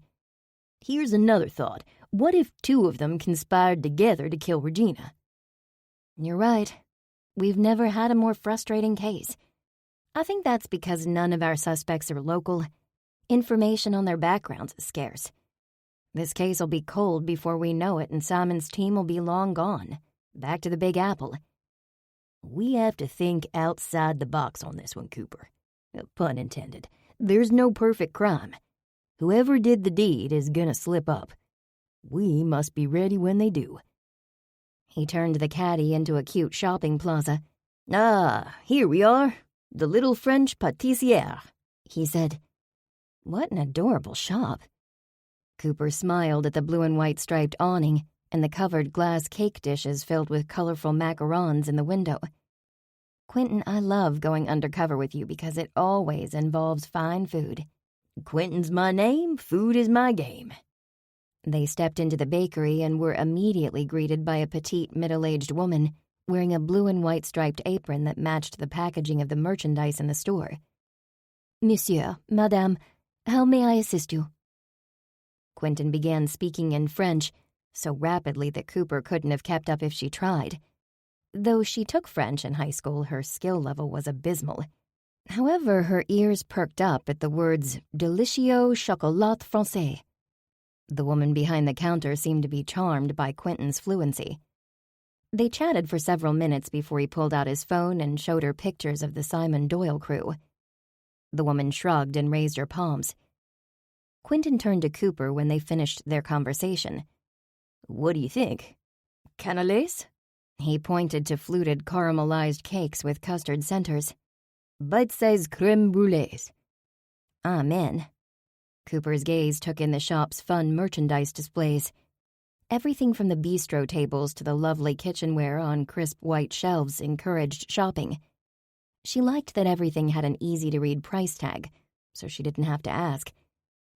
Walking around the shop made her realize that if she planned to manage bits and pieces, she'd have to learn marketing. There had to be online courses. Earth to Cooper. I'm sorry, Quentin, what did you say? Should I get enough to bring to Bible study tomorrow? That's a great idea, since none of us have time to bake right now. Quentin turned to the shopkeeper. Un douzain, s'il vous plaît. Bonjour, monsieur. The woman called after them as they left. Bonjour, Quentin called out. Merci. Quentin carried a pastry box of canelés along with a 3-pound silver box of Delicieux French chocolates, ganache, truffles, and pralines. Fortunately, we don't have to stop at the other location because I have 0 willpower. Oh, wait, Cooper said. Are you saying this is where our suspect purchased the chocolate? Yes, indeed, she was here. A woman with long dark hair. Laura has short auburn hair. Jasmine. They both said at the same time. Did she say anything about her? Cooper asked. She was getting excited. Finally, they had a lead. Son français était terrible, Quentin said. Cooper understood that and laughed. Her French was terrible? That's what stood out? Yes, that and the woman wore dark glasses and a big hat. She paid in cash, and she was in such a rush that she didn't wait for her change. What did she say when you showed her the pictures? He shrugged. She couldn't be sure. We've narrowed it down to a woman who didn't want to be identified. That sounds like premeditation to me. She said one more thing, Cooper. What's that? Detective Olson stopped by last week, and she told him the same thing, except the lousy French part. Olson? Cooper frowned. That means he knew about the chocolates when I stopped by his office. That's disappointing. She eyed the silver Delicieux French chocolates box in the back seat. Why did you buy a 3-pound box of chocolates? I'm going to bait a trap for a killer. She turned to look at Quentin, her spirits lifting. Now that's the best idea I've heard all week. Chapter 10. Quentin stopped Cooper in the hall outside the first-grade classroom where the Sunrise Bible Study group held its meetings. Where are you off to, Quentin? I'm on my way to the kitchen to get napkins for our French pastries. But remind me to return your paperwork to you. That was fast. She tried to read his expression. Was he about to deliver good news or bad? Relax, it's all good. You know how Savannah can smell scents like a bloodhound. I can smell a sound investment a mile away, and this one is sound. I made some notes on the paperwork and a few suggestions. She smiled at his words. Do you recommend that I proceed? Yes, that's my professional opinion. There's no reason you can't continue at the same revenue level as Sarah Eason. The shop is in a prime location, and its profit margin has been consistent for the last few years. Managing the store before you buy it will give you a good feel for the clientele and the inventory. Your credit is in good shape, and it'll be even better in a year or so. When you're ready to buy the business, come to my bank. I'll make the process simple. Oh, Quentin, I don't know. It doesn't seem wise to mix friendship with business. Cooper, it's not my money. He grinned. My lane is managing investments for big corporations. You'll have a small business advisor overseeing your account. I simply make the referral. Oh, I see. Cooper nodded. She had so much to learn. Thank you, Quentin. No problem. The nice thing about what Ms. Eason is offering you is the ability to try the shop on for size. If it's not a good fit, you can walk away before the 2-year deadline is up. The downside is that if she changes her mind, you're out. You never know, that could happen. She might decide she wants to sell the shop earlier than 2 years. A first purchase option in your contract will protect you. He paused. She owns that building, so you'll want to come to an agreement about rental increases and how many years you want to be locked into a lease. That sounds like I should get an attorney. Already her head was spinning with information mixed with excitement that her new career might become a reality. Yes, I can recommend someone when you're ready, Quentin said. She nodded. This really helps. Thank you. My pleasure. He opened the door to the classroom. After you. I'll be right back. Cooper, how's the wrist? Savannah asked. An inconvenience. I'm supposed to wear the wrap for 2 weeks. It's a mild sprain. It should have never happened, Trish said firmly as she stirred her coffee. I reviewed the riggings with our former technical director. He saw no flaw in the system. Someone unlocked that pulley. It was destined to fall. Cooper stiffened at the words. They weren't a surprise, but hearing them aloud only made what happened all the more sinister. I don't get it, Jake said. There was no way to predict who would be standing close to the spot where the backdrop would land. You're right, Savannah said. She pushed her dark braid over her shoulder. But a stunt like that sure takes the focus off Regina McAllister's death, doesn't it? Maybe that was the plan. I'm not so sure it's that simple, Cooper said. I saw someone up there. Who, I couldn't tell you. It was a blur of movement and a flash of red. My gut says Jasmine was the target. She paused. It was a very risky act, which smacks of desperation.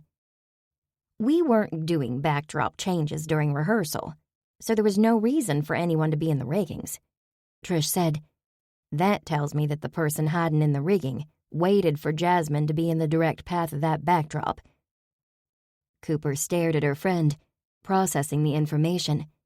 If you hadn't tackled Jasmine out of the way, Trish continued, she would have been hit. And who knows how serious the injury would be. Michael remains high on my suspect list. He knows those riggings. Michael left the theater, ill on Friday night, Jake said. I saw him. Maybe he wanted you to see him, Trish said. In addition to the alarmed emergency exits and the front door, the theater has a back entrance for loading equipment. It's unlikely anyone would have noticed him coming back in that way. All he'd have to do is prop the door and circle around. People do that all the time. Completely plausible, Bryant said. His phone pinged and he pulled the device from his pocket. Should I talk to Detective Olson again? Cooper asked. She dreaded the idea, but someone was nearly killed. I think so, Trish said. This is serious stuff. Uh-oh. Bryant looked down at his phone and grimaced. Things just went from bad to worse. What is it? Quentin asked as he stepped into the room with a handful of paper napkins. Jane is home with the kids. They have a stomach virus. She just sat down and read the Sunday paper. Are they okay? Quentin asked. It's not the kids that are the problem. It's the Times-Dispatch. Jillian Malloy's story is on the front page below the fold. Embattled assistant theater director found dead. Police suspect murder. What? Trish spluttered. She reached for her cell. This is terrible, just terrible. Jillian quotes anonymous sources, Bryant said. I'm sure that will not make our Detective Olson happy. Olson is going to think I leaked information to the press. Cooper moaned. She dug into her pocket for her own phone. Now I wish I'd made time to read the paper before I got here, Trish said. This demanding schedule we're on with the theater has destroyed any semblance of a normal routine. Yeah, Jake said. I long for the good old days when I thought I was busy. Quentin sat down with his pastry. I don't know about you folks, but I get the paper in digital format, so I don't even look at it until Sunday evening. I don't get a shot at the physical paper until after my parents and Grammy Lee have read it, Cooper said. Grammy Lee, oh no. She prayed that Grammy Lee hadn't read the article. Ouch, Bryant said as he continued reading on his phone. Jillian paints a very dark picture of Regina and the dynamics between the Doyle team. Someone leaked very specific details. Like what? Cooper asked. Oh, like Simon and Regina's prenup. This article doesn't do Simon any favors either. Do you think this article will help ticket sales or hurt them? Trish asked. Savannah cleared her throat. Let's pause here. She looked at the big face of the analog watch on her wrist. We've given this situation far too much of our precious Bible study time, and it has only served to create more chaos and uncertainty. The Bible study leader glanced around the room at each member. Though she knew Savannah only saw shadows from a distance, Cooper felt convicted when her gaze landed on her. This precious time is supposed to be used for fellowship, to study the Word, and equip us to go out in the world. Shall we put everything but the Lord into a box and close it up? Trish glanced at the phone in her hand once more, grimaced, and took a deep breath. She reluctantly dropped the device into her oversized leather tote bag. You're right, Savannah. We come here to separate ourselves from the ugliness of the world, not to drag it into this sacred space with us. Yes, Quentin said. I like how you put that, Savannah. We're here to equip ourselves with the Word, so that we can deal with the challenges of another week in the world. Amen to that. Thank you, Quentin. Today, we're going to backtrack a little in our studies to Philippians chapter 1, verses 3 through 4, which asks how we can show love, even when life is challenging. Savannah said, We certainly can relate to that. The day job, rehearsals, fear, and worry, right? She looked at Trish. Could you read those verses, please? Trish nodded and took a deep, cleansing breath. I thank my God upon every remembrance of you, always in every prayer of mine for you, all making requests with joy. Savannah read the rest of the lesson as the Bible study members followed along in their own study guides. Cooper glanced around the room and couldn't help but notice a calm that seemed to occupy the chaos of a mere 30 minutes ago. This week, let our focus be prayer, Savannah said, allowing our prayers to overflow with joy as we focus on others instead of ourselves. Wow, Jake said. That's powerful. You're right, Savannah. Our attention has been on ourselves and how we feel amid the unsettling events and busyness of the last few weeks. This is a good reminder of where our focus should be. Cooper found herself agreeing silently. If November seemed chaotic, December would surely prove even more challenging. Today's study was the wake-up call she needed to keep her eyes on the prize, not the distractions. Nicely done, everyone, Trish said. She scribbled on her clipboard before continuing. The last 2 weeks have flown by. Simon is releasing everyone early tonight to complete costume fittings. If you have not had your fitting, please check the bulletin board for your time slot and report to the small classroom at the appropriate time. Then, as you know, this will be the last rehearsal of the week due to the Thanksgiving holiday. Enjoy your turkey. We'll see you the Monday after Thanksgiving. Cooper bent over and touched her toes, stretching her calves. It was only Tuesday, yet it felt like Friday. Her weeks were running into each other. They consisted of long days sitting at her desk, followed by rehearsals. She felt like her grandmother's hawk, Columbus, caged up in his aviary. She longed to run laps at the high school in the evening like she used to.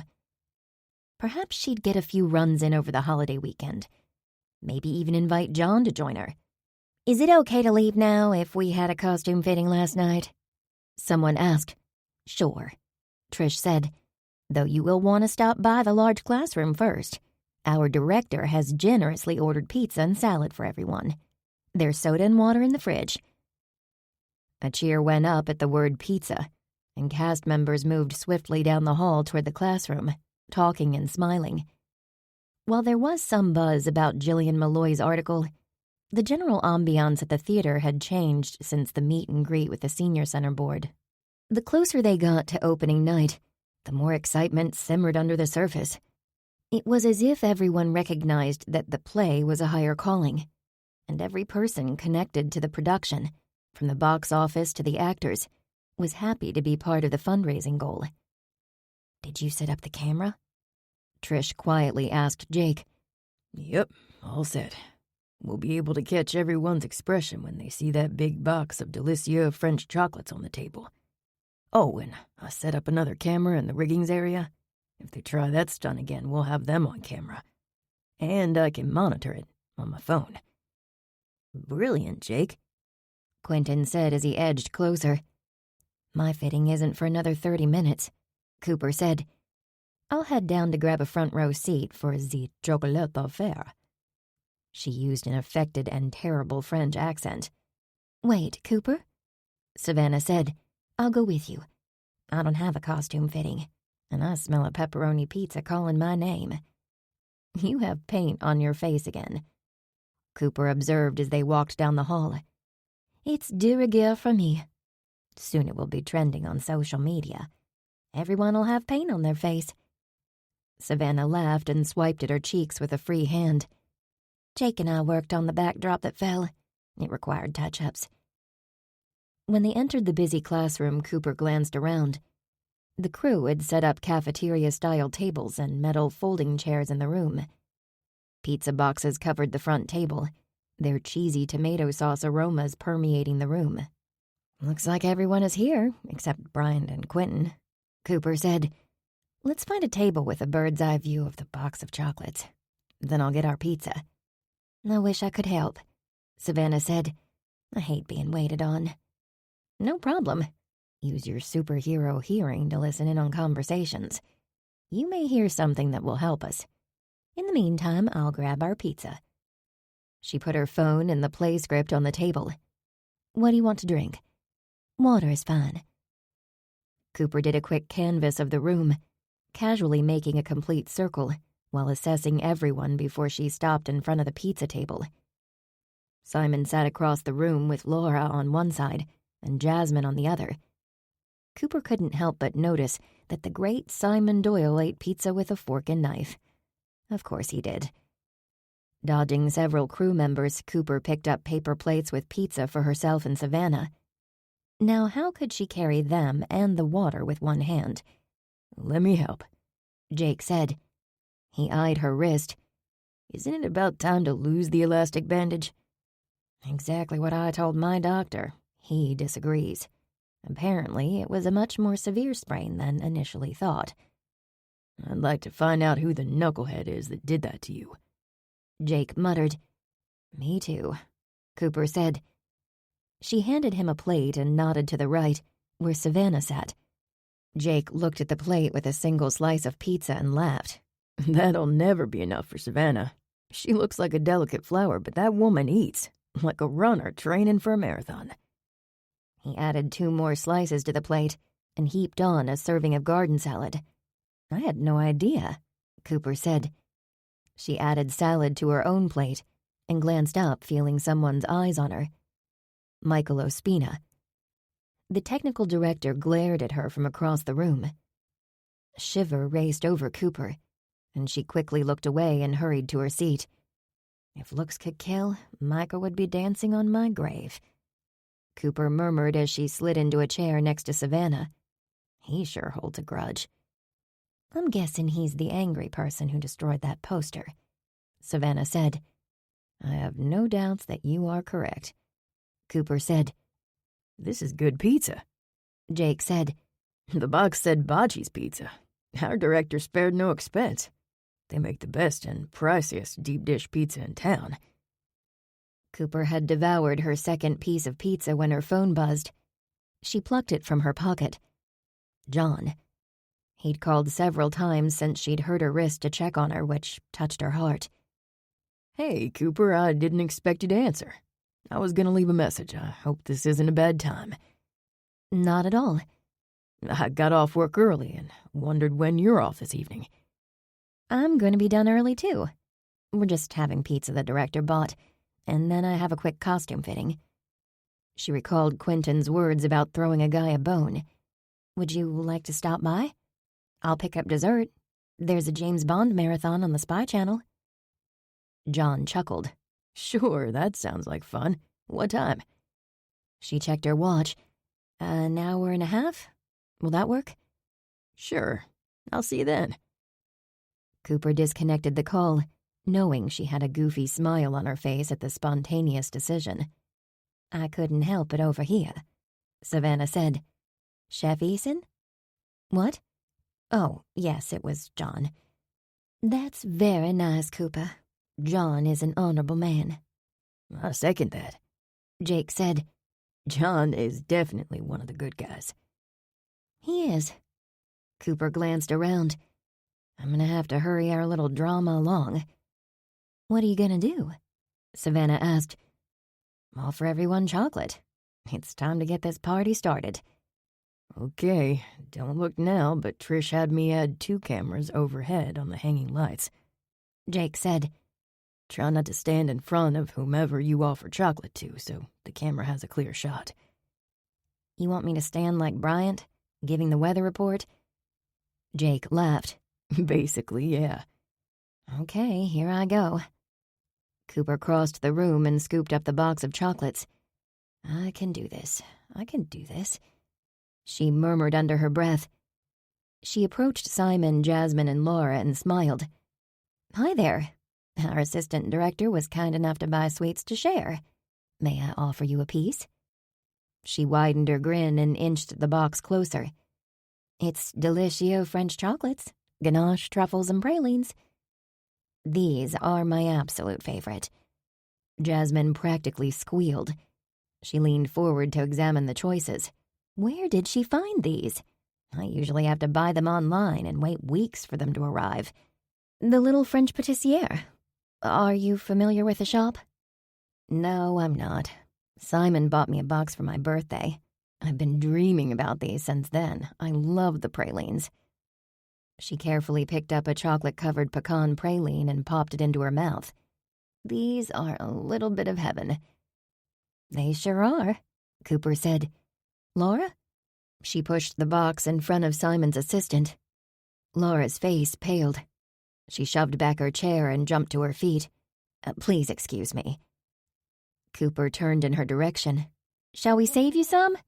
She called. She raced from the room without answering. A very odd response unless you knew how Regina died. Mr. Doyle? Cooper asked. No, I'm not a fan of chocolate.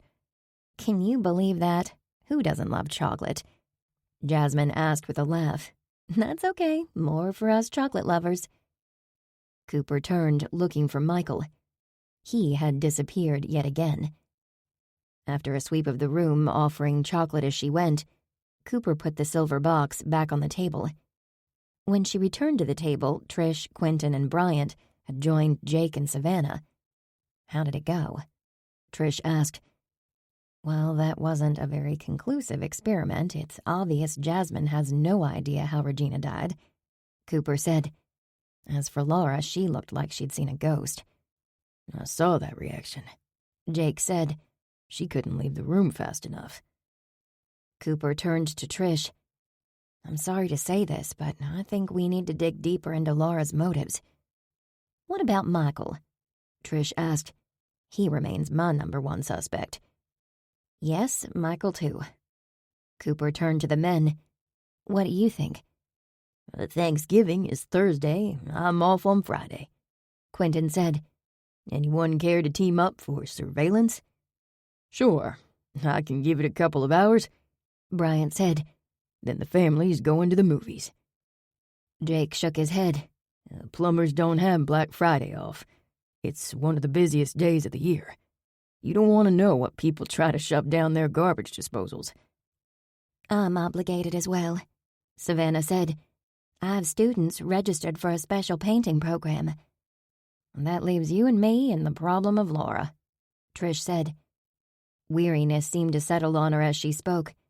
I think it's time we find out how Laura spends her days, Cooper said with reluctance. The last thing she wanted was to hurt Trish. Though it pains me to say this, Trish said. Whatever you want to do, I'm in. Friday? Cooper asked. Yes, I'm good for Friday as well, Trish said.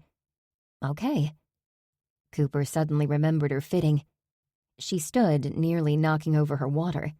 Cooper, where are you going in such a rush? Quentin asked. Costume fitting. Then John is coming over. John? Quentin perked up, and his eyes rounded.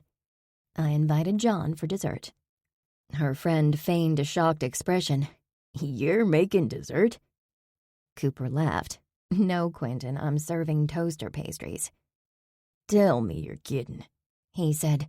Please tell me that you're kidding. I'm kidding. She scooped up her phone and the play script from the table. Remember, Savannah said, no Bible study this Sunday. Everyone have a blessed Thanksgiving. Yes, have a great Turkey Day, everyone, Bryant said. I'll see some of you at the Senior Center on Thursday evening. Cooper raced down the hall toward the wardrobe room. As she rounded the corner, she collided with a human wall. The script and her phone went flying. She looked up to see Jasmine wobble a few steps and put a hand on the wall for support. We have to stop meeting like this, the actress said. I'm so sorry, Cooper said. I was moving much too fast. She glanced around only to see that the contents of Jasmine's purse had spilled across the hallway. Cooper picked up a coin purse, a package of tissues, and over-the-counter allergy pills before handing everything to the actress. Oh, and your lipstick rolled over here. Thanks, I've got to hurry, Jasmine said. She shoved everything back into her purse and straightened. Sorry for the collision, Cooper. Have a nice Thanksgiving. Without a backward glance, she rushed toward the theater lobby. Cooper grabbed her phone and eyed the time. Yes, she had to hurry too. She could sort out the papers later. For now, she began picking up the strewn pages as quickly as possible. Beneath the first bunch, she found a business card. Shady Oaks Rehab Facility. The card had Jasmine Ryan printed on the back, along with the date from last year. It was an appointment card, like the sort you get at the dentist. Lifting the last scattered pages, Cooper discovered a silver pen and a driver's license. It had Jasmine's face, but not her name. For a minute, she stared at the license. What in the world? Who was Dolores Melville? Another puzzle to figure out. Cooper tucked the items into her jacket pocket and strode down to the wardrobe room. At the door, she knocked and entered. Hi, Cooper. Cooper turned around to see Libby. The nurse, Quentin, was sort of dating. Hi there, I'm here for my fitting. I'm ready for you. Libby took a vintage shirtwaist dress appropriate for the post-World War II era play from a rack of clothing. Would you try this on for me? She motioned to a paneled divider. That's our dressing area. Minutes later, Cooper came out in the calf-length dress.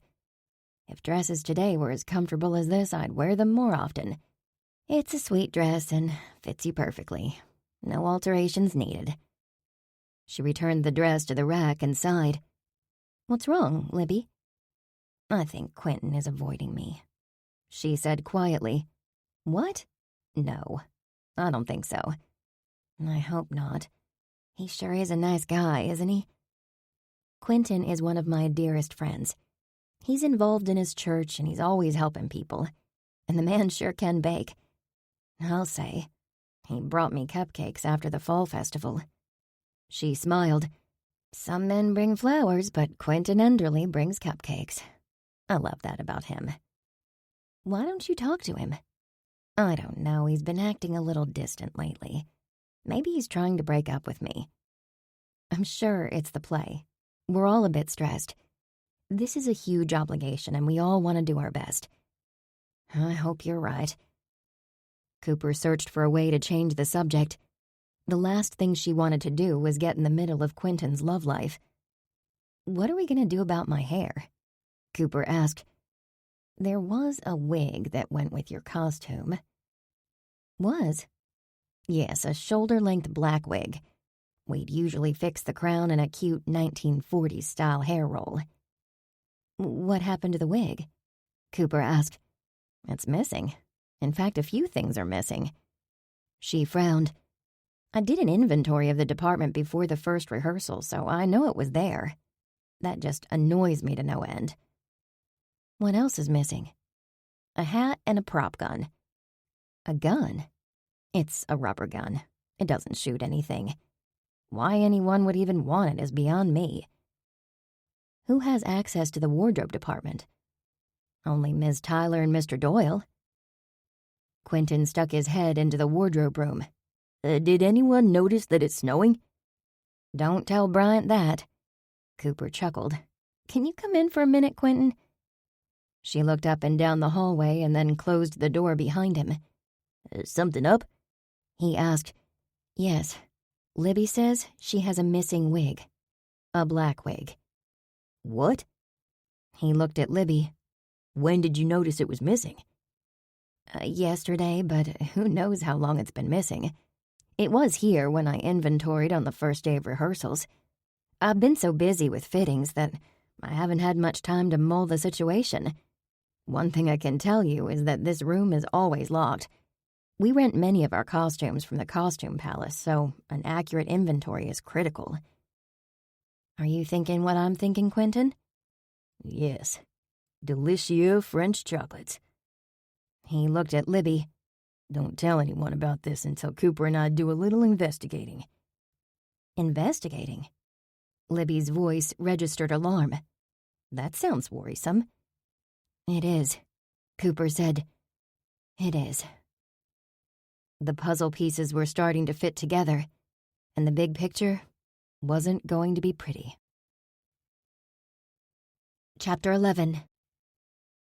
Thank you, Lord, for that which we are about to eat, and for your bountiful blessings. Amen. Earl Lee raised his head and looked around the table at his family.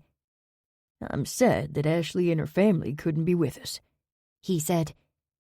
Now, Earl, you remember what it's like having two families to please at the holidays. Cooper's mother said, We used to alternate between Grammy Lee's table and my mama's. I'm a better cook, so it was an easy call, Grammy said. Maggie raised a brow but said nothing. When will the Love family be able to break bread with us? Earl asked. Ashley, Lincoln, and Hannah will be here for Leftover Sunday, Maggie said. Leftover Sunday was an annual tradition at the Lee house. Every year her mother challenged herself to find new recipes for Thanksgiving leftovers. What are you trying for Leftover Sunday this year, Mama? I've never tried turkey tetrazzini. What do you think about that? Sounds wonderful, Cooper said. In 35 years, she'd never had a meal at the Lee table that wasn't delicious. Her mother's cooking was a gift from God. Frank's coming, too, Grammy said. Cooper, pass those biscuits while they're warm. Cooper passed the basket, only to observe Grammy Lee put one biscuit on her plate and one in her pocket. Her grandmother raised her head and her gaze met Cooper's. What? I'm saving one for Popeye. Dogs get to celebrate Thanksgiving, too, you know. What are those theater folks doing for Thanksgiving, Cooper? Earl asked. Maybe you should have invited them here. They were invited to the mayor's house. There was no way Cooper was going to invite them to the Lee house. Someone in Simon Doyle's entourage was a killer. She didn't want any of them near her Thanksgiving meal. The mayor's house, Grammy repeated. Well, fancy schmancy. She raised her nose in the air. Too bad the mayor doesn't have the best turkey dressing in all of Richmond. Grammy, that's your recipe, Cooper said. Yup, that's what I mean. She reached for the honey. Cooper bit her tongue. Now was probably not a good time to mention that the fancy schmancy mayor had invited the cast to an after-party gala on opening night. The event would be held at the Richmond Grand. I hear those northerners say stuffing instead of dressing. Have you ever heard of such a thing, granddaughter? The first Thanksgiving was about people of different backgrounds sharing a meal, Grammy. I don't suppose it matters if it's stuffing or dressing, as long as there's plenty of gravy. Well said, Cooper, Maggie said. I'm guessing that if the first Thanksgiving was in Plymouth, Massachusetts, they likely had lobster and fish fry with their turkey, not dressing. I never thought about that, Mama. I think you're right. We ought to try an authentic Pilgrim Thanksgiving sometime. Grammy's head popped up. Over my dead body. I've been eating turkey, mashed potatoes, and gravy on Thanksgiving my whole life. She pointed around the table with her fork. I'm too old to try something new. Cooper chuckled. Some things never changed, like Grammy Lee and like Thanksgiving. That was probably where she got her fear of change from. It was hereditary. 2 slices of turkey and a generous serving of mashed potatoes later, Cooper looked at her watch. "I've got to run. I'll eat pie when I get home." Earl looked up from his plate.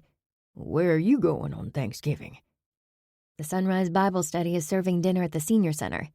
I signed up for the last shift and cleanup." "What a wonderful thing to do. I'm so proud of you, Cooper," Maggie said. The oven beeped and she stood. "That's the apple pie." "Oh, I want apple pie and pumpkin," Cooper said. "Save me some, please." "Not if I get to it first," Grammy said. "Don't worry," her mother said. "I'll save you pie." "Whose idea was serving at the senior center?" Earl asked. "Bryant Shelton? That man has a real heart for seniors," Cooper said. "He and his family serve meals there once a month." "Glad to hear he has redeeming qualities," Grammy said. "because he sure doesn't have a head for the weather. The man is the worst meteorologist I've ever seen. Whatever he predicts, I plan for the opposite." "Grammy, that's not true," Cooper said. While it was true that Bryant was notorious for his vague weather predictions, that didn't make him a candidate for the worst meteorologist. His charming demeanor and gentle heart made up for his shortcomings as a weather predictor. "Sure it is." Grammy glanced around the table. "I'm gonna need more gravy." Earl handed her the gravy. "Mother, you may be exaggerating about Mr. Shelton." "If you say so," Grammy said. "Your weather friend said 70 next week." She winked. "Anyone want to bet it's gonna snow?" "Grammy, we don't bet in this house," Cooper's mother said. "Figure of speech is all." She smothered her biscuit with turkey gravy. "You can't see it, Cooper, because he's your friend. It's natural to overlook the negative attributes of the people we care about." Cooper stared at her grandmother. Every now and again the Lee matriarch spouted wisdom that put all her other half-baked notions to shame. "What are you all looking at?" Grammy asked. "I'm right, and we all know it." Cooper took her plate to the sink, ran it under water, and placed it in the dishwasher. "I take it Grammy didn't see that article in the paper on Sunday," she whispered to her mother. "Oh, heavens, no. I made sure she didn't. We'd never hear the end of it if she did." "How did you manage to keep her from reading the paper?" Cooper asked. "I accidentally spilled coffee on the front page," Maggie said with a chuckle. "What else could I do?" "Oh, Mama, thank you. Any time. However, that doesn't let you off the hook. I'm not keen on knowing my older child may be spending her time with a potential murderer." "I know, and we're working hard to uncover the culprit." "Murder, Cooper. We're talking murder, if that article is to be believed. Can't you leave it to the police?" "I am talking regularly with Detective Olson. But, Mama, it's been weeks. The case is practically cold now. There's no evidence. We've got to do something before that reporter decides to pen another article. She's trying to advance her career. We're trying to save the senior center." "Okay, but promise me you will not do anything foolhardy. Like go down into a dark basement when the lights go out?" She chuckled. "All the dumb heroines and cheesy murder mysteries did that." "Oh, Cooper." Her mother scolded with a little laugh. "That is not funny." "Oh, Cooper, what?" Grammy asked. "She forgot to pick up the whipping cream for the pie." "I saw whipping cream in the refrigerator." Grammy frowned. She looked Maggie up and down. "You're working too hard. Why don't you set a spell and relax? Earl'll do the dishes." "That sounds like a lovely idea," Maggie said. "What did she say now?" Earl asked, looking between the women. Cooper kissed her mother's soft cheek. "You're the best, Mama." When Cooper arrived at the senior center, Trish was already there, along with Bryant and his family. It was nice to see Jane and her sweet children again. Bryant and his wife made her a little envious of married life. They were so happy. "Quentin, Savannah, and Jake took earlier shifts," Bryant said. "How can I help?" Cooper asked. Bryant handed her an apron. If you and Trish stay here serving up pie, the rest of us will start cleaning up." "How was your Thanksgiving, Cooper?" Trish asked as she tied an apron around her cashmere sweater and wool skirt. Cooper knew it was cashmere because her sister Ashley had one just like it, with little cashmere bows on the shoulders. "Our dinner was delicious as ever, considering I didn't cook any of it. My mother makes the best mashed potatoes in the world. Her gravy makes grown men weep." Trish laughed. "That's quite an endorsement. Also very convenient, as is having a boyfriend who can take over cooking turkeys for you for the rest of your life." Cooper's eyes rounded. "No, you're getting way ahead of things. John and I aren't even at the serious stage." Trish laughed. "I said the same thing when I met Phil. Oh, we're not serious." She smiled. This year marked 15 years. Time flies when you're not serious. A woman with a walker eased her way to the table and smiled at Cooper and Trish. "May I have a slice of apple and pumpkin?" "Yes, ma'am," Cooper said. "I'll carry the pie to your table for you, dear," Trish said. When Trish returned, Cooper inched closer to her. "I have some news," she whispered. "About the case?" Trish asked. Cooper nodded. "I literally ran into Jasmine in the hall on my way out of rehearsals on Tuesday evening. The contents of her purse went flying." "Why do I think there's more to this story?" "Because there is." A mature gentleman approached the table and offered a toothless grin. "You two look as sweet as the pie," he said. "I'd like some of that pecan, please, and thank you. Looks just like the way my wife used to make her pecan pie, with lots of nuts, and this brings back lots of memories." Cooper smiled at his drawn-out pronunciation of pecan. That was exactly how Grammy said the word. She sliced the pie and added a little scoop of vanilla ice cream. "There you go, sir." "I'm mighty grateful the senior center is open today. It ain't no fun to be alone for the holiday. You girls are angels to spend your time here." "Thank you," Trish said. As the man walked away, she wiped the moisture from her eyes. "This is exactly why we must continue the good fight and find out who murdered Regina. It will put a rest to the rumors and any chance that we won't be able to bring the senior center funding." "You're right, Trish," Cooper said and nodded. "I may have a lead. I said I ran into Jasmine. When I did, she left behind some items from her purse. One of them was her driver's license. It says Dolores Melville."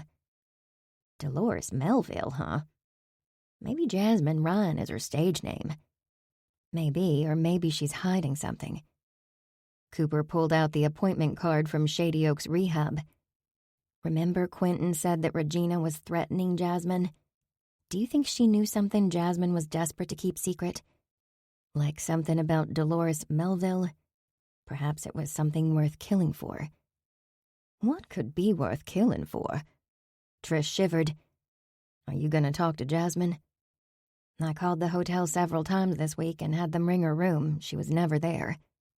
"She must have made plans for the holiday weekend. I don't blame her. I'd get out of that hotel too if I was stuck there."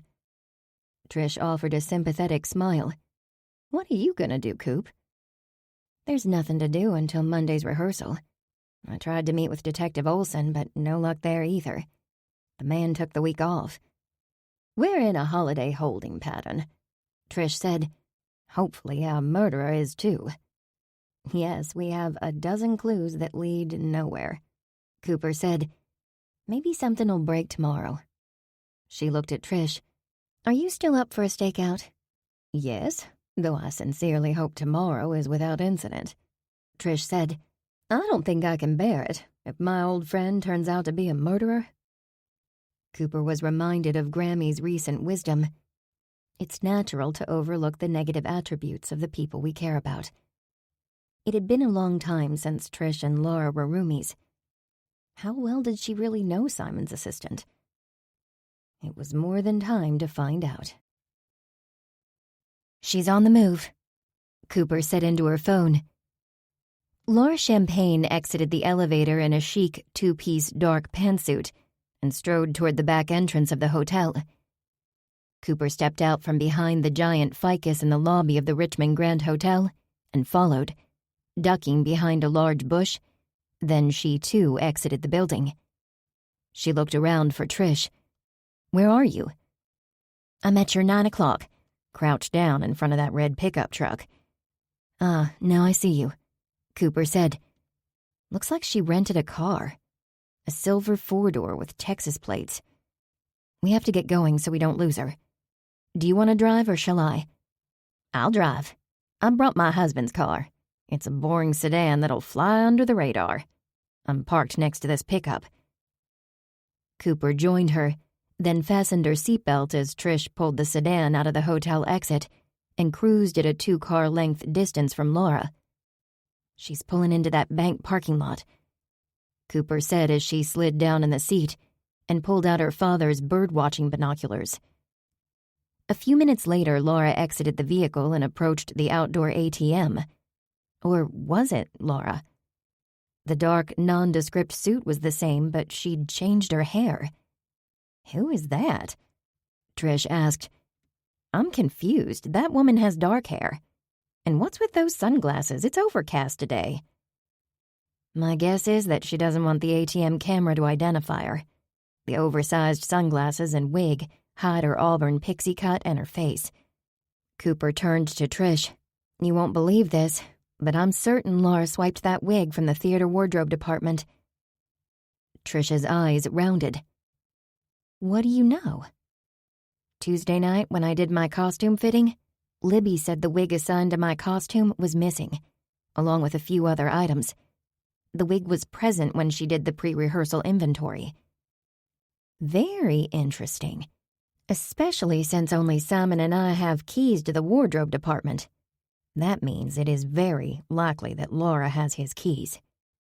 "My thoughts exactly," Cooper said. "There's more.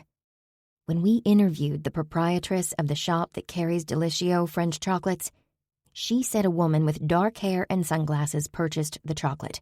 Strictly cash. No way to trace the transaction." "Why didn't you tell me?" "Because she couldn't identify the woman as either Jasmine or Laura, and until now, there was no wig mentioned." "Do you think Laura bought the chocolate that killed Regina?" Trish asked. "I can't answer that. Everything we have is speculation. Did Laura buy the chocolate and taint it with cyanide, or was it Jasmine? We still can't be sure who the target was, Regina or Jasmine." "Look," Trish said, "she's completed her transaction and is returning to the vehicle." Once again, they followed at a discreet distance. An hour later, they watched as Laura repeated the same scenario at a 4th bank ATM. "Trish, Laura took money out of 4 ATMs. Who does that? What's the rationale?" "I hate to tell you what I'm thinking," Trish said. "I mean, this is my friend I'm talking about." She shook her head. "At least I thought she was my friend." Cooper sat quietly while Trish battled with a moral dilemma. The realization that her friend had crossed the line had to be the worst kind of pain. "Laura is Simon's personal assistant," Trish finally said. "She books his flats and hotels and makes purchases on his behalf." "Wait a minute." The light bulb went on and Cooper's jaw sagged. "You think she used Simon's credit cards at those ATMs?" "That's the only thing that makes sense. We know that Laura has a history of financial problems. Simon has money. He'd never notice small cash withdrawals." "Wouldn't his accountant?" $100 here and there, probably not, especially when Simon is worth millions. She paused. This is a man who spent over $300 on pricey pizza for the cast and crew. That's still a leap, isn't it? I can't believe there are people who don't notice things like that. I know my bank account balance down to the penny, which is very admirable, except that's not how it works with many businesses. And Simon Doyle is a business. The man is an enterprise. Trish shook her head. I had an assistant at Tyler Fine Properties with access to the company card. Honestly, I never looked that close. I have to be able to trust people in my line of work. Micromanaging is not effective time management, especially when I am balancing a business, my family, and my civic obligations. How did you figure it out? She got greedy. I never noticed $20 or $30 here and there. After all, we buy coffee and lunch for clients all the time, and I trust my employees. Then I got hit for a $500 cash withdrawal, which is usually the max daily withdrawal allowed at an ATM. She quit the next day, took the money and ran. What did you do? I canceled the card and considered it a life lesson. You didn't pursue it? Trish, that's $500. I know, it takes time and more money to pursue a thief. I'm not going to hire an attorney at a couple $100 an hour to recoup $500. Plus, I'd have to spend the day in small claims court. She shook her head. Lesson learned. No one gets the company card. I keep petty cash on hand and a receipt book with the receptionist. All major purchases require a purchase order signed by me or the office manager. What are we going to do about Laura? Cooper asked. It's terrible that Laura may be swindling Simon, but he'd have to be willing to press charges. The man is trying to rehabilitate his image. I'm guessing he'll brush it off like I did the $500. Trish, it's bigger than that. That wig ties everything together. It's likely Laura bought the candy that killed Regina. She released a breath of frustration. I got pictures of her at all the ATMs. Sadly, none of the photos will be close enough to positively identify her. We're back to the same question. Trish said, is Laura guilty of murder? If she is, how do we prove it? We can't. But Detective Olson can. Once he talks to Simon, I think we'll have enough information for him to get a search warrant. All he has to do is find proof she bought the cyanide. If it was cyanide, we can't confirm that yet either. It's been 6 weeks since the murder. I'm hoping next week we'll hear something from Olson. As it is, we'll have to sit on this information until Monday. I wonder if Quentin and Bryant were successful following Michael. Trish asked. I'll text Quentin. Cooper pulled out her phone and sent the text. It only took a moment for the response. Wow, that was fast. What did he say? Trish asked. Cooper offered her the cell phone and Trish read the text aloud. Michael Ospina is a stalker. He stalked Jasmine and Simon all day. That certainly fits the profile I've created of Michael, Cooper said. He's an egotistical bully. He's also not very good at his job, Trish said. I don't understand why Simon hired him in the first place. I have my thoughts about that, too, Cooper said. Have you noticed that Michael and Simon have the same dark hair and aquiline nose? Oh, they're nothing alike. Simon is laid back and very cultured. Michael is much rougher around the edges. I used to think Simon was a cad, as Grammy Lee would say. After working with him for weeks, I'm not so sure. He's a man who's made some mistakes. And Michael? Trish asked. 100% cad. The real question is whether Michael would kill for love. In the theater, we call men like Michael a Lothario, Trish said, an unscrupulous seducer of women, a term from a play called The Fair Penitent. If the Lothario fits, Cooper said. I wonder, could Michael and Simon be father and son? Trish asked. Cooper shrugged. Or half-brothers. There's some familial connection which would explain Michael's over-the-top contempt because Jasmine dumped him for Simon. Nepotism hiring would also explain why he's so incompetent at the riggings. Wouldn't someone with real theater experience have at least rudimentary knowledge? Probably, unless they were very young and weren't exposed to hemp houses. Laura and I have a background. Trish's face paled and her jaw sagged. Oh my goodness. Laura knows the pulley and ropes. She could have unlocked the pulley. Trish nodded slowly. I can't believe I didn't connect the dots before. Laura has means and opportunity. Cooper said, the only thing we haven't figured out yet is motive. She paused. There's nothing we can do except wait for Olson to get back from vacation. No one else would take us seriously." "Does Olson take us seriously?" Trish asked. "He hasn't laughed me out of his office so far." Olson might be tough, but the man did his job well. She ought to add him to her Thanksgiving list of things in life to be thankful for. Chapter 12. "I don't understand why we have to go shopping on a Sunday," Ashley wailed from the passenger seat of Cooper's Jeep. "There won't be any leftover turkey by the time we get home. Grammy's bringing Frank to leftover Sunday. You can say goodbye to the pie, too. It was either Black Friday or today. Between my day job and theater rehearsals, I don't have any other options." Cooper didn't mention that she spent Friday following a suspected murderer. Ashley would no doubt tell Mama. Her sister couldn't keep a secret. Secrets were a commodity to be traded with friends during a pedicure or a sea salt scrub. Cooper unbuckled her seatbelt. She'd insisted on driving. Ashley's bump was enormous. Personally, she didn't think the woman should be behind the wheel at all.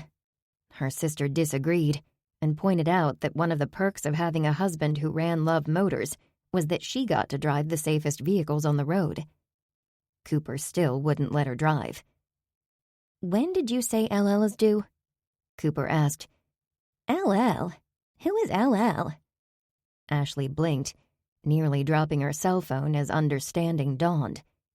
"You are not calling my son LL. His name is Lincoln Love Jr." Cooper chuckled. "I like LL. He sounds like a very cool kid. Who are you texting anyhow?" "Mama, of course. I'm telling her to hide the pecan pie." "I don't like pecan nearly as much as pumpkin." There was nothing like her mother's pumpkin pie with a snickerdoodle crust. Cooper's mouth watered, thinking about pie and coffee once this shopping trip was completed. Tell her to hide the pumpkin, too. "Coop, she can't hide two pies. Grammy will get suspicious." "Grammy and Frank can eat the mincemeat. Ugh, I can't stand mincemeat." A Mercedes pulled out of a prime space in front of Saks Fifth Avenue, and Cooper zipped into the spot. Rockstar parking. She put the Jeep into park and turned to her sister. "Tell Mama we'll call her when we're done. This will only take a few minutes." Ashley laughed. "I can't even buy nail polish in 5 minutes. Finding the perfect dress is one of the most important life decisions there is." Cooper shuddered as they walked up to the store's double-glass doors. "We went right by Walmart. Why couldn't we have stopped there?" "I'm going to pretend you're joking. Walmart is a fine store, but it's not where you buy a cocktail dress." She smiled. "Did you notice that we're right by Trader Joe's? We can stop on the way home. That will be my reward for helping you." "You're sort of like a fairy godmother, aren't you?" Cooper said. "Or Clarence." "Clarence? Who's Clarence?" "Clarence Oddbody. Angel second class from It's a Wonderful Life. You know, with Jimmy Stewart. The theme is about sacrifice and family." Ashley laughed.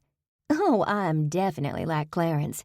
Every time I use my American Express black card, an angel gets his wings." Cooper couldn't help but laugh at her sister's interpretation. Then she took a deep breath and turned to Ashley. "Ready?" "Yes. Just promise me you won't wander off into the appliance department. The last time you did that, I had to ask the manager to call your name over the store intercom, like you were a lost child." "Ashley, clothes shopping bores me. I like the shiny modern technology and pretending I can afford it." "Promise me, Coop. I can't be running all over looking for you. Lincoln Love Jr. has slowed me down these days." "Okay, fine. I promise. This won't take long anyhow. And remember, I'm on a strict budget. 1 dress, and then we're out of here." Ashley laughed again. "You keep saying it won't take long. I have no idea where you got such a notion. This isn't a race, Cooper. Think of it like a safari. We're here to look at all the dresses and bag the perfect one. Then we'll head to the shoe department and start the hunt all over again." Cooper's head lolled back and she groaned. "I don't need shoes." I have a pair of black flats. They're all-purpose. They match everything. Ashley looked down at Cooper's feet, horrified. Those? Surely you do not mean those. She did a double take.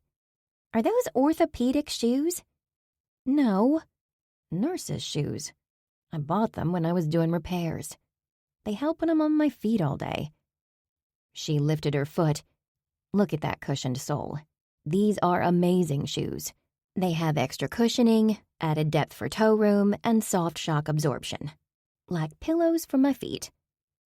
You're not a nurse, and you are not on your feet all day. Ashley shuddered. Not to mention they are butt ugly. I cannot believe you said that. She shrugged. Besides, I told you I have flats at home. That's it? You own 2 pairs of shoes. I can only wear 1 pair at a time. What's the big deal? Rhetorical question. She knew what the big deal was. Ashley had an entire walk-in closet that housed dozens of shoes, boots, and sandals, not to mention numerous purses and more clothes than one person could wear in a lifetime.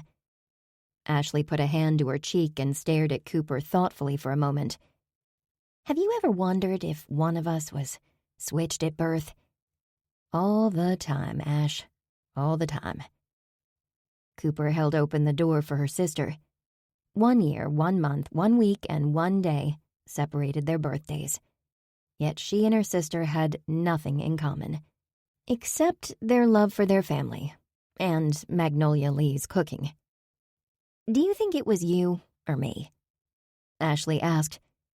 Cooper burst out laughing. Definitely you, Ashley. Once they were inside the store, Ashley waddled down the aisle faster than a duck looking for supper. Follow me, and I want no complaints. Today is my treat. You can consider it your Christmas present.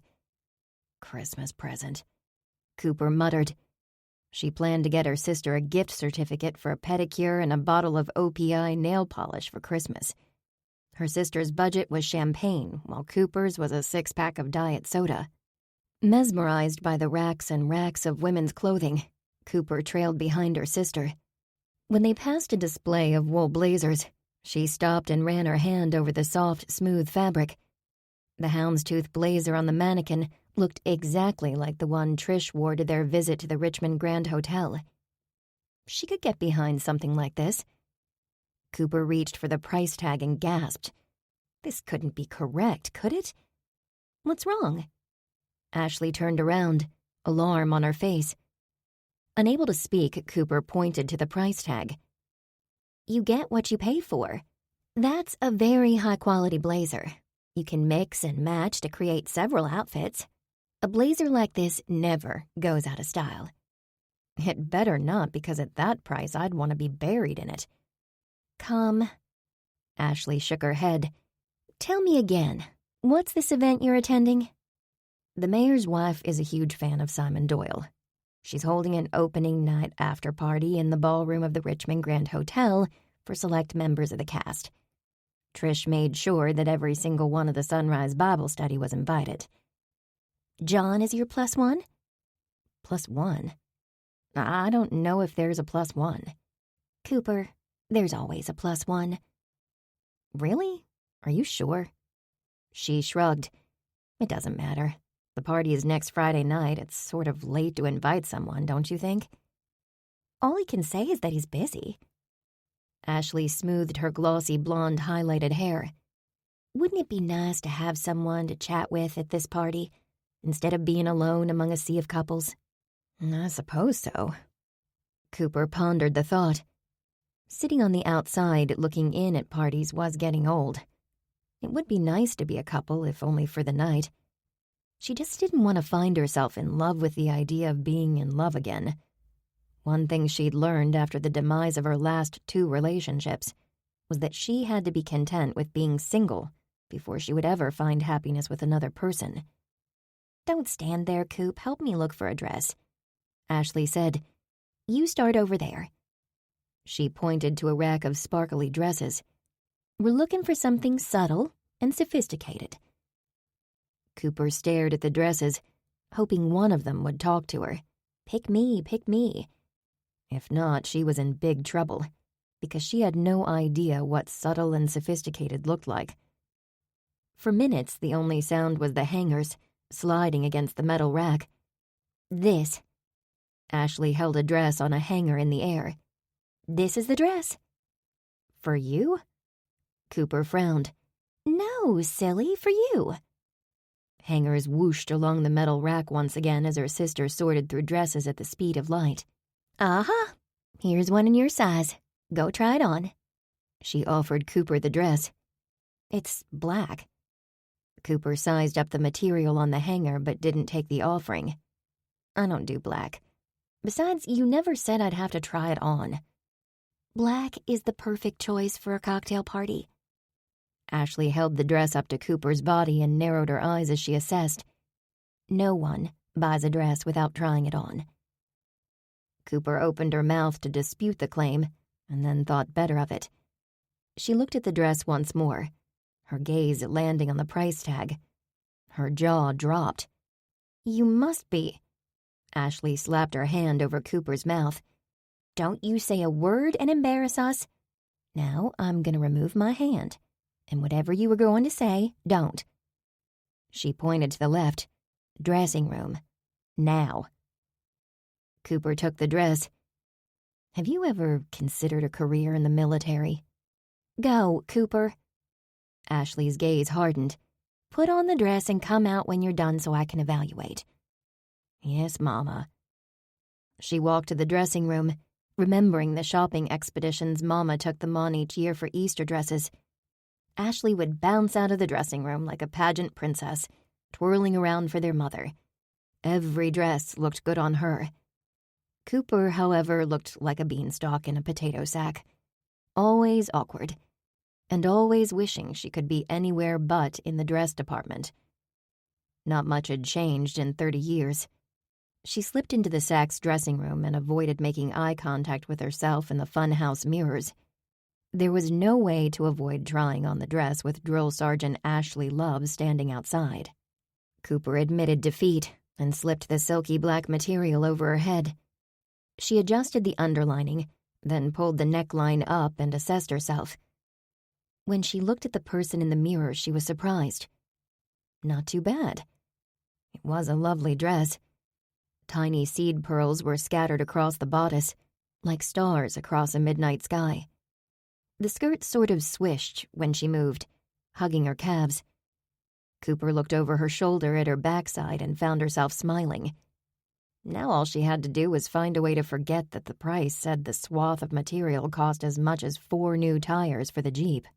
She stepped out of the dressing room, and this time it was Ashley who gasped. I knew it. This is your LBD. LBD? Last big deal, large bulldog, loose brain door. Little black dress. What rock have you been under? Don't you read magazines? Yes, of course I do. I have subscriptions to Popular Mechanics and Consumer Reports. I don't do anything but read and binge old television shows. She smiled. My name is Cooper Lee. Nice to meet you. Unbelievable, her sister said under her breath. I wonder where my real sister is. Cooper laughed. I may not know fashion, Ash, but I have other talents. I can take apart a Xerox VersaLink C405DN laser color multifunction printer in 20 minutes and put it back together just as fast. I'll keep that in mind. Ashley shook her head. Now, all we need is shoes. We already discussed shoes. I have flats. Cooper, you are getting heels, and that's final. An hour later, Cooper sat in the Jeep, limp with exhaustion while Ashley headed into Trader Joe's. Spending money was emotionally draining. She'd just gotten herself into the black after paying off the wedding that wasn't. She absolutely could not get into debt again if she hoped to take over bits and pieces. Cooper pulled out her cell phone and sent a text to Trish, asking about a +1. Trish didn't text. Instead, she called Cooper back immediately. Yes, absolutely. I am sorry for the confusion. I thought I had made that clear. Invite John. I'm sure I zoned out during that part. Okay, fine. I'll invite John. Cooper hesitated a moment before continuing. My sister bought me an LBD for the after party. Will that work? She waited for Trish's reaction. Oh my, yes. An LBD is perfect. That's what I'm wearing too. Thanks, Trish. Cooper frowned and tucked her phone away. She hated when her sister was right. Strains of merry holiday music greeted Cooper as she opened the door of Make It Work on Monday morning. Happy Monday, Cooper! Angela beamed as she arranged a large poinsettia on the reception desk. Christmas sweater season had officially begun in Angela's world. Today the boss's wife wore a tight red cardigan with Rudolph knitted across the chest. She paired it with a black pencil skirt and short suede boots. Nice sweater, Cooper said. It matches my reindeer earrings. She pushed her platinum hair back to reveal earrings with little red bulbs that flashed on and off. Very merry indeed. This is my favorite time of year. I have 4 more boxes of office decorations to unpack today, and I cannot wait. How was your weekend? Cooper said. She put her cup of lamplighter coffee on the counter. I had a wonderful weekend starting Sunday at noon. That's when Mr. Farmer's sister departed for her cave, and I was free of her constant complaining. The turkey was dry, the pies were soggy, on and on. Angela huffed and shook her head. Also, I fired my assistant this morning. She held up 2 fingers. 2 reasons I'm happy as can be. What are you going to do about the reception desk? The right person will come along in due time. Until then, I'll be doing both jobs, just like I've done for the last 5 years. At least I can rely on me to get the work done. If you need help, let me know. Thanks, Coop. Angela held up a ball of mistletoe and looked around the lobby. Where should I hang this? Don't hang it at all, or someone will report us to Human Resources for sexual harassment. Are you serious? I am. I read about it in the paper. Stick to reindeer and Santa. Take the mistletoe home to Mr. Farmer. Ooh, I like that idea. She giggled. I've got a great place to put it, too. Cooper picked up her coffee, along with the stack of mail on the counter with her name on it, and hurried to her office. She didn't need to know any more information on the future home of the mistletoe. I nearly forgot, Cooper. 2 of your employees called in sick. 2? And here she thought she'd get some work done today. Angela scooped up the message pad from the desk and tore off 2 slips. She handed both to Cooper. One had his appendix out on Thanksgiving. The other one is stuck in a Minnesota snowstorm. I may have to go out in the field today, which would not be a bad thing. I'm getting tired of sitting behind a desk all day. That's a great attitude. Let me know if you do so I can let Mr. Farmer know. Yes, ma'am. Cooper turned on the lights in her office and stared at the pile of folders on her desk. It was the end of the month again, and she had 2 employees out. The first thing she'd have to do was check the booking schedule and get creative. She sat down and booted up her computer. Cooper, I hate to bother you before you get settled, but you have a visitor.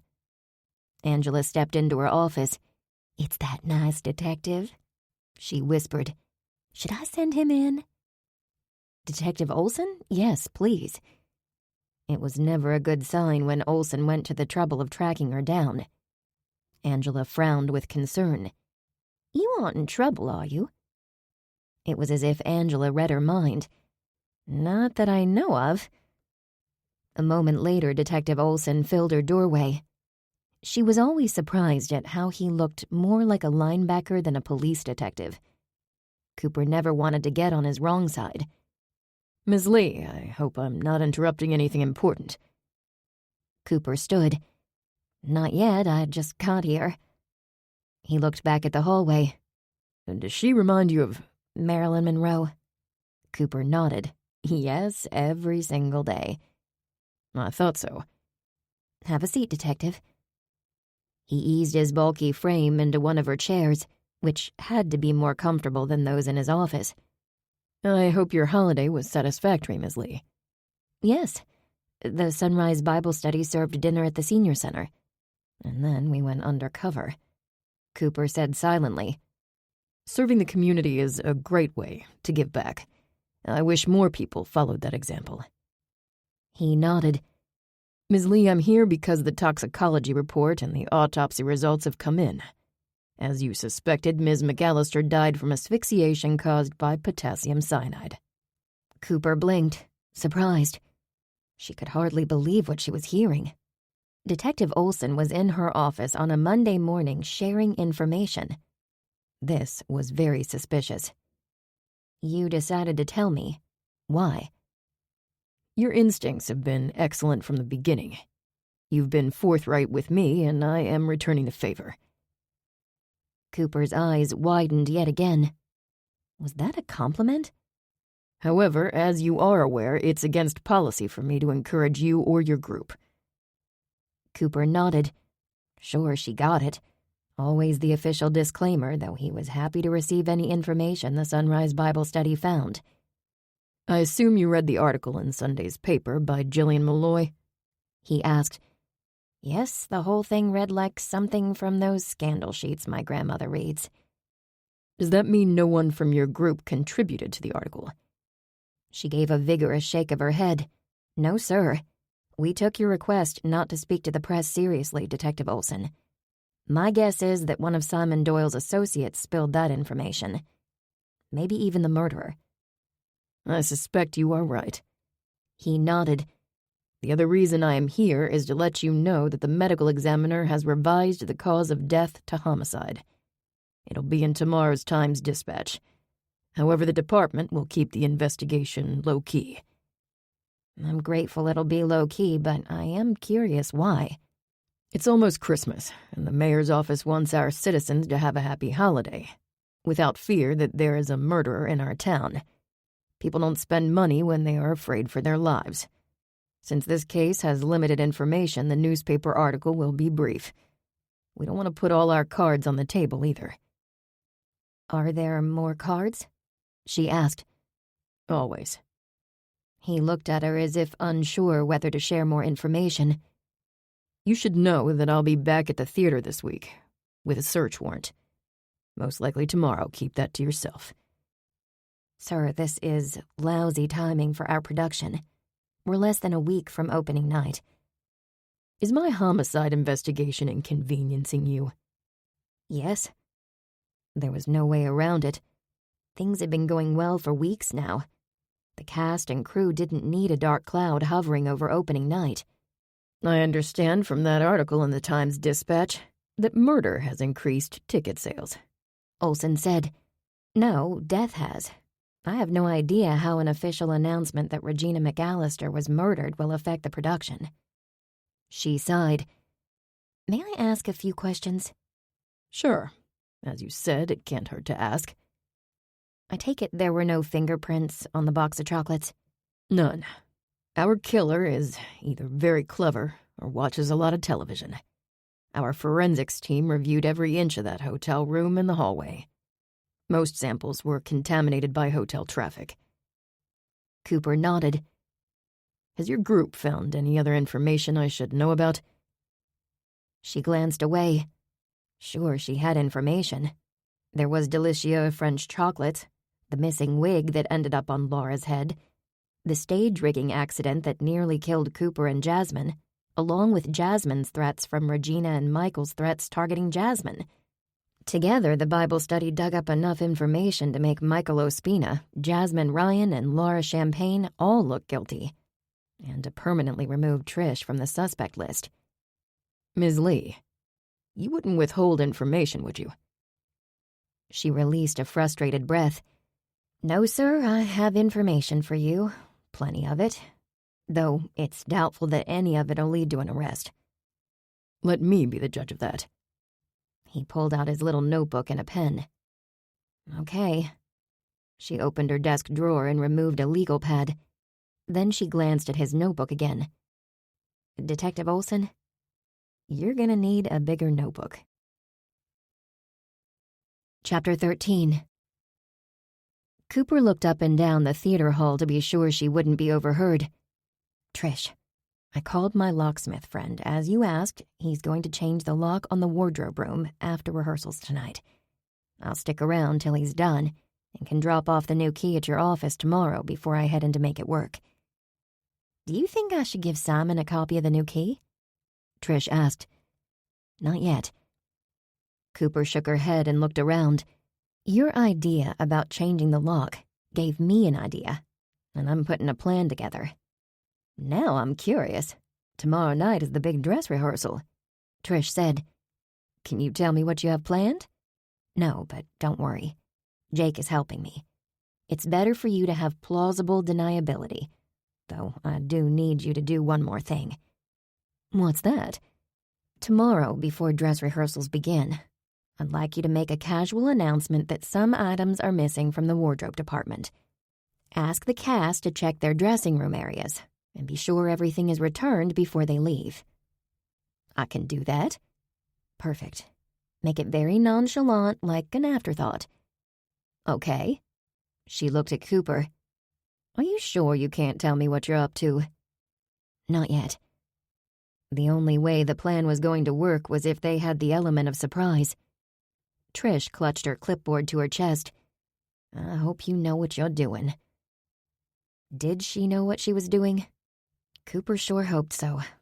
She was about to taunt a killer, and if things didn't go as she hoped, there was no telling what might happen. Don't worry, Trish. I'm simply going to help the walls start closing in on our killer. Be careful, Coop. I will. She looked around again. Now I've got another problem to deal with. I'll see you later. In 15 minutes, Mary Bailey would be called on stage for rehearsal. Cooper hurried toward the dressing room hall. Another day, another confrontation with Simon Doyle's staff. This time she wouldn't back down. She stood outside Jasmine Ryan's dressing room and knocked. Come in. Cooper opened the door and found Jasmine preparing for rehearsal in front of a makeup mirror. A dozen red roses in a glass vase sat on a coffee table in the room. More roses, Cooper murmured. Yes, Simon is so sweet. She smiled. What can I do for you, Cooper? When we ran into each other last Tuesday night, I discovered several of your things on the ground. I tried to get in touch with you to return them, but couldn't catch you. Oh, Simon and I took a short trip into the country to do a little leaf peeping. I love this time of year, don't you? I do. Cooper pulled the driver's license out and placed it on the makeup table. Jasmine looked at the license, and then up at Cooper, alarm in her eyes. Are you Jasmine or Dolores? Cooper asked. Both. My real name is Dolores Melville. She offered a weak laugh. What kind of name is that? I mean, really, can you see Dolores Melville in lights across the theater marquee? Of course not. I mean, unless it's for a production of Moby Dick. My stage name is Jasmine Ryan. Stage name. Just what Trish had said. Maybe there weren't any secrets here. Then Cooper remembered the appointment card from Shady Oaks Rehab and took that from her pocket as well. She handed the card to Jasmine. Is this what Regina was threatening you about? Jasmine released a breath and her shoulders slumped. You may as well hear the whole story, although I must request that you keep it between us. I'm all for honesty, Cooper said. There's been far too much drama and secrets around here since day one, and you can trust me to be discreet. Dolores Melville has an addiction to narcotics due to a stage accident. Jasmine laughed. I spent 3 months at Shady Oaks Rehabilitation Center a year ago. I hurt my back during a production that Simon directed. He felt terrible about the accident and my subsequent problems. Simon paid for my rehab. Those flowers you tried to deliver in October, they were congratulatory roses from Simon. I was 1 year clean. Congratulations, Cooper said. That's a huge milestone. Cooper meant every word. She respected anyone who could overcome an addiction, no matter the method. There was a time when cigarettes held her in their ugly grip. It took a minor miracle to break the cycle. To this day, she battled the urge for a smoke. How does Regina play into this? Cooper asked. Regina? Ugh. Jasmine shuddered. She and Simon had been divorced for more years than they were married. Regina was still in love with Simon, or maybe with his money. She wanted me gone and threatened to expose my addiction to the press. It would have been disastrous for Simon and for me. Disastrous? As in a motive for murder? Jasmine gasped at that. Murder? Was Regina really murdered? I thought that newspaper article everyone was talking about was more like an opinion hit piece. I don't think anyone I talked to took it seriously. I have it on good authority that the police will announce this week that the medical examiner has determined Regina's death to be a homicide. What? Her face reflected shock. Surely the police don't think I murdered Regina. She slowly shook her head. I didn't like Regina, I admit that. However, there really wasn't any true malice there. Regina was like moss. Annoying, but you learn to live with it. I was as stunned as everyone else when that detective told us she was dead. I hear you, though you can see how easily her threats to you could be seen as your motive to kill her, right? Yes, okay, I guess so. Though I never thought protecting myself from a vindictive person who threatened me would make me appear guilty. She released a breath of air. The thing is, one of the reasons Simon and I have been pretending to have a relationship is exactly for that reason, so Regina couldn't extort me with her vicious threats. Only days before she died, I told Regina to go ahead and talk to the press. I planned to tell them how wonderful Simon was to stand by his love during a challenging time, which would only make him look like a hero to the public. I even reached out to a few media outlets in case we had to go public. Can you prove that? Jasmine reached for her cell phone. I sure can. I have threatening text messages and emails from Regina. They must be on her phone as well. Her phone is missing. Mine isn't. If the police want evidence, I have plenty. Why didn't you tell Detective Olson all of this when he interviewed everyone? I had no reason to. Regina died. I wasn't connected to her death, so I certainly wasn't going to share anything I didn't want to become public knowledge. Reporters always seem to get information from police reports and put it out there to the public. She shook her head firmly. Oh no, I have learned to be discreet in this industry. Regina McAllister taught me that, the hard way. Cooper paused. What's the story with Michael and you? There is no story. Michael is obsessed with Simon. He's jealous of anything in Simon's world. Michael wants all that Simon has attained without actually working for those achievements. She chuckled. As you can tell, I am not a fan of Michael Ospina. Then again, I don't know anyone who is. Michael claims you dumped him for Simon's wealth.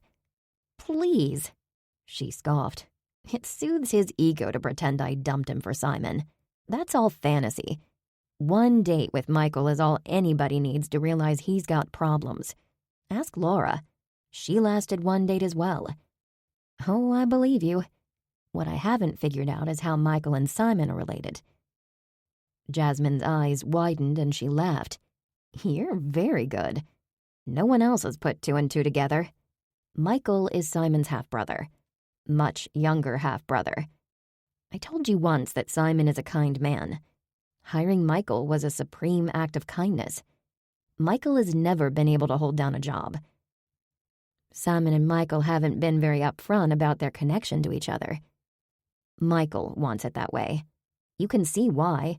He's able to act like he knows what he's doing with that pretentious title of technical director. Cooper nodded. Everything that Jasmine said so far rang true. What about Simon? Cooper asked. The man doesn't exactly have a sterling reputation. He made one mistake and he's paying for it. That actress lied to him and told him her divorce was nearly finalized. Turns out she was using Simon for a publicity stunt. There's no way to prove that, which is why the last year has been all about damage control for Simon. You're sticking to the story that you and Simon are friends. Cooper asked. Come on, Simon is old enough to be my father. There are plenty of May-December romances in your business. Jasmine shrugged. It's the truth, plain and simple. Does Laura know the true nature of your relationship with Simon? Yes, though that was not without risks. So far, Laura has kept our secret because she knows that our relationship made Regina livid. She also knows that if she tells anyone, she'll be fired. Laura won't risk her golden goose. Jasmine looked at Cooper. How well do you know Laura? Not well at all. Laura Champagne is all about making herself relevant. It kills her that she didn't make it as an actress. Being Simon's assistant is an insult. But again, she won't do anything to cut off the generous checks Simon deposits in her account each month. Because she has to take care of her elderly parents. Do you believe that story? Jasmine asked. I think it's because Laura needs the money to maintain the lifestyle she thinks she deserves. Laura and Michael aren't all that different. They're both entitled. The way Laura tells it, Simon used her and dumped her. Cooper said, yes, they dated. And yes, it didn't work out. I suspect that Regina may have had a hand in that, though I've never asked Simon. Who do you think the anonymous source was who contributed to Jillian Malloy's article? Cooper asked. There is no doubt in my mind that it was Laura. As I said, she despised Regina and told anyone who would listen. I'm sure Jillian Malloy paid her handsomely for the information. Once again, money and Laura. Trish was going to be very sad to hear what Cooper had uncovered about her friend. I see. What Cooper saw was that either Jasmine was telling the truth, or she too was manipulating the truth to cover something. Her gut said that Jasmine wasn't lying. I hope you won't share any of this, Cooper. Jasmine said, You seem to be an honorable person, you and your Bible study friends. You can trust me. All I want is for this play to be a success. We've got a lot on the line. That said, I suggest you go downtown and talk to Detective Olson. It would be better if he heard the truth from you and eliminated you from the suspect list. I'll do that. Thanks, Cooper. Cooper took a step to leave and then stopped. One more question, Jasmine. Sure, why not? The actress raised her brows. Who do you think murdered Regina? I don't know. She made enemies wherever she went. Jasmine looked away, unwilling or unable to meet Cooper's eyes. Thanks, Cooper said. Thank you for listening to me. Cooper left the dressing room convinced that Jasmine had an opinion about who was responsible, but she wasn't talking. Cooper couldn't help but smile as the Bible study group huddled outside Trish's office. Quentin, Bryant, and herself were all in costume, ready for the dress rehearsal. Maybe she was born too late, because she absolutely loved 40s vintage fashion and menswear. Bryant was suave in his suit and classic fedora. Quentin's large build fit the character of Clarence the Angel perfectly, with his overcoat, bow tie, and bushy brows. Why is Detective Olson here? Quentin asked Trish. Don't ask me, I only run the place. Trish raised her hands. He showed me a search warrant. It's something to do with Regina's murder. This is the dress rehearsal. The cast and crew are already on edge since that newspaper article came out today saying Regina was murdered. Quentin said, Quentin, Olson has a search warrant. There is nothing I can do. Trish said, What's he looking for? Quentin asked, I don't know specifically. Trish said. She turned to Cooper. Do you? I suspect they're looking for Regina's phone, but don't tell anyone I told you. This is terrible timing, Bryant said. He pushed the fedora to the back of his head. Terrible. At least he didn't shut the production down, like last time. I'm hoping that if he completes his search tonight, this drama will be over before opening night. Cooper said. She looked at Jake. Everything ready? It sure is. What are you talking about? Ready for what? Quentin asked. He narrowed his eyes and looked at Cooper and Jake. Trish grabbed her clipboard from her desk and stood. Don't ask. They won't tell us. She looked pointedly at Cooper. Plausible deniability, right? Yes, Cooper said. If everything goes sideways, I want you, as the head of the theater board and the assistant director, to be able to say that you had no idea and mean it. That is not comforting, Trish said.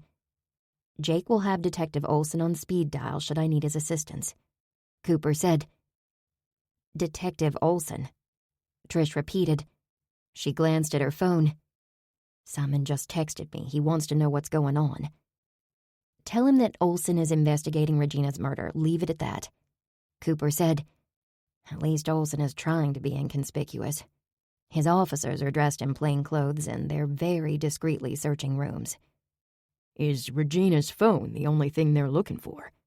Bryant asked. Maybe they're looking for the missing wig, too?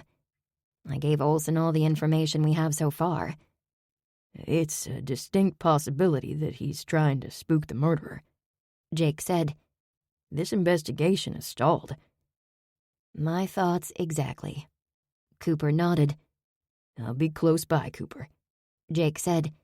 Just be careful and remember to check in every 15 minutes. Oh, I will, she said, though more and more she was beginning to feel like the heroine who went down into the dark and scary basement. Was hiding in an empty theater a good idea? Probably not one of her best. She'd checked in with Jake 10 minutes ago, though it seemed like an eternity. Cool air moved around Cooper as she stood backstage, hidden behind a large prop. Moving air meant someone was walking around in the building. Jake was outside watching the doors to see if anyone was lurking around or tried to get in. Who was in the theater besides her? Measured footfalls became louder as they got closer and closer, until Cooper was certain whoever it was now stood outside the wardrobe room. The doorknob rattled, and the clink of keys against metal echoed in the empty theater. Cooper stepped out from behind her hiding spot into the darkened hall. Laura Champagne had her hand on the wardrobe room doorknob and worked to fit the key in the lock. Tonight she wore an olive green corduroy dress, cinched at the waist with a colorful scarf around her neck. A red leather tote bag hung from her arm. She was certainly a well-dressed murderer. Is there something I can help you with, Laura? Cooper asked. Laura jumped. The keys crashed to the ground. Hi there. She offered a nervously plastic smile before scooping up the keys. There seems to be a problem with his lock. She rattled the knob again. I promised to return a few supplies to wardrobe after the dress rehearsal. Like the wig you borrowed? Laura's eyes rounded, and her lips became a thin line. Yes, I know all about the wig. I'm sorry, I have no idea what you're talking about. Cooper reached into her pocket and pulled out her phone to show Laura the photos she'd taken. At the same time, she surreptitiously opened the recording app on the phone. She stepped closer to Laura. That's you, in the wig at that ATM. The shop owner at the little French pâtissière. Does that ring a bell? You bought Delicieux French chocolates, wearing the same wig, and left them for Regina. Cooper paused. In your spare time, you're embezzling money from Simon. As I said, I don't know what you're talking about, and I'm leaving. A glint of anger sparked in her eyes. I can't let you do that, Cooper said. She crossed her arms and did her best to appear threatening. How exactly do you think you can stop me? Laura moved to one side of the hall, and Cooper moved as well, blocking her exit. Get out of my way, Ms. Lee. I wouldn't want anything to fall on you. This place is an accident waiting to happen. Cooper gritted her teeth at the threat, thinking about how that backdrop nearly crushed her and Jasmine. She looked at Laura and realized that she would do whatever necessary to stop her. There was no way she would allow Simon's personal assistant to leave. It all ended here and now. Laura, if you cooperate with the police, Things'll go much better for you." "Cooperate?" Her voice became shrill. "I've spent my life cooperating, and what did that get me? Simon cast me aside, and that little phony Jasmine took my place in Simon's heart. I was relegated to his assistant. Me, Laura Champagne, his assistant." "I am sorry, Laura," Cooper said. "I don't need your pity." She scoffed. "I found a way to take back what was mine, until Regina found out and threatened to tell Simon." "Regina found out you were embezzling money from Simon?" Cooper prayed that her phone was picking all of this up. "Simon is loaded. I think of it as tipping myself for a job well done." "It's still illegal." Cooper worked to keep her voice calm and reasoning. "You can't prove a thing." Laura gave a scornful shrug. "Even those pictures are worthless. They could be anyone in a wig and sunglasses." Laura backed up and pulled something from her bag. "Get out of the way, or I won't hesitate to shoot you." The rubber gun. "Here and now," Cooper repeated to herself. She rushed the other woman and tackled her to the ground. Laura thrashed back and forth, hitting Cooper on the side of the head and in the face with the rubber pistol. How much longer could she hold Laura down? "Miss Lee, I came as quickly as I could when Jake called. You couldn't wait for me to arrive?" Detective Olson's voice seemed both amused and impatient. "As a matter of fact, no," Cooper said. She scrambled off Laura and got to her feet and out of the way. Olson hauled Laura to her feet and gestured for two uniformed officers to handcuff her. "Laura Champagne, you have the right to remain silent." The rest of his Miranda warning became a haze of white noise as Cooper fought off a wave of dizziness. "You can't prove anything," Laura screeched. "Actually, ma'am, we can," Olson said calmly. "We obtained a search warrant for your hotel room and discovered Regina McAllister's phone, along with incriminating evidence on your laptop regarding the purchase of potassium cyanide." He smiled grimly. "I want a lawyer. I have rights, you know." Absolutely. Olson waved to the two uniformed officers. Please take Miss Champagne downtown. Be sure she enjoys her rights. Cooper, are you all right? Jake asked. Oh, Jake, hi. She smiled. I'm just peachy. Did you know there are two of you now? Detective Olson dangled a white handkerchief in front of her face. You're bleeding, Ms. Lee. Am I? Cooper touched her forehead and realized he was right. Laura packed quite a punch. I should call an ambulance, Olson said. No, don't. I'll get checked at urgent care. I'll take her, Jake said. Are we done here, Detective? I'll have your phone back to you as soon as possible, Ms. Lee. And then you and I are going to sit down and have a serious talk about you playing detective and hiding in shadows to catch killers. There was no mirth in his voice. Yes, sir. Olson nodded and then looked at Cooper for a long moment. Did she imagine the respect in his eyes? I look forward to seeing the Sunrise Bible study on the stage, instead of in the middle of my investigations. Are you attending It's a Wonderful Life, Detective? Yes, ma'am. My wife and the kids will be joining me on opening night. Cooper smiled. That makes the black eye I am surely going to have in the morning all worthwhile. Chapter 14. Remember the part where I said not to do anything foolhardy? Maggie Lee said. She placed a cinnamon roll on the kitchen table in front of Cooper. It oozed with cinnamon, butter, and a healthy topping of cream cheese frosting. Cooper picked up her coffee cup and took a sip. I'm fine, Mama. I think you should call in sick and stay home, Maggie said. I've never called in sick to work, and I am not starting now. She was in the family kitchen with people who loved her. It was the best medicine she could think of. Oh, Cooper, you're as stubborn as your father and Grammy Lee. That's the best compliment ever, Cooper said. She cut a piece of the cinnamon roll. I stopped by this morning to let you know what happened so you wouldn't hear it secondhand. She came down to the house for another reason, too. It was time to tell them about Bits and Pieces. "Look at your beautiful face," Maggie wailed. "A black eye on one side of your head and a butterfly bandage on the other." Grammy Lee walked into the room, wearing a hot pink jogging suit. She eyed Cooper and offered a nod of approval before she sat down. "Nice shiner. Hope you gave as good as you got." "I held my own," Cooper admitted. "Atta girl," her grandmother said. "Did you see a doctor last night?" Maggie asked.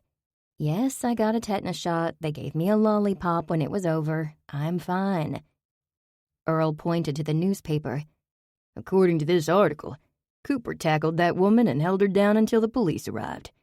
The woman had a gun." He peered at her over the top of the paper. "Did you know that when you tackled her?" "It was a rubber prop gun, Daddy. No bullets." "Don't tell anyone," Grammy Lee said. "Sounds more exciting the other way." Cooper shook her head. Now everyone would think she tackled a gun-toting villain. Jasmine certainly was correct about police report leaks. It was mere hours since Detective Olson handcuffed Laura, and already Jillian Malloy had an article in the Times-Dispatch detailing the arrest of Simon's assistant. It was far too soon for a Freedom of Information Act request to be filed and granted. Someone must have leaked the information.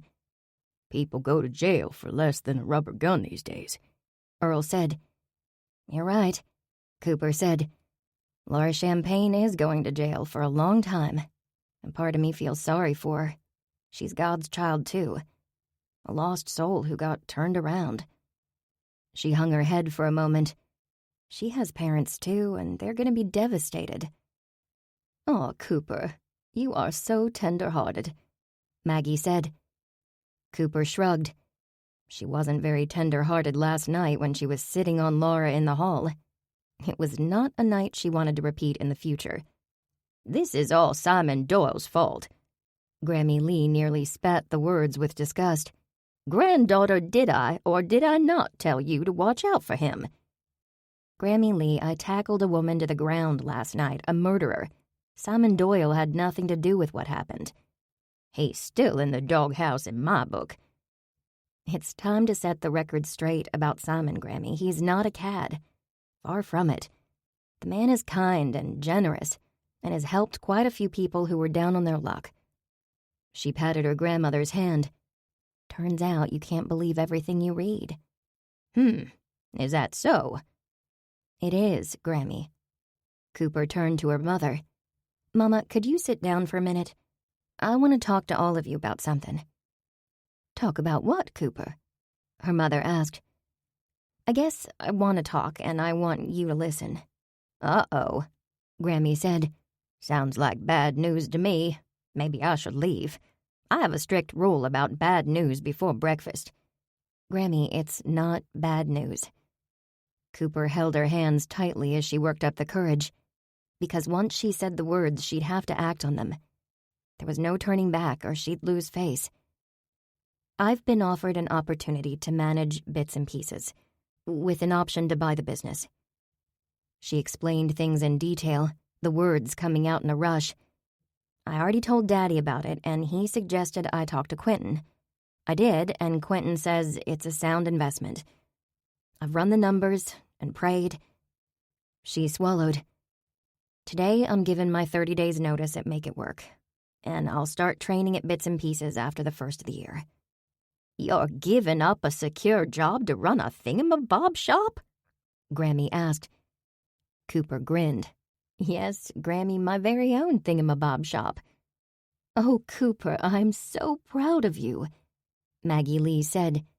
She reached over to hug Cooper. "Thanks, Mama." "Looks like we're both turning in our last day notice today," Earl said. He folded the morning paper and winked. "What?" Cooper swallowed a bite of cinnamon roll and did a double take. "Yes, your daddy has his all typed out and ready to give to the boss when he gets to school this morning," Maggie said. She planted a kiss on her husband's cheek. "Come the last day of school this spring, he'll officially be the vice president of Magnolia's Marvel's catering service." "Daddy, I'm so happy." "Yep, all the hors d'oeuvres I can eat," even if I can't spell the word." He chuckled. Cooper sat back in her chair, savoring the moment. Everything felt right. Her glance landed on the rooster wall clock, and she jumped up. "Thank you for the cinnamon roll. I've got to run. I want to get to work on time."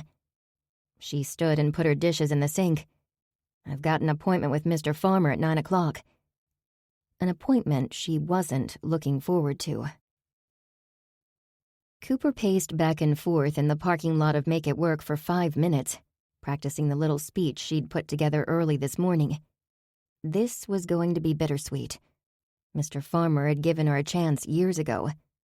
When she put in her application, her only experience was as a roller skating server at the local fast food drive-in restaurant. She'd come a long way since those days. She checked her watch, grabbing her to-go mug from her Jeep, and headed to the front door. "What happened to you?" Angela cried.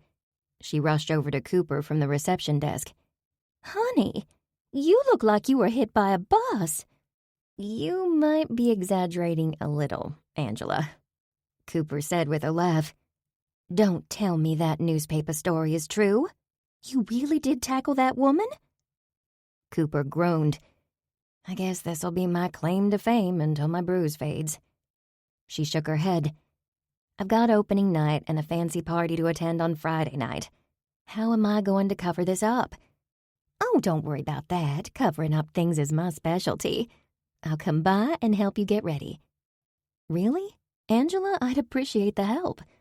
Ashley bought me some makeup, but every time I look at it, I have a panic attack." "No problem, sweetie. That's what friends are for." Cooper cringed when she remembered what she was about to do. "Is Mr. Farmer in?" "We have a 9 o'clock appointment." "Mr. Farmer was called to the home office last night. Got in the car and took off early this morning for Hoboken. I think the company has had a buyout offer." She looked around. "But you didn't hear that from me." "What will that mean for Make It Work?" Cooper asked. "New ownership, I suppose. Who knows?"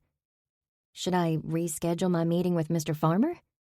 "No, he left me in charge and said I was more than qualified to manage Make It Work. Isn't that sweet?" Angela giggled. She waved a hand toward her little office. "Your meeting is with me. Come on in." Though Angela channeled Marilyn Monroe each day, her office remained tidy and professional. There were only a few signs of Angela's inner pinup girl on her desk, like a pink pen with a faux diamond on its end, a leopard print coffee mug, and a can of Aquanet hairspray. Cooper slid into a chair as Angela settled behind the desk.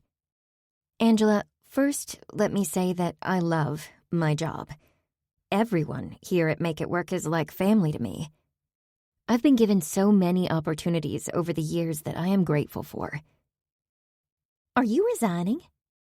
Angela stared at Cooper, her face stricken. Cooper blinked. She hadn't expected Angela to interrupt before she finished her spiel. Yes, I'm giving my 30 days' notice." Angela's chin wobbled as fat tears rolled down her face, leaving trails in her thick pancake makeup. "Cooper, you're leaving me?" Cooper got up, handed Angela a tissue, and put an arm around her shoulders. "Angela, we're friends. I'm only leaving Make It Work, not your life. We'll always be friends." "Where are you going?" Angela asked in between sobs. "I'm going to manage Bits and Pieces." Angela's eyes popped wide at that. She dabbed at her runny mascara. "That cute little shop that has your birdhouses?" Cooper nodded. "Oh, it's right by the bakery. We can have coffee dates. I'll meet you there, and we'll have coffee and pastry and gossip." She offered a hopeful expression. "Yes, we can. I'd love that. Since we're friends, maybe I can have a discount at your shop. Mr. Farmer's house could use some Bits and Pieces decor." "Sure, Angela, I'll make sure you get a discount." Cooper frowned. "Are you okay?" "I will be." Angela sniffed and blew her nose loudly. "I never realized being the boss could be so hard. Do you want to go to Casa Grande?" "It's only 9 o'clock," Cooper said. They serve breakfast and mimosas? Angela picked up her pink purse and stood. I'm the boss, and I say we're going to Casa Grande. Stunned, Cooper stood and followed the boss out the door. Things had not gone the way she planned, but that was okay. Make it work or not, she and Angela were friends for life. Cooper turned to John. Are you okay? You haven't said much since we arrived. I'm afraid if I open my mouth, I might trip over my tongue. She cocked her head, confused. What do you mean? Cooper, you look amazing in that dress. She owed her sister one for the LBD. I didn't do anything different. She smiled. Unless, of course, you're talking about my black eye. The colors go nicely with my dress, don't they? John laughed. The shiner is hardly noticeable. Are you sure? I feel like everyone is looking at me. They are. That dress, those shoes, and you're wearing lipstick. You look amazing. He grinned. Don't get me wrong, you've been beautiful to me since the day you saved me from that copier at the inn last June. But tonight? Wow. Thank you. Her face warmed at the compliment. I thought maybe you were annoyed at the last-minute invitation. Honestly, I had no idea I was supposed to invite a +1. I'm so naive about this sort of thing. I'm not annoyed. I am enchanted. Enchanted? A nice word. Oh, look, there's Quentin and Libby, Cooper said. They greeted the couple with hugs and handshakes. You two clean up nicely, Quentin said. Us? What about you? I knew Libby was stunning, but I never realized you were so dapper, Quentin. Nice tux. Thank you. Quentin grinned, clearly pleased. Then he turned to John. The menu says Duchess potatoes. What are they? I have never heard of them. As John began to explain the intricacies of Duchess potatoes, Cooper pulled Libby aside. The two of them can talk food for hours, she said. Libby laughed. So I've noticed, though it is a pleasant change of pace from guys who only talk sports. The problem is I am always hungry by the time Quentin has finished one of his food chats. I totally get that. Both Quentin and John food-shamed me for loving toaster pastries. Quentin is stunned every time I open canned vegetables. Libby smiled. I'm okay with it because he usually ends up cooking. And they love their farmer's market. Cooper said, Do you mind if I ask how things are going with you two? Once I convinced him he wasn't the rebound guy, everything turned around. I'm so glad. Around them, the soft strains of a piano filled the ballroom. Quentin stepped toward them.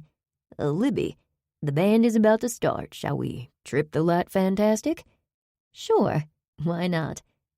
She smiled up at the big guy and took his arm. John joined Cooper and nodded toward the dance floor.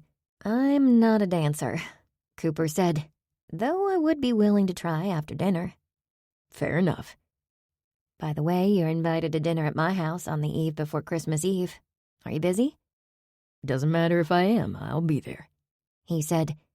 No one turns down an invitation to the Lee House. He glanced over at the bar. How about a drink? Sparkling water, please. I'll be right back.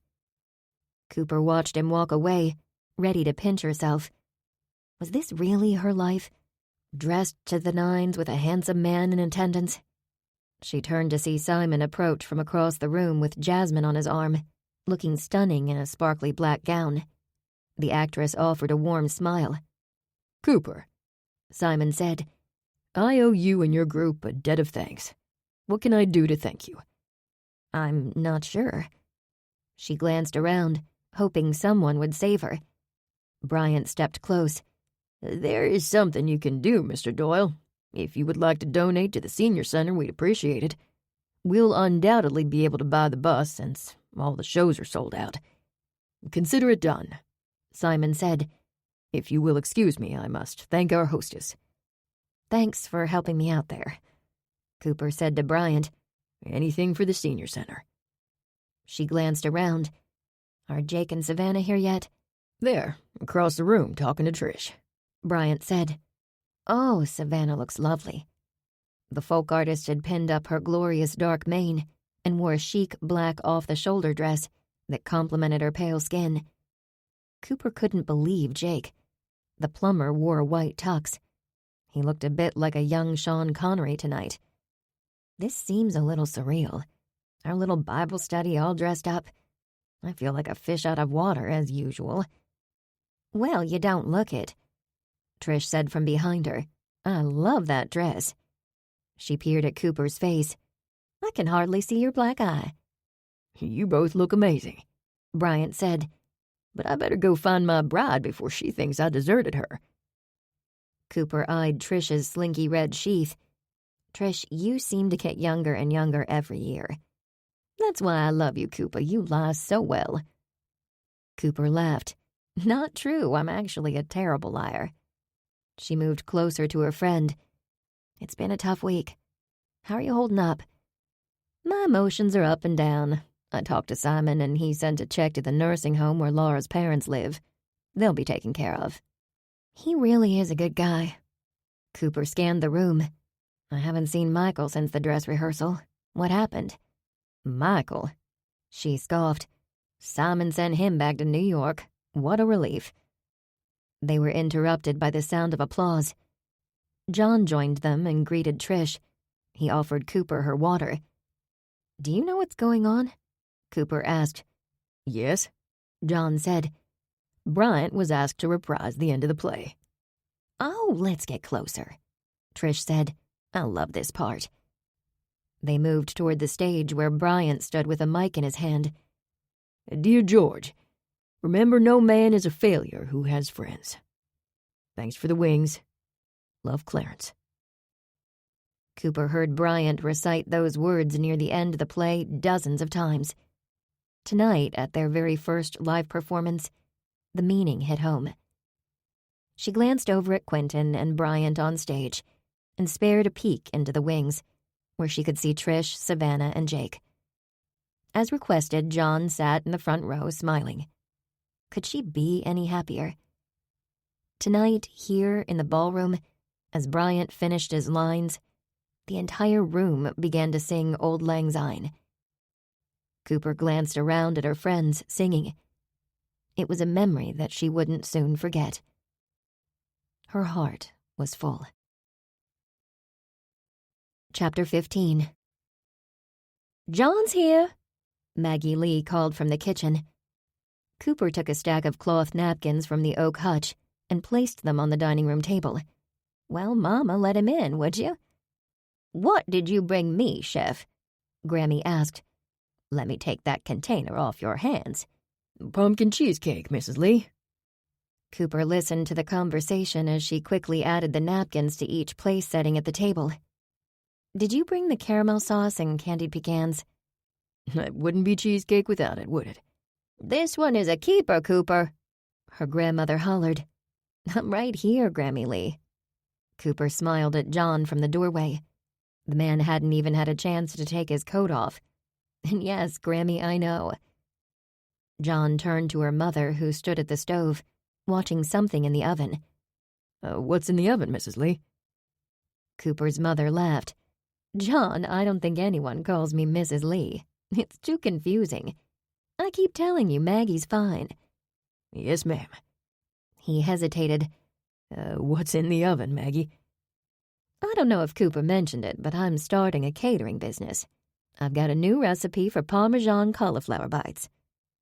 The oven timer pinged, and Maggie donned gloves, pulled the tray of toasted brown bites from the oven, and placed it on the stove. I'm gonna have to have that recipe, Maggie, John said. Maggie laughed. You haven't even tried them yet. She placed one on a napkin and handed it to him. I know a winner when I see one. He blew on the bite and popped it into his mouth. Delicious. Earl entered the kitchen, squirming in a dress shirt. I don't understand why a man can't wear a t-shirt to dinner in his own home. He tugged at the collar with a frown, and then looked up to see John in the kitchen. Chef, good to see you. Boy, have I got something you have to see.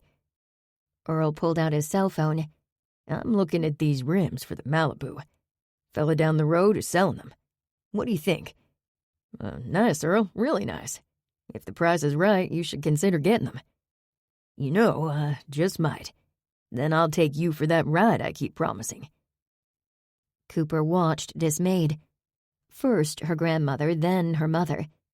If they got to talking about her father's pride and joy, his '71 Chevy Malibu, they might never stop. She put a hand on John's arm. I'm gonna have to steal you away for a minute. Come on out to the greenhouse, she said.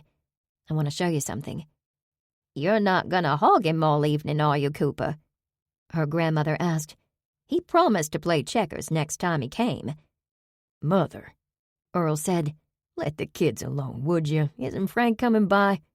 Frank is a very nice man who can't play checkers to save his soul, Grammy said. Even worse at rummy. She shot John a hopeful look. Can you play rummy? Yes, ma'am, I can. We'll be back shortly for checkers and rummy, Cooper said. She grabbed her coat from the hook and shrugged into it as she led John across the Flagstaff path, lit by the full moon. What's it feel like to have the play completed? He asked. I have never been so happy to see something come to a close. Her breath came out in little puffs of clouds as she spoke. Tomorrow is my first Sunday of leisure living again.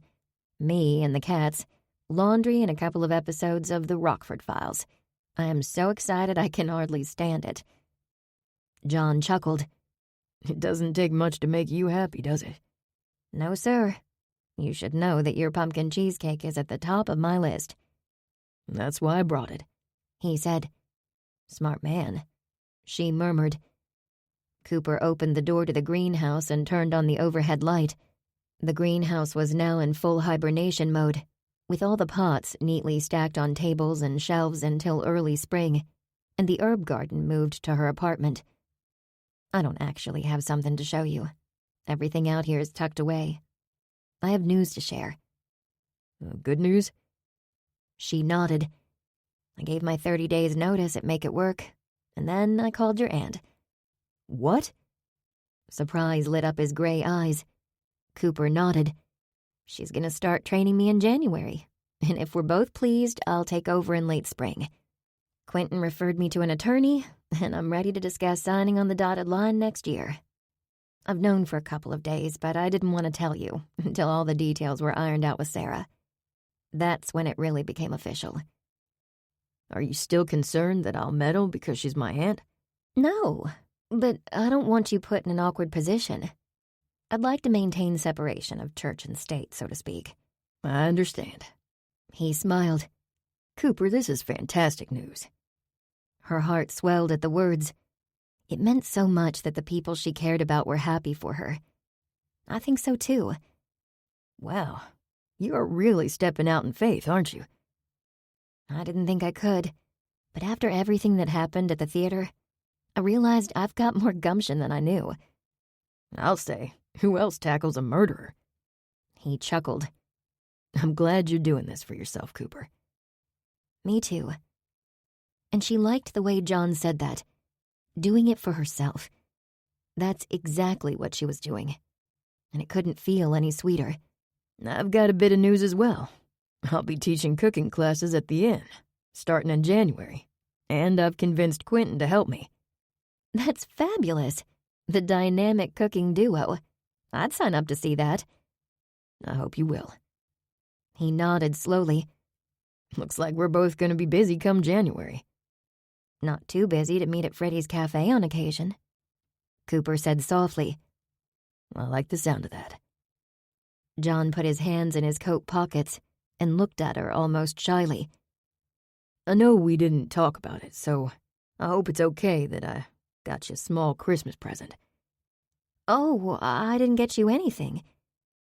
Once again, she'd messed up on protocol.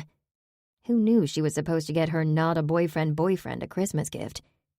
Cooper, you invited me to your home tonight. That's present enough. He took a small box wrapped with silver paper and topped with a white satin bow from his coat pocket. She took the box, her heart thudding. Should I open it now? Yes, he said. She eagerly tore into the package and opened the box. Beneath a blanket of cotton was a silver bracelet. Cooper looked up at John. It's a charm bracelet. A sterling silver, double-linked chain. You don't already have one, do you? A charm bracelet? No, I don't. My sister Ashley has one with charms for all the important events in her life. Hers is so pretty. Cooper stared at the lovely piece of jewelry. The only jewelry she had was the butterfly pin Grammy Lee gave her. She never thought of herself as a jewelry woman. She was now. John took the bracelet from the box and held it so she could see the charm. There's a charm on there. Hanging from the shiny silver bracelet was a small silver rolling pin, attached to a silver heart. This is the prettiest gift anyone has ever given me. Let me put it on you. John carefully fastened the bracelet. There. It has a special fastener, so you can't lose it. I love it. Cooper turned her wrist this way and that, admiring the bracelet. She couldn't wait to show Ashley. I'm glad. I could stand here admiring this bracelet for the next hour. She sighed. But I guess we better get back. Your date is waiting. John laughed. I like your grandmother. That's a very good thing, because if you become my boyfriend, we're a package deal. Do you think I might become your boyfriend? Yes, I definitely do, she said. Cooper turned off the light and they stepped outside. Overhead, a full moon peeked out from behind the clouds. Look, it's snowing, John said. I thought Bryant said clear skies. Did he? Cooper laughed. Whatever you do, do not tell my grandmother it's snowing. She took John's hand and smiled up at him. Merry Christmas, John. Merry Christmas, Cooper. I can't believe this is the last Bible study of the year, Bryant said. Jake shook his head. And what a year it's been. Trish, are you okay? Cooper asked. This has been a difficult time for you. I've had a few weeks since Laura's arrest to process everything. The whole situation has made me realize that I need to take time to keep in touch with the people who are important to me. I agree, Savannah said. That should be our mission for the new year. Trish smiled. The last few months have also made me realize once again what good friends I have in this group too. When it was suggested that I was also a suspect in the murder of Regina McAllister, not a one of you entertained the possibility that it could be true. Of course not, Bryant said. We know your heart. Besides, this group is like the Three Musketeers, except there are 6 of us. The Three Musketeers with cake, Quentin said as he brought a covered cake dish into the classroom. I smell eggnog, Savannah said. Quentin laughed. That nose of yours, Savannah. You should find a way to monetize that superpower. What did you bake, Quentin? Jake asked. Eggnog cake, in honor of the season. I'm thrilled to be back in the kitchen. Help yourselves, folks. You don't have to ask me twice, Jake said. He put cake on paper plates for himself and Savannah. Bryant, have you got any news about how much was raised for the senior center? Trish asked. Oh, we absolutely have ourselves a bus. Bryant grinned. With Simon Doyle's generous contribution, we have enough funding to ensure gas and maintenance for at least a year. Woohoo! Jake hollered. Praise the Lord, Savannah said. I agree with that sentiment, Savannah. Well, I'm not one to pat myself on the back. Bryant continued. I have to say, we done good, folks. This was a team effort, and I am glad to be on Team Sunrise Bible Study. Is it me, or did anyone else fall in love with those vintage costumes? Cooper asked. Quentin laughed. Me too. I guess we're old souls. He took a bite of cake and then gestured with his fork. There's an Andrews Sister Revival show coming in the spring, Coop. We can double date. I like the sound of that, Cooper said. Hey, I want in too, Bryant added. What do you think, Savannah? Jake asked. Yes, I love World War II music. Glenn Miller, Vera Lynn. Trish chuckled. Normally, I'd say no way, but after spending so much time in George Bailey's world, I am converted." For minutes, the group sat chatting and eating cake. Then Trish stood and cleared her throat. "Thank you for all your hard work and sacrifice. This is probably a good time to tell everyone that the spring production at the Hope Street Community Theater will be a musical. Auditions for Beauty and the Beast are on January 15th. She glanced around. "Who's interested?" "I have never been so grateful to be tone-deaf," Cooper said. "I'm with you, Coop," Bryant said. "I'm gonna sit this one out." "Quentin?" Trish asked. Let me give it some thought. John Eason offered me an opportunity to teach cooking classes with him a few times a month at the inn." "Quentin," Cooper said, even though she'd already heard the news from John. "That's wonderful." "I'm excited." "What about you, Jake?" Trish asked. "Not me. I've had enough of the theater for 1 year." Jake said. "I'm gonna pass as well," Savannah said. "It was a wonderful experience, though." "I understand," Trish said. "The theater life isn't for everyone." "Out of curiosity, who's directing the production?" Cooper asked. "I am. I think I earned it." "Brava, Trish. I am happy to hear this," Quentin said. "Director Trish Tyler. I like the sound of that." "Me too," Cooper said. She began to applaud. Trish leaned over and took Cooper's hand. "What is that bracelet on your wrist?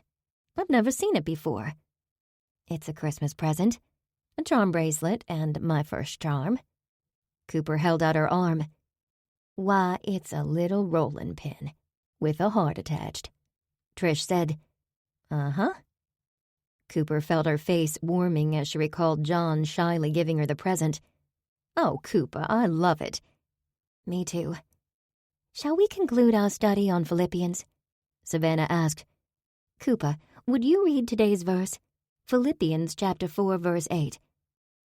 "Finally, brethren, whatsoever things are true, whatsoever things are honest, whatsoever things are just, whatsoever things are pure, whatsoever things are lovely, whatsoever things are of good report, if there be any virtue, and if there be any praise, think on these things." Cooper sat back in her chair for a moment, contemplating the verse. "Will everyone please turn to the final chapter of our study guide?" Savannah led the lesson, and when she finished, she looked around the room. "What are your final thoughts?" Redirecting our minds to the things of God really has been the meat of this entire chapter, hasn't it? Cooper said. Savannah nodded. "Yes. It's taken full responsibility for our thoughts and our attitude. Paul provides a laundry list of things we are to focus on that please God. Whatsoever things are true, honest, just, pure, lovely, of good report. If there is any virtue and praise, think on these things." Quentin nodded. "Guarding our hearts and letting the things of God in and not the world." "It's really a deliberate choice, don't you think?" Cooper asked. "Yes, I agree, Cooper," Trish said. "One of the things I'm reminded of is journaling. I used to have a Thanksgiving journal where I jotted down all the things I had to rejoice about. It's time to do that again." "What a great idea, Trish," Savannah said. "I challenge all of us to start a Thanksgiving journal. My first entry would be rejoicing and thanking God for this Bible study." "Shall we pray?" Savannah asked. "Trish, will you lead our closing prayer?" "I'm honored to. Dear Lord, help us to make the choice to always focus on the things of God and those things worthy of praise. Amen." "Amen and amen," Cooper said. This concludes Methods of Malice by Ellery Adams and Tina Radcliffe. Narrated by Chris Ducart. Copyright 2023 by Ellery Adams. This unabridged audiobook is published by arrangement with Beyond the Page Publishing, LLC, and was produced in the year 2023 by Tantor Media, Incorporated, a division of Recorded Books which holds the copyright thereto. please visit Tantor.com for more information on our growing library of unabridged audiobooks.